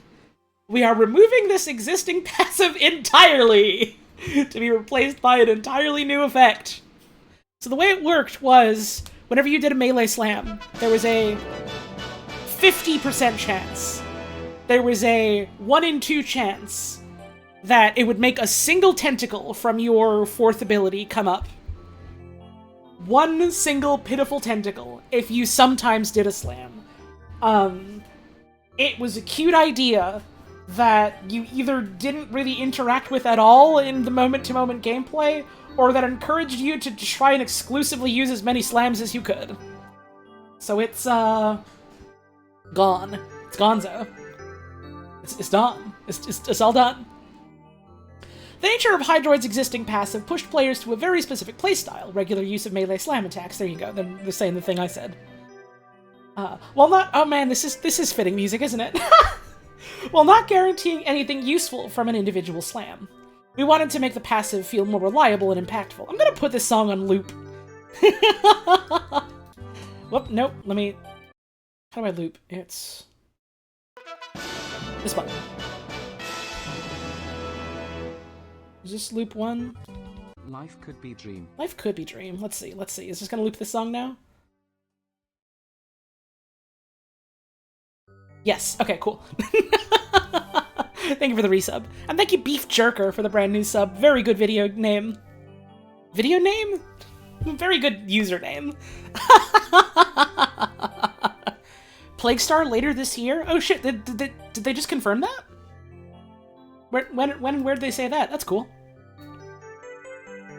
I gotta fuck with Plague Star more. I've like barely ever done any of it. Comment on Reddit. Nice. I always forget they're like relatively active on the Reddit, comments-wise, every now and then. Okay, anyways. Wanted the passive to feel reliable and impactful. Hydroid's new passive will affect an enemy once Hydroid damages them, lasting until they die. It makes the first instance of corrosive status on an enemy remove 50% of their armor, rather than 26%.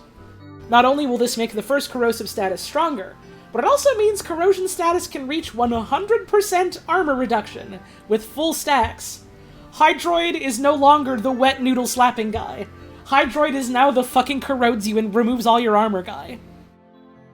Really late, how is Superegg? Oh, we done covered Superegg hours ago. This is Warframe now.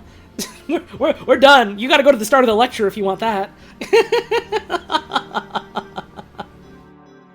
You kinda like the slaps? I mean, he still has his fucking tentacles. He's still got the 4. They don't slap around anymore, which I'm sad about because the slapping is cute, but like now you can actually reasonably headshot things while they are in the tentacles. So, hey, there you go. What happens? Okay, so corrosive can now be a full armor strip on people, which is cool.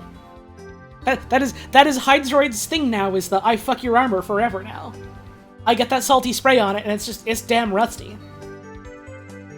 To clarify, this means Hydroid does not need to apply all or even any of the corrosive status effect on an enemy. As long as Hydroid has damaged the enemy, the corrosive status can be applied from any source, and will receive the benefit. You can see the passive in action in Eclipse below. Removing charge mechanics. In an effort to make Hydroid more approachable, we are removing the charge mechanic on Tempest Barrage and Tentacle Swarm. The full charge values will now apply baseline to each cast of the abilities. I get why they're doing this, but I am sad about it. The charge feels fun to me, because I like planting my feet and charging a big swing like I'm playing Monster Hunter. But also, at the pace that Warframe kind of wants to be played, this makes sense. This makes sense. I get it. It's fine. I'm a little sad about it, but it makes sense. Currently, an uncharged Tentacle Swarm will have 40% of the tentacles and 33% of the radius compared to a fully charged cast. With this change, both tentacle count and radius will always be the maximum when a fully charged cast is... will always be the maximum, which is what a fully charged cast is currently. This change makes Hydroid's play more fluid. I get it. Because he's water guy. With more time spent attacking rather than charging abilities for their maximum effect. Ability changes. Tempest Barrage. Damage dealt will cause enemies to stagger rather than ragdoll. This should make enemies easier to kill, as they will stay in the range of Hydroid's other abilities and be more open to headshots. Again, it makes sense they're doing this. I understand why they're doing this. Good reason, good change. I'm a little bit going to miss people getting slammed all over the fucking floor. Even if now it is easier to take advantage of, like, cause fucking incarnants are a big thing now. You want to use your weapon that has the special power when you get a lot of headshots. So you want abilities that don't make it harder for you to get headshots. But also funny ragdoll, you know? So it's sad, but I get it. The Corroding Barrage Augment mod has been renamed Viral Tempest, and will have a chance to apply a viral status effect rather than corrosive. Good change, but I'm gonna miss the puddle. It was fun to fuck around with. Yeah, puddle going is good, but puddle was cute, you know? there were so many things about Hydroid that were ineffective, but quaint, you know? I'm going to miss some of the cuteness, but it's okay, because Grandpa can actually fight again. So it's okay. Changing the impact damage of Tempest Barrage to corrosive damage meant the corrosive status effect from the augment was already included. We changed this to viral to maintain its relevance with the other changes. Hydroid has many other ways of applying corrosive, so slapping on an augment that also is a viral primer is cool.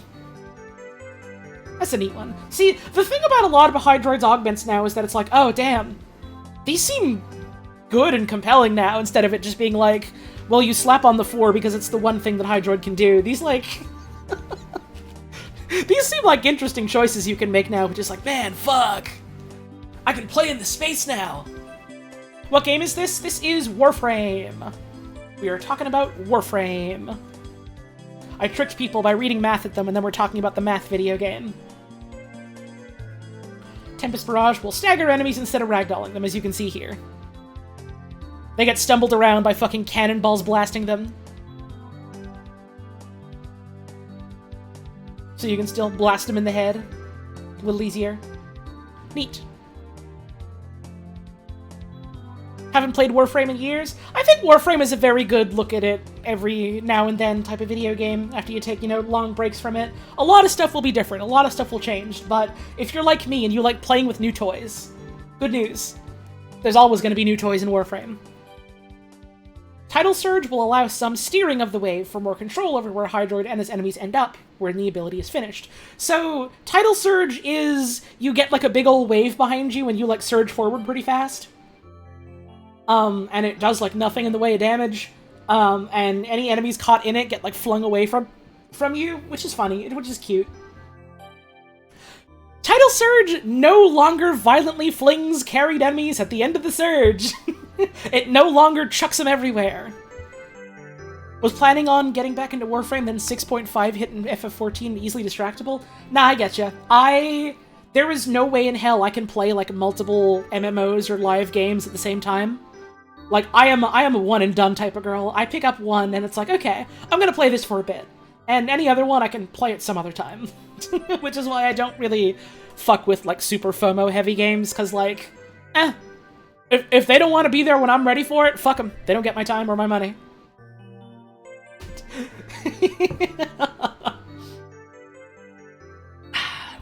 Meanwhile, FF14, I can resub to it whenever I want, and Warframe is free, so... Anyways, Tidal Surge is now a grouping ability. Tidal Surge is you run into a bunch of enemies, and when you finish your running, they are all in a group for you now, which is a valuable thing on a lot of frames. A lot of frames want the ability to clump enemies into one area, so they can either burn them down with a big hit, or collect them for, you know, some reason or another, for ease of, like, stunning or combat in any way. If you know where all the dudes are, you can blast them with a big old missile. If they're all together. This should make Tidal Surge a better ability for grouping enemies and quick killing, as opposed to flinging them across the room. Grandpa can go and pick up the nasty kids from school and teach them a lesson. Tidal Surge will apply corrosive status effect to enemies based on how long they are carried by its waves. So that's another way to just straight up apply corrosive. Yeah, you damage them to make them have the corrosion effect, and then you slop them in the wave to get rid of all that armor. Tidal Surge will cleanse all of Hydroid's negative status effects. This is a thing they're doing for Hydroid now, is, by default, built into his kit, giving him defensive tools. So he doesn't have to mod for any sort of being alive. He can just do it. The cleansing power of the waves washes away the poison, etc. This brings one of the benefits from the Tidal Impunity Augment mod into the ability directly, to keep some survivability in Hydroid's abilities with Undertow's removal. And so instead, because what Tidal Impunity does right now is, when you go in the wave, it clears your statuses. When you hit teammates with the wave, it clears their statuses. It also gives you, like, a range buff or something like that. So now it's just when you hit teammates, they get their statuses removed and the range buff, which, yeah, that makes sense. It's hey, here's this personal survivability tool that you can now kit out to be a team survivability tool. That's cool. I think that's good. Here's a video of it happening. Slurp them up. You can now steer it better so you can more easily capture multiple guys in your damn car. You can charge at him with the damn cum truck and pick him up. It's good. Undertow. Undertow is the ability where Hydroid becomes a puddle. Hydroid becomes a damn puddle on the floor. You become a damn puddle. And you can suck people into your puddle, where they will very, very slowly be drowned by, like, unresistible true damage of, like, no element. And it, like, very, very slowly drowns them and kills them, and it, like, will also, like, make you invulnerable and heal you. And teammates can shoot into the puddle. If they see it, if they know it's there, if they know enemies are in the puddle, they can choose to shoot into it to damage them more. You can't shoot into it because you're in it, but they can do it. It's a charming idea, and it is very much a relic of old Warframe that was played much slower, much differently, because that's how missions were designed. It's gone. They got rid of puddle. You can't be a damn puddle no more, which, again, I miss the cuteness of it. I like what they have replaced it with. Plunder! Now you're a damn pirate. You're going out there on the open seas, and you're drowning your enemies, and you're choking them out with the Kraken, and you are robbing them blind. You are stealing from them. A new ability added to Hydroid's third ability slot. All enemies in range who will have corrosive status effects remove armor permanently, instead of it being like a thing that eventually runs out. It is now permanent armor strip. If they have corrosive on them, which is very easy for you personally to apply. Increasing Hydroid's armor and granting bonus corrosive damage to weapons. This ability is stronger based on the number of corrosive status effects applied to the enemies affected by Plunder. This means with a full stack of corrosive, their armor will be removed permanently. Curative Undertow, which was teammates could go near or on the puddle to get healed. That's 1 of 10 commandments broken. Hydroid should cover all of them. Good news about Hydroid's 4th ability. The Kraken has been replaced with sleeping with another man's wife. Finally! So, Curative Undertow was like people could stand on or near the puddle, and also if you're in the puddle, it would give healing. And that was like Hydroid's one and only sort of tool for dying less. It is now Rousing Plunder, which, when you do Plunder, gives you and any teammates a burst of health in affinity range. Not ability range, which is how far your abilities go, affinity range, which is how far you have to be from a teammate to still get some of the experience that they're getting from their kills. There are a couple things that scale to affinity range that are like support skills, so that you don't all have to play super grouped up in one spot together. And also the support focus school also can increase your affinity range. So if you want, you can build Hydroid as a fucking battle healer. You can build Hydroid as a goddamn cleric. And that's fun. That's fun. You and all your best boys out on the open seas are singing the shanties as you rob the enemy blind, and it makes you feel better. And I like that. I like that. It's got some similarities with Hildren's Pillage, but I think there's enough differentiating it to make it like there's interesting nuance between them. And they do different stuff. Like this gives you a weapon buff. That's fun. Tentacle Swarm. Oh, you can also see on like the bottom right here of this image, they show like a little wheel here that shows how much armor you have stacked on you from Plunder, and also a percentage applied to your weapon of corrosive damage, which is fun. Harrow gets to make people in affinity range immune to damage and give a huge crit buff. Right, yeah, Harrow also has wacky stuff like that, which is neat. Tentacle Swarm. Tentacle Swarm is the ability where you summon the fucking Kraken, and it plunges out from underneath the level, and the tentacles grab people and, like, slam them around and choke them out. And this was basically the one and only reason for the longest time that people would still think about playing Hydroid, was because there's an augment mod for this that makes enemies in the tentacles drop more loot. And even then, there were other better choices for, like, frames that make more loot drop. But it was his one niche. He now has more niches and more things that he can do. And the one big change they're making Tentacle Swarm, aside from like the no charging thing, is that they no longer slam people around. They just grab them and choke them out. In the same way that like the fucking bombard on your first ability, the cannonball, doesn't knock enemies over anymore. This doesn't slam people around wildly, which, again, a recurring thing with these changes. I will miss the quaintness. I will miss the cuteness. It was very cute when the Kraken would pick people up and slam them on the fucking floor for me, like it's trying to open up a damn clam. This way you can actually land headshots and stuff on people considerably easier. So, can't complain about that. Especially given how so many weapons in the game now are designed around you getting headshots. Fucking Hydroid Prime dropped with a secondary, like the Ballistica Prime or whatever, that had a gimmick that was if you got a headshot kill, it would respawn the enemy as a ghost that would fight for you for a bit. And it was always like, oh, this is such a neat little idea. It has no fucking synergy with Hydroid at all, other than, hey, isn't it funny that the pirate get a crossbow? Because a lot of your abilities would fling enemies around and make it harder to land headshots on them. Or just straight up choke them out and you couldn't shoot them at all. This can now work with his kit. I don't know if it's a great pick in the current state of Warframe. It's probably a meme pick more than anything. I want to pick it because it sounds cute, but I can actually do it now, you know? I can actually go out here with the ghostly ghost pirates. And actually see if it's good. Also, I think they mentioned this in the stream, but they don't post this here. That the tentacles currently do magnetic damage. It looks like now they're doing corrosive. It was always a little funny that the tentacles did magnetic damage, because it was like...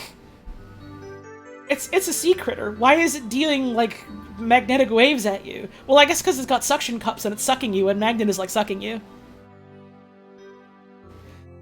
Charming to hear you describe things in Warframe as cute, considering the context. I call lots of things cute that people kind of scratch their head about, and I'm going to continue doing it. Many things are cute, especially the things that aren't cute. You know? We look forward to seeing a wave of Hydroids, I get it, drowning their enemies across the Origin system with the Abyss of Dagoth update on October 18th. Cool. Also, yeah, Hydroid Deluxe is such a cool fucking skin. I love that fucking, like, jacket on your back. It's awesome. It's awesome. I literally own Hydroid Deluxe. And I have, like, no reason to ever use it because I never want to play Hydroid. Now I have a reason to play Hydroid, and I'm happy about that. Our final dev workshop. Companion improvements and tweaks.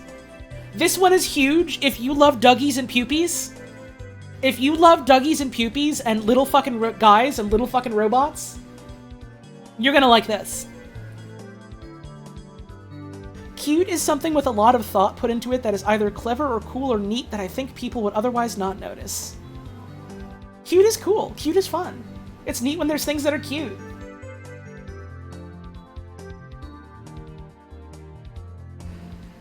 Hello. This is one of our many dev reworks. I need more drink, because my throat's getting a little hoarse. Speaking of a little hoarse, they're adding a new Warframe in this update. We can talk about her a bit too. Really like to have a reason to unequip the loot cavat. They are giving people reasons to unequip fucking Panzer Vulpaphyla, frankly. I think is kind of the big thing here, is that 90% of players that end up at the point where they can get Vulpaphylas just equip a Panzer Vulpaphyla, because the whole gimmick of that pet is that they don't die. And so people were like, damn, it's good at higher level when my pet don't die, actually. So they just do that and don't have to worry about it. And so the devs kind of realized, oh, huh, maybe this is something we could incorporate into everything else, actually. Tostitos Dew is a good name for a Vulpaphyla. That's an awesome name. I always keep trying to use Sentinels because I think they're so cute. And anytime I get to like a fucking Steel Path mission, it's like, oh, huh, my vacuum is off, my radar is off. Oh, it's because they killed my fucking companion. Okay. Yeah, we'll get to that, Infested Slime. We're reading the thing. Let's not get ahead of ourselves. Stuff is going down. Stuff will be discussed. In our next update, Abyss of Dagoth, we will be making extensive changes to the way you use, mod, and interact with your companions. Please use this post to become informed. Please become informed about what we are changing and why. As always, with pre-release information, this represents our current plans and goals, but it might differ slightly from the final version. Our high-level objectives for this companion rework are: Number 1. Making pets more viable in high-level gameplay by making them immortal. Pets can no longer die. This avoids frustrating scenarios when you're relying on your pet to provide some feature or bonus, only to have them get removed from play. The base stats of pets have also been increased significantly to help them in difficult missions. Number 2. Introduce more? My fucking asshole, dude, I can't speak today. Introduce more interactive mods that offer ways to play alongside your pet, instead of it being mostly autonomous like a Spectre. Number 3. Changes to many pet mods, mostly to support the first 2 goals of removing death states and improving basic survivability. Some mods were inconsistent in their naming or stats, and we have improved this. We have rebalanced some mods that players felt were not good enough, or ones we've observed are so good that they are considered essential. They are making a fucking tweak to the one where your melee attacks give them lifesteal for your pets, and they are making other options better. Which, that's fair. That's fair. Pet immortality. We've all seen the memes of people giving their pets funny names, only to see the message over and over every few minutes with your pet going down. One of my eternal favorites is playing with one of my friends who named one of his Kubros Barbecue Source. And so just constantly seeing barbecue sources down in the middle of a mission. Hope they don't nerf rare resource farming with the spare parts mod. They make a change to that one directly, and I don't remember what it is, but it's got something going on where it's like... I think they're nerfing it, but also they're making it active, like a thing that you can actively do or something, like... As you do fight with your mech, there's a chance it'll drop like a resource or something like that. I don't remember. We'll read it later in the list. It'll be later in the list. We'll get to it. But it is getting changed. Changes to many pet mods, so that's the 3 of them. Pet immortality. Right, we read this. Dying cats and dogs have been demanding attention on your HUD, and spontaneously combusting sentinels have been robbing you of your vacuum and animal instinct for years. They sure have! All that changes with this update. Going forward, pets will still have health and shield values and they can be knocked out, but they will not die if you fail to revive them. When they reach 0 health, pets will instead become incapacitated, for a base duration of 60 seconds. All pets will automatically revive at the end of the incapacitation period, and there is no limit to the number of times this can happen. Kavats, Kubros, Moas, and Predicites will collapse on the ground and can be optionally manually revived to get them back into action quicker. You can still go and revive your critter. You do not have to, and if the timer runs out, they're not gone for the rest of the mission. They're okay. Love the running Grendels at the bottom of the screen. I love my Grendels. I love playing Grendels.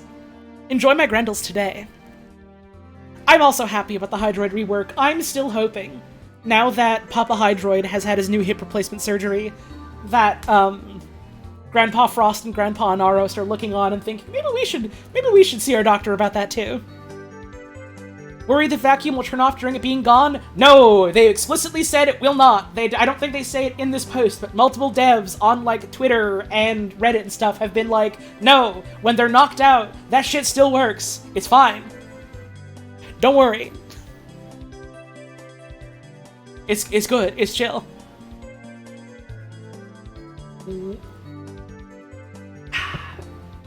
I gotta take pauses to drink more damn water, because I'm still feeling a little bit from talking so much.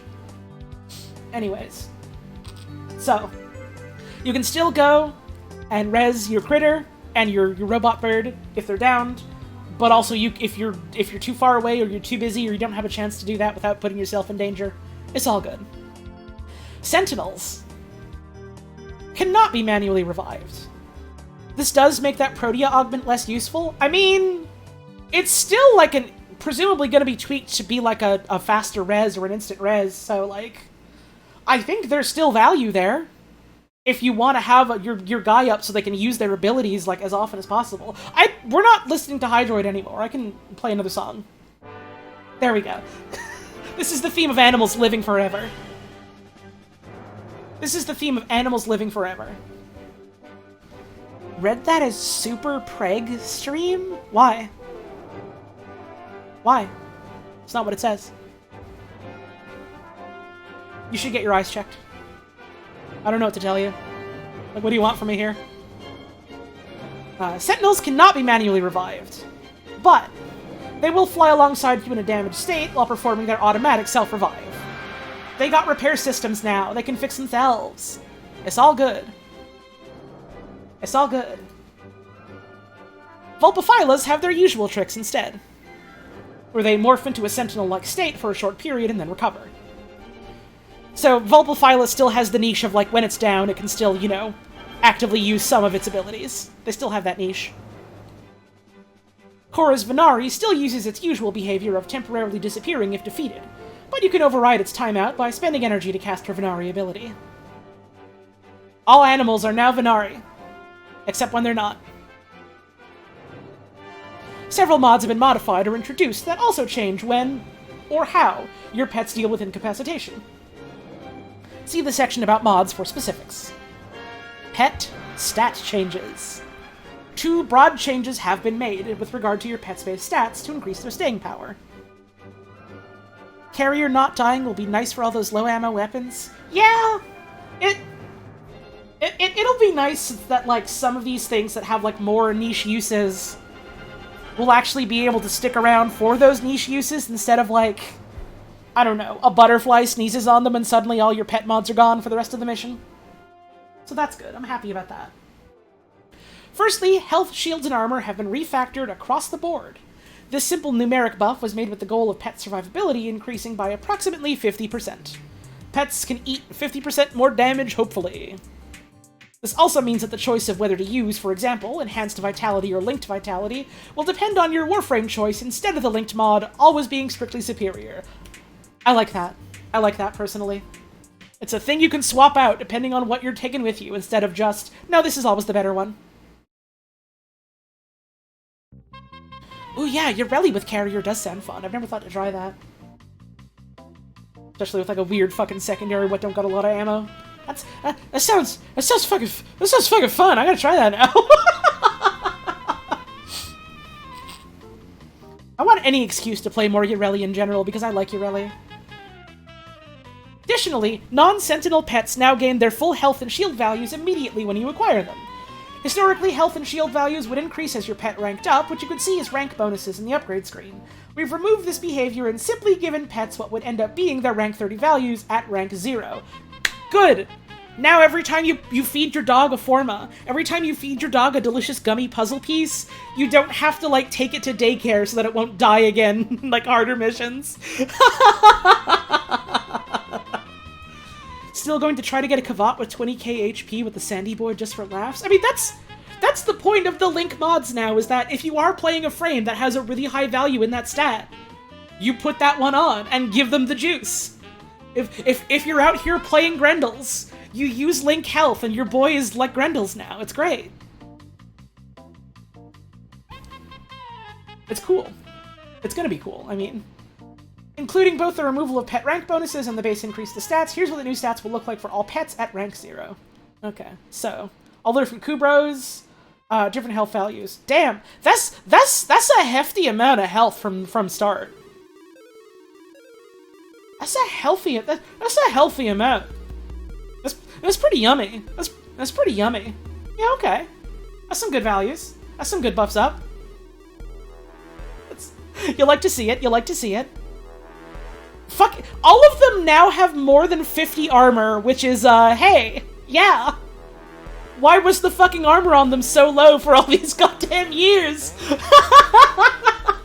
50 armor is fucking nothing from what I remember of armor scaling. Like, 200 isn't even that much, but it's more than fucking 50.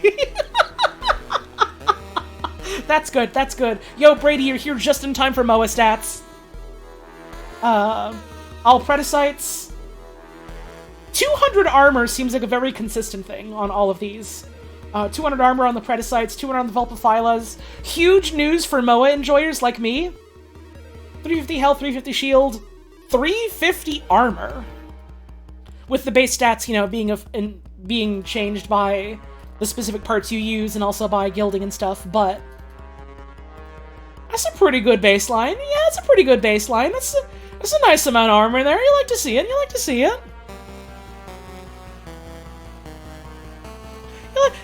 You like to see it. Kavat stats as well. Venari and Venari Prime got that big armor because they're special. Revised Hound stats.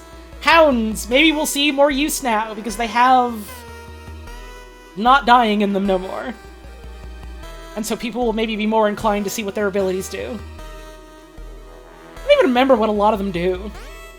Maybe I'll be more inclined to play with hounds. Frankly. I still gotta earn one. I haven't done any sisters yet. Also, I love that this one is called Adlet. You fucking Adlet. Look at you, you're a damn Adlet. And they have pretty good armor now, too, which is nice. Sentinel stats. Carrier Prime are still low armor. Sentinels are probably gonna have, like, relatively lower armor and stuff just because they're little guys. They're little guys. But also, they're a little harder to hit because they're just kind of hovering over you. Let's see. So, you know, some little changes. Death Cube Prime is doing okay. I wonder if fucking Diriga is gonna be any good now. If the fucking balloon-ass guy is gonna be any good now. Probably not until, like, the second wave comes. Because, like, Wave 1 is changing, like, stats and how dying works. Wave 2 is, like, gonna be a rebalance of, like, their abilities and stuff. And that's coming in a later update. But, I'm excited for that to hit, because I want a lot of these other companion options to be more interesting than some of them are. And I like the niches that some of them have, and then some of them are like, we should add a little more. Yeah, I do like the ideas of the hounds on paper. And, like, I remember thinking, oh, neat, about, like, their unique abilities, but, like, I've never played one, and also, they're like all other pets right now that aren't Vulpaphilas, in that they're not Vulpaphilas, so they die. So, hey, maybe that'll give them a leg up in some way or another. I'm excited for that. It's changes. They got changes. They got them. You can see them, you can use them. Consistency in pet healing. Previously, the mod Link Health could cause your companions to gain some of their healing that the Warframe did. This invisible feature was not indicated by the card, and it was never explained what forms of healing worked or why. Additionally, pets were using some of the same mechanics that things like mission objectives did, which limited the effects of some healing or defensive powers. We've decided to remove both of these obscure mechanics and restrictions. Companions will no longer gain health when your Warframe does if using certain health-absorbing powers together with the mod Linked Vitality. The restrictions of the following abilities and features as they apply to granting health, shields, or damage resistance to pets have been removed. And here's a bunch of abilities that do stuff now.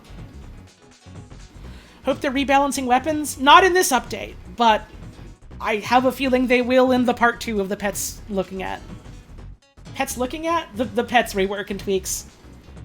Again, they said there's going to be 2 parts to it. This is the initial part, focusing just on survivability, and then, you know, once people are able to actually run more things and more content, they can take a more holistic view at the data of, like, what's working, what isn't, what do people run, what don't people run, why, sort of thing. Even though, like, you could pretty easily see why some of these things aren't so effective already, but even then, I understand the methodology, you know? Bunch of stuff works, I think is what they're saying now. Changes to existing mods. Sentinel survivability mod changes. Calculated redirection is 250 shields. Enhanced vitality is 250 health. Metal fiber is 250 armor. Regen. Because your sentinels no longer die after reaching 0 health, regen instead reduces the incapacitation time of your sentinel by 20 seconds and provides 6 seconds of invuln after reviving.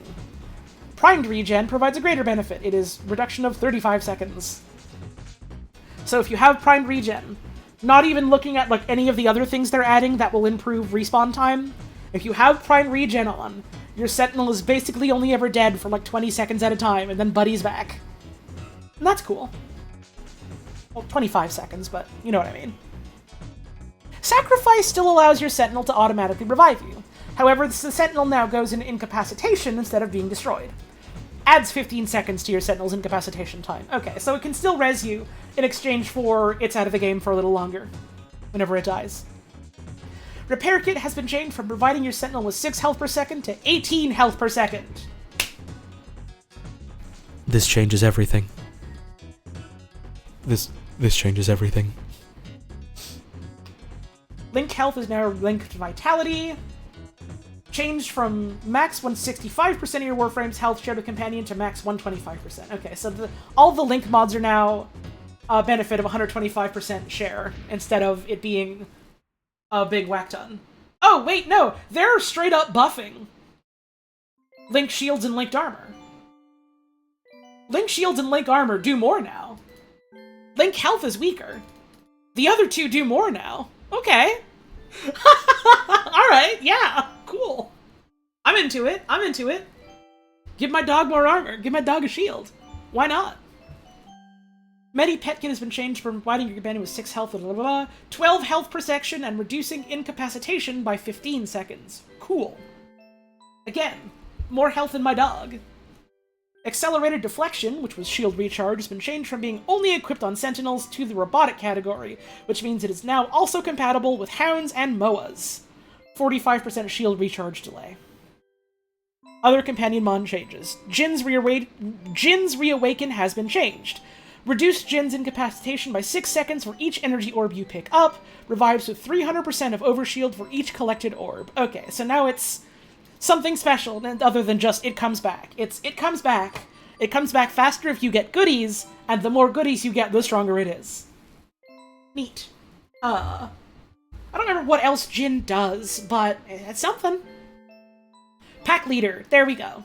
Pack Leader has been changed. Instead of healing your companion by 36% of melee damage inflicted, which essentially at a high enough level was equivalent to any time you swung your melee weapon at an enemy, your pet was now full health.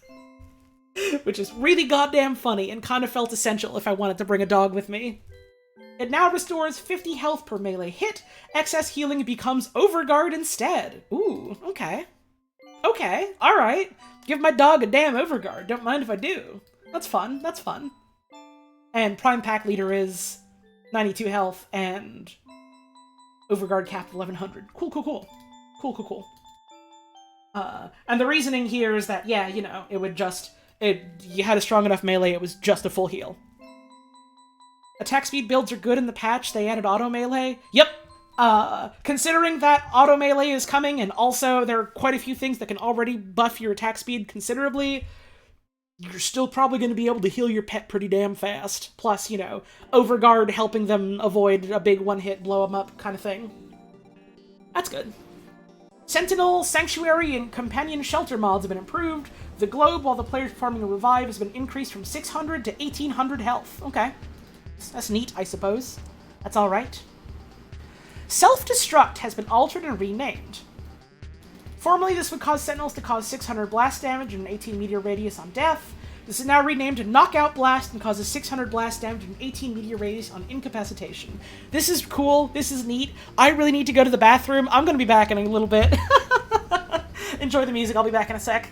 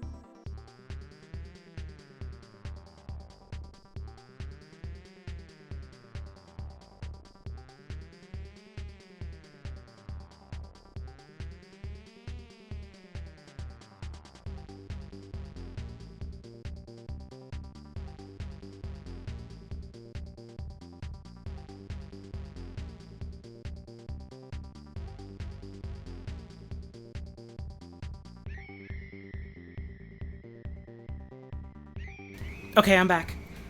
Hey, did you guys know that if you're drinking like a bunch of water to help try and keep your throat lubricated when you're doing a lot of talking, it ends up that you have a lot of water in your body and then you gotta piss? Huh, who could have guessed? Welcome to my awesome stream where I talk about the toilet in Warframe. This is the most inaccessible holotone stream ever. The only way I could make this more like that is if I was also playing Melvor Idol at the same time. I'm not gonna do it, but it's funny to think about. We did talk about butthole and energy pussy. We did do that. We did do that. That's true. We did do that. I'm just gonna shoot a message real quick to some friends and double check something. just to make sure plans for tonight are still on. Okay. Anyways, where was I? So, now it's called Knockout Blast. And it is you blow up when your guy gets incapacitated. Loyal Companion has been replaced entirely. Formerly, it provided a 90% bleed out link so that your companion had a longer period of time where it could be revived. I can't listen to the goddamn DK rap, dude. Not while I'm talking. This happened already. Since pet death is no longer a factor, Loyal Companion causes your pet to taunt enemies and draw fire to itself for 30 seconds if your Warframe falls below 35% health. It just has a completely different effect now. Okay, that's neat. It's just a, oh shit, are you in trouble, boss? Don't worry, I'll bark at him. I'll fucking bark and bark and bark at him. That's fun. I like that. Sorry, I just had to respond to a friend saying we are in fact still on for tonight.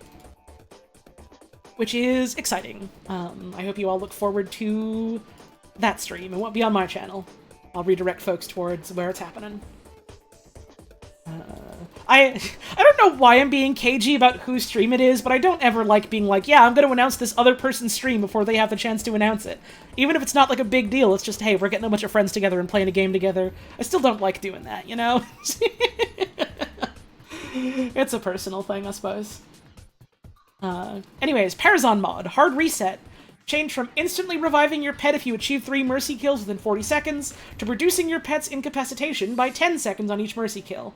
We found that this was fairly difficult to achieve, especially since they changed mercy kills to being like, they can only happen on certain enemies, right?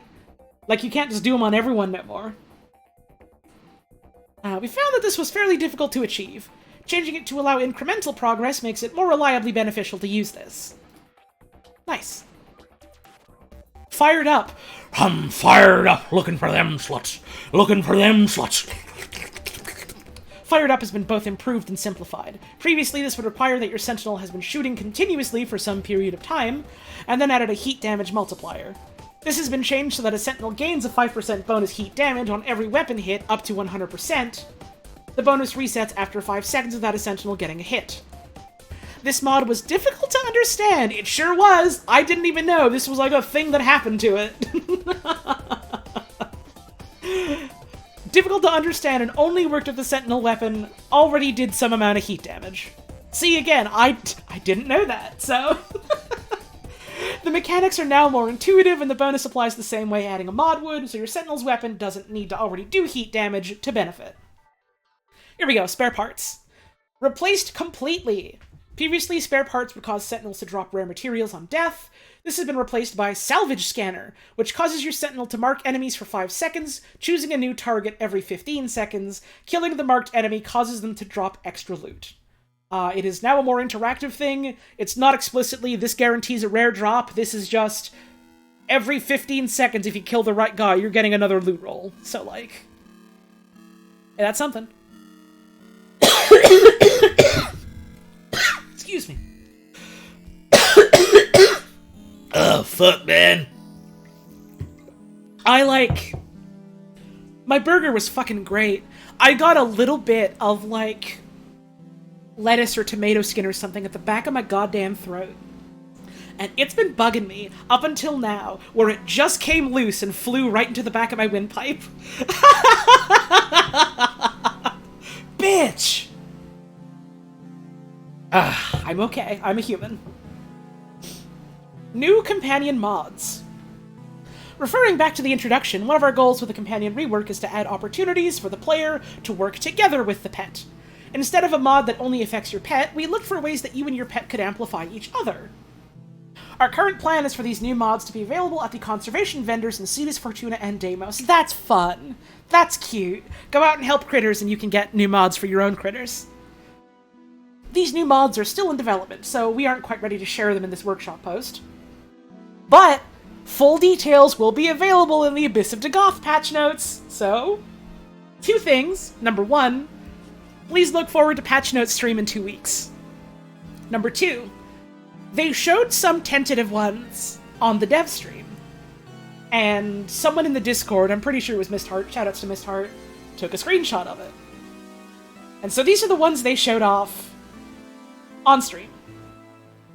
And these are some, again, these aren't final, these are ideas. Maybe we get something different, maybe we don't get these at all. Duplex Bond. Companion will clone itself each time you expend 100 energy. Clones live 30 seconds and their kills have a 50% chance of dropping energy orbs. If you are a mega caster, like something like Mirage, or like, I think Banshee also casts quite a bit, you can just make a shit ton of dogs appear. You can make a shit ton of dogs or little sentinels appear. And they live for 30 seconds, and if they... part of me kind of hopes they change this to assists, just because it's very hard for a pet to get its own actual kill, except for certain specific ones. Unless they end up buffing sentinel weapons more, in which case, yummy. Anyways, they live for 30 seconds, so you can have a swarm of dogs. do this with Necros, have a swarm of dogs and dead people, yeah. And kills have a 50% chance of dropping energy orbs. So, possible energy regen tool as well, which is cool. Tenacious Bond. Headshot kills reduce companion recovery timer by 3 seconds. If the companion's critical chance is over 50%, you gain critical damage. So you can keep your pet in the game by landing lots of headshots, and if your dog is kitted out for crit, you're kitted out for crit too, which is cool.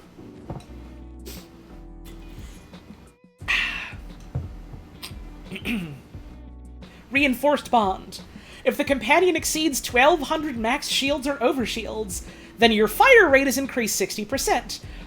Reloading restores 150 overshields to your companions. Huh. Okay. This is for Mag. This is for Mag. Mag wants this. This is what Mag wants. Mag wants this on their pet. You're getting that shield real easy. You're blasting your guns a lot. You want to blast your guns faster. You can put shields on your dog real easy. Aerial Bond. Aerial Bond. Airborne kills decrease companion recovery timer by 3 seconds, and 9 seconds for headshot kills. Companions gain 49% movement and attack speed when Warframe is airborne, lasting for 3 seconds after returning to the ground. This is for Zephyr and maybe Hildren. That's fun. That's fun. So, like, you know, these are the sort of ideas they're thinking of and cooking up. This is 4 of them. I think they mentioned on stream that currently they have, like, fucking 18 of them they're like, working on in the back of their heads right now. So, like, we'll see in 2 weeks how many there are and what their effects are. Wonder if abilities that channel to drain energy will spawn a clone every time you hit the threshold. I have to assume so, because it doesn't say expending 100 energy at once. It just says expending 100 energy. It's for everyone if you bullet jump everywhere? True, true. But also, if you're bullet jumping, you're not necessarily going to get all that much out of, like, aerial kills and headshot kills. That's going to be a little harder. And then the effect is just the companion is faster, which is... that's alright. But there's certainly other cases where other things would probably be more beneficial or otherwise interesting if you're not necessarily a super in the air all the time frame. But, you know, some frames is. Oh yeah, fucking Titania is gonna be flying around too, yeah. Garuda a little bit flies when she uses her abilities. That might be interesting on her. Maybe. I don't know so much about the headshots, though. It only idea. It just idea. So there's gonna be stuff for animals. Further companion quality of life changes. A few further changes that are worth mentioning. Sentinels now avoid damage from Fire Eximus explosions if you also avoid damage with a successful roll. Is that not currently the case? Do fucking Fire Eximus waves just fuck up your damn robot? I didn't know. Oh my god. That explains a couple of things. I see. The improvements to shield gating, where it now scales with maximum shield strength and fully resets, blah blah blah blah, also applies to companions. They get it too. Cool. Companions can now gain overguard and overshield. Awesome! Thank you for taking the time to review the dev workshop. We hope you'll have fun playing our changes, coming to the game with the Abyss of Dagoth update. As ever, we will be watching for your feedback and welcome constructive discussion. This is good. This is good changes. They're making it so that more pets are immediately viable just by the fact that they will not just die and be gone in higher level content. They will stick around. They will still provide you benefits. You can still use them. They will come back. Even when they're dead, they're still giving you, like, radar and vacuum and all those things. So you no longer are pushed towards just picking a fucking Panzer Vulpaphyla or one of the other more niche Vulpaphylas at, like, a higher level. Because all your things can live. So you can use other things. And then it's a matter of, like, okay, well, Panzer Vulpaphyla is still a very strong choice because it applies a whack ton of viral. But also, these other things that have other applications will have a more solid niche for those applications because they'll be able to stay alive and apply those things that they do. Helminth Dog is gonna go the hell off. Fucking Meat Dog is going to go crazy. All of the Meat Dogs are gonna have a great time, I think. Like, the Deimos dogs, the Predicites, have cool effects. They have interesting effects. Helminth Charger has interesting effects. They're going to be able to stay on the field now for longer. And actually stay on the field for an entire mission. That's cool. That's cool. You will be able to play with other things. And then they also said, they're eventually going to be taking a look at, like, the powers that individual companions have, and, like, making tweaks to them.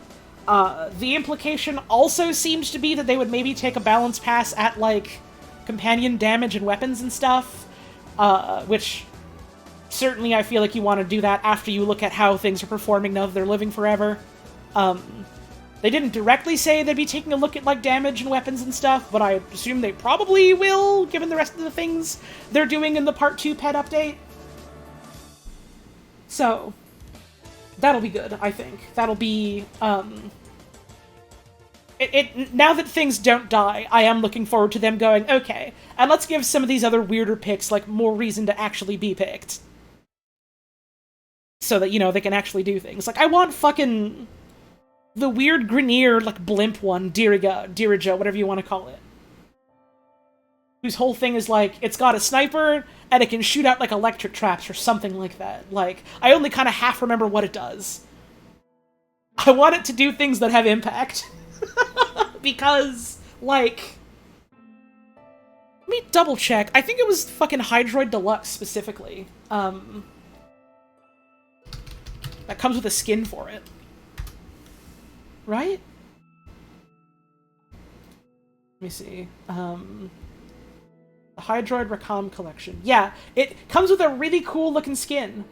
Let me pull this up on screen. Like, look. This is a cool fucking skin for Hydroid. This is a cool weapon skin for Hydroid.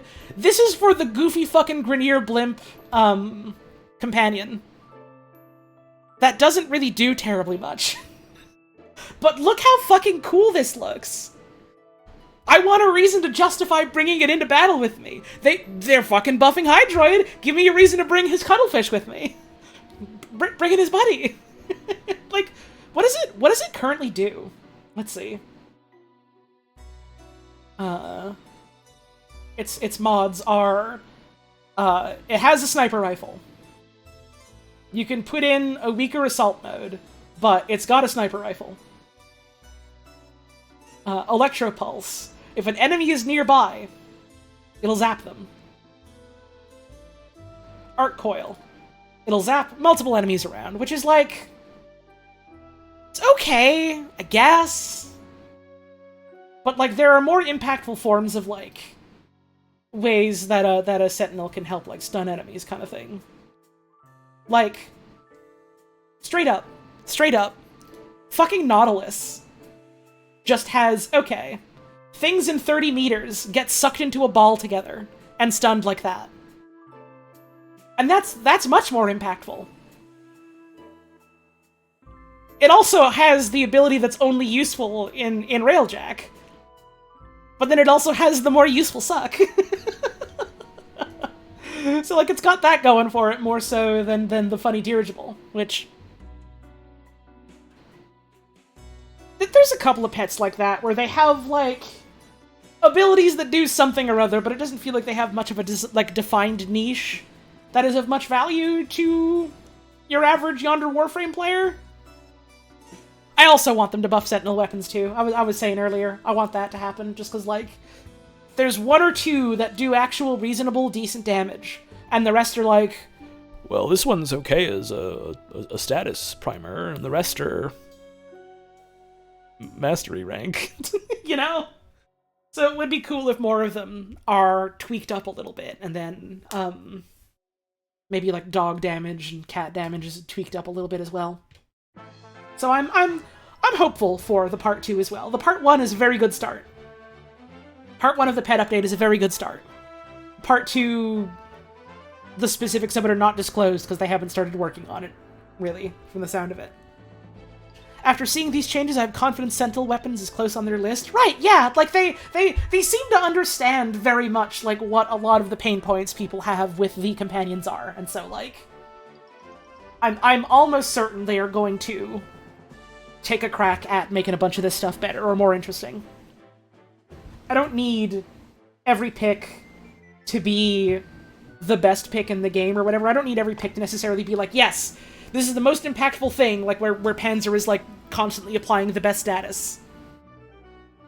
But I want them to be interesting and I want them to be impactful. It's okay if I only want to use it, like, in certain situations. But I want it to be interesting and impactful in those situations. I want... I want cool shit. Like Nautilus, I think, is a good example. Given that, A, it comes with fucking Vergla, and Vergla does a whack ton of damage. And then it has the Suction, which is useful. And then it has Auto Omni, which is pretty much exclusively just, you use this in Railjack. But it's useful in that niche when you're doing Railjack. Build a cracked battle pet, give them the one what clones them, and you go invisible on Avara? Jesus Christ, unleash the hounds! Fucking marking a target in the fox hunt, and then 30 angry dogs come out of the bushes and bite you to death. That's great. That's a fun idea. I like that. I like that. Take a frame with a huge fucking energy pool, give them the worst efficiency you can, and just emit dogs. Just emit dogs. Do it on fucking Garuda! Garuda has a huge fucking energy pool, and you can fucking rake away your own health to give yourself energy back. Do it on Garuda!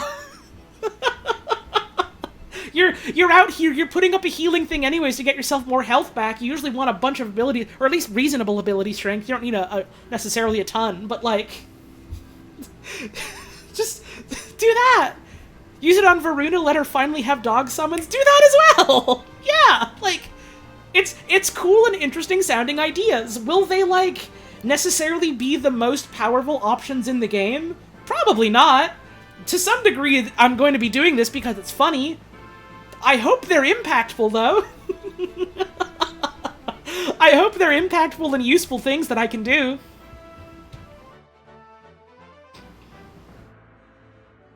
So yeah, I'm excited. I'm hopeful. I'm the patient gamer. Oh, no, I wanted to go to warframe.com for one more quick thing before we wrap up. Because in the dev stream, they also showed off, like, the new frame coming, Dagoff, who is Headless Horsewoman. And she has a cool design, and I like her. She's pretty. And she has no face. And that's cool. Warframe Coffee. They're doing a Warframe Coffee tie-in thing. And the, like, head of community stuff was talking about how, like, yeah, I was in, like, a room by myself, like, all day, trying 30 different types of coffees they sent us, and I was feeling really normal about it. Other stuff. They're doing the Quest to Conquer Cancer stuff again, which is always good. I'm happy about that. It always makes me happy. It feels like the lowest fucking bar for a fucking company to do And yet there are so many that don't cross that bar. But all the same, it does make me happy so often to see the Warframe folks being like, yeah, you know, this month we're doing, like, some sort of charity event, and we're, like, giving a bunch of our money away to, like, charitable causes in and around Canada. And a bunch of proceeds for, like, our big events are going to different charities around Canada and stuff like that. I don't know, it's... You can read into it very cynically, but all the same, it's nice to see them trying to do good, you know? I think it's neat. I think it's neat. Anyways, Headless Horsewoman. They very quickly went over what her powers did, and not super greatly, because they had to talk about everything else on that damn stream, which we spent, you know, a couple hours reading over today. I think they said Sevagoth Deluxe is coming, like, next update. Next major update, not this one. Which, it happens. I am looking forward to it, though, and it does look cool. Anyways, she's cool. I like her. She comes with a new sword with a sickle on a chain. It's awesome. This has been a delightful time. You re-downloaded Warframe? Let's go. Warframe? Straight up, Digital Extremes. You should start fucking paying me for how much I get people into your video game again. A bitch needs to play her bills. Pay me. I'm gonna keep playing your game, though. I'm gonna keep giving you my money, though. Anyways, she's got abilities. And she's a horsewoman. So her passive is, there's a chance whenever you get an energy orb or a health orb that it's just more effective. There are arcanes that do this. Arcanes are a different thing you can slot into your Warframe that gives certain conditional abilities. And there are some that are like, oh, when you pick up an energy orb, it's just stronger. When you pick up a health orb, it's just stronger. And this is just her passive, so you can, you know, slot other things in there instead. Paying you, I will. Thank you on the forefront for the resub, much appreciated. Quest to Conquer Cancer is cool, like that they do it every year. Yeah, it is a sweet thing that they do, like, on the regular, and it makes me happy. It's like, it's also, like, a very, very personal thing to them, because, like, I remember very early on in, like, Warframe's life, they lost one of their employees, like, to cancer. So, like, it's not just a, like, oh, you know, we'll get a tax deduction by giving to charity type of thing. It's like, this is very personal to them, and I appreciate them, you know, like, doing what they can to do good about it. It makes me happy. It makes me happy. As someone that has lost quite a few people to cancer, it makes me happy. So it's a neat little passive. It'll do some stuff every now and then. You could maybe consider not running those specific arcanes on her because of that. You got weird scythes, or word scythes, or however you want to pronounce those. You get a bunch of spinning projectiles, and they do viral. Viral damage, viral status. If it hits an enemy affected by Phantom Wrath, it refreshes the curse and applies the curse to nearby enemies. What's that mean? Well, here's her second ability. It's called Doom. Yelling at you so loud that you get a curse. Just a fucking beam of yelling at you from her face hole. And it does low damage, inflicts the curse, which is Phantom Wrath. You can stack it multiple times, and when you do, it does multiple damage instances. And so you want to stack a bunch of it, and then you can use the scythes to spread it to a bunch of people. Kind of thing is what it sounds like, so that's neat. And from the sounds of it, it's like, you know, if you hit one guy with the scythe when they're doomed, it gets all the other guys around them doomed. And then you hit the other guys around them with the scythes, and it spreads to the original guy and all the other guys kind of thing. So it chains into itself from the sound of it. That's how you stack it up, which is cool. Third ability is Grave Spirit, which is you whack on a critical buff on yourself, and if you die, you turn into a damn ghost. You kill people because you're a damn ghost. And then you get back to life, and then your ability's on cooldown before you can do it again, which is a neat little sort of survive, come back to life type of ability. And her fourth ability is Horse Blast. And they didn't really cover what Horse Blast fucking does on stream. They literally just went, and yeah, here's her fourth ability, it's Horse Blast. You blast horses. I'm gonna press play and you can see, look. It's Horse Blast. Look, it's fucking Horse Blast. Use Horse Blast! Please! It's Horse Blast. You blast horses at them. It's Horse Blast. You shoot them with horses. It's Horse Blast.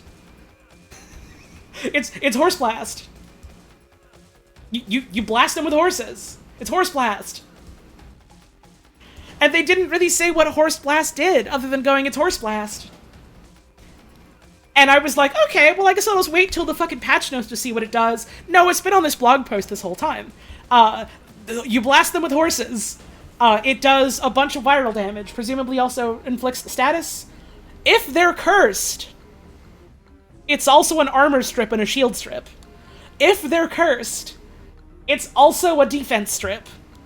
They didn't mention that on stream. I feel like that's kind of an important thing to mention about Horse Blast, but hey, it's Horse Blast. And the rest of the stuff they showed on stream is either some specific stuff about how you get the frame, or stuff that we covered already in the dev workshop posts. Whew! Okay, so that's it. That's Superegg. You now understand the mathematical proof for Superegg. You now understand it. It's now easy. It's quite simple. You get it. You understand now.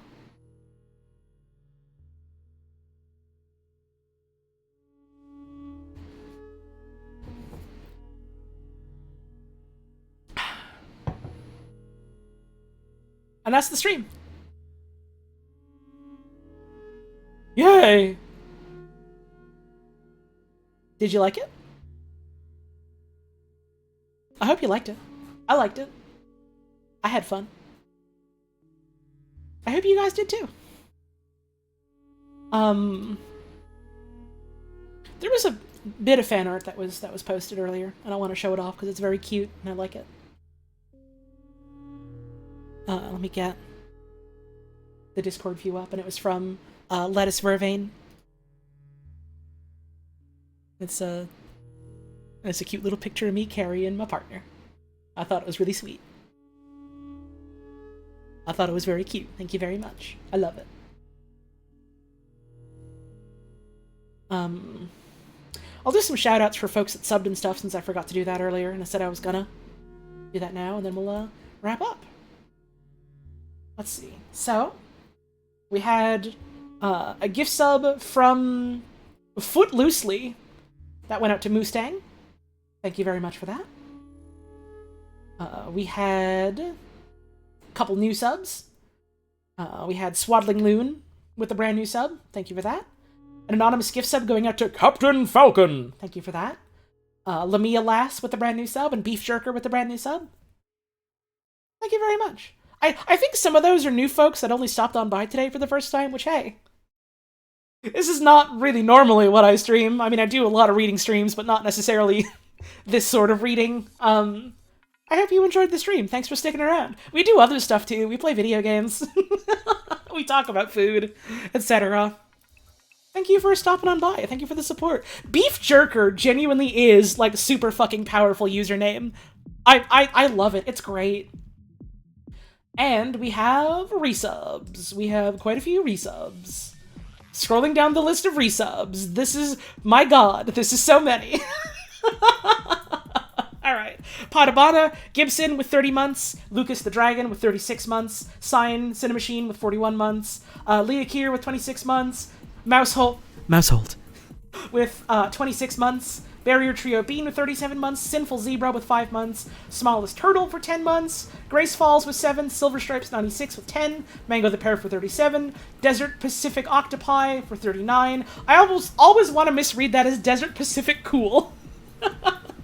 Sadicon with 3 months, Zirkwood with 40, Elk Turtle with 40, Narimali with 34, Fun Apocalyptic with 41, Asterisk Dragon with 11, Gravel Road with 36, PP Time with 12. Congrats on the year. Medibot with 40, Itharia 1 with 6, Professor Sean with 6, Healy's Feelies with 21, Bramble Lake Garden with 39, Dog Yelp with 27, Dr. Fubbles with 21, Tiffany Wynn, my friend Teffy with 32, James 7T with 7, Zada Mouse with 27, Cotton Candy Wooloo, my friend Candy with 29, Fungus Potion, Peregrine, shouts out with 25, Honest Tom's Discount Beef with 30, Not Always Carlos with 34, The Sun is Fine, great username, with 15, Dutesneck with 40 months, Gracious Victory with 41 months, Froggy Blitz with 7 months, Happy Frog Legs with 33, Edgar Ware with 40, Transgirl Trish with 25, Voligen with 6, Professor Pangloss with 33, and On the Forefront with 4 months of resubbing. Thank you very much, and thank you Funpocalyptic for the $5 tip. That's all of them. Yay! So, more streams this month. Back to it. I'm back home. I'm raring to go. I'm fired up. There will be more streams this month than there were in September, certainly. Probably not too many this week, because I'll be real, I'm still way fucking jet lagged in a major way. So I'm trying to deal with that. Slowly. Maybe not surely, but certainly slowly. So maybe 1 or 2 more this week. On Sunday, I'm hoping to squeeze in the final Splatoon 3 single-player stream with Puzz. Well, final until, the expansion comes out, but who knows when that is. It's gonna be a while. Final of the vanilla single-player mode. Well, that'll probably be a bit of a longer one while we do the Last Worlds and the funny bonus at the end, and that'll be fun. Then maybe something else this week? We'll see. I want to get back to the regular week-by-week stuff next week. We'll see how busy Puzz is with her schedule, because she's got grad school stuff going on, she's got project stuff going on, she's got job stuff going on, but we'll try to do streams with her, because I like doing streams with her, and she likes doing streams with me, it turns out, so we'll see. We want to get back to Ghost Trick and finish that, and we want to get back to Layton and finish that. And then we also want to squeeze in eventually Pikmin 2, and also we eventually need to get back to Yakuza. We got too many things we want to do, it's fucked. It's fucked. And then, other streams when Puzz isn't around. I said I was going to play a horror game soon. I want to ideally do that in October, it feels thematic. I want to play Soma. I'm gonna play Soma. That was a straight-up subathon reward, so I'm gonna play goddamn Soma. I also want to get back to Dracula. I want to get back to finishing off the commissions that people paid for from art streams a while ago. Stuff I want to get back to, stuff I want to start, etc., etc. You know how it is. I'll do my best to make it work. I'm looking forward to it.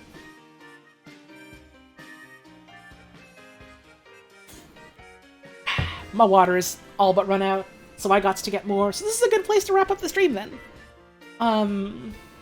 You will probably catch me on a friend's stream tonight, and you'll see when that's announced. I think it's going to be a good time. I'll be around again later this week at some point. Probably Sunday at the very least, but maybe other days too. Maybe I'll see you then. Or maybe I'll see you around some other time, but no matter what happens, before we head off, I'd just like to say, have a wonderful rest of your day. Thank you very much for tuning in. Make sure you're taking care of yourselves and taking care of the folks around you. And I hope we see you again soon.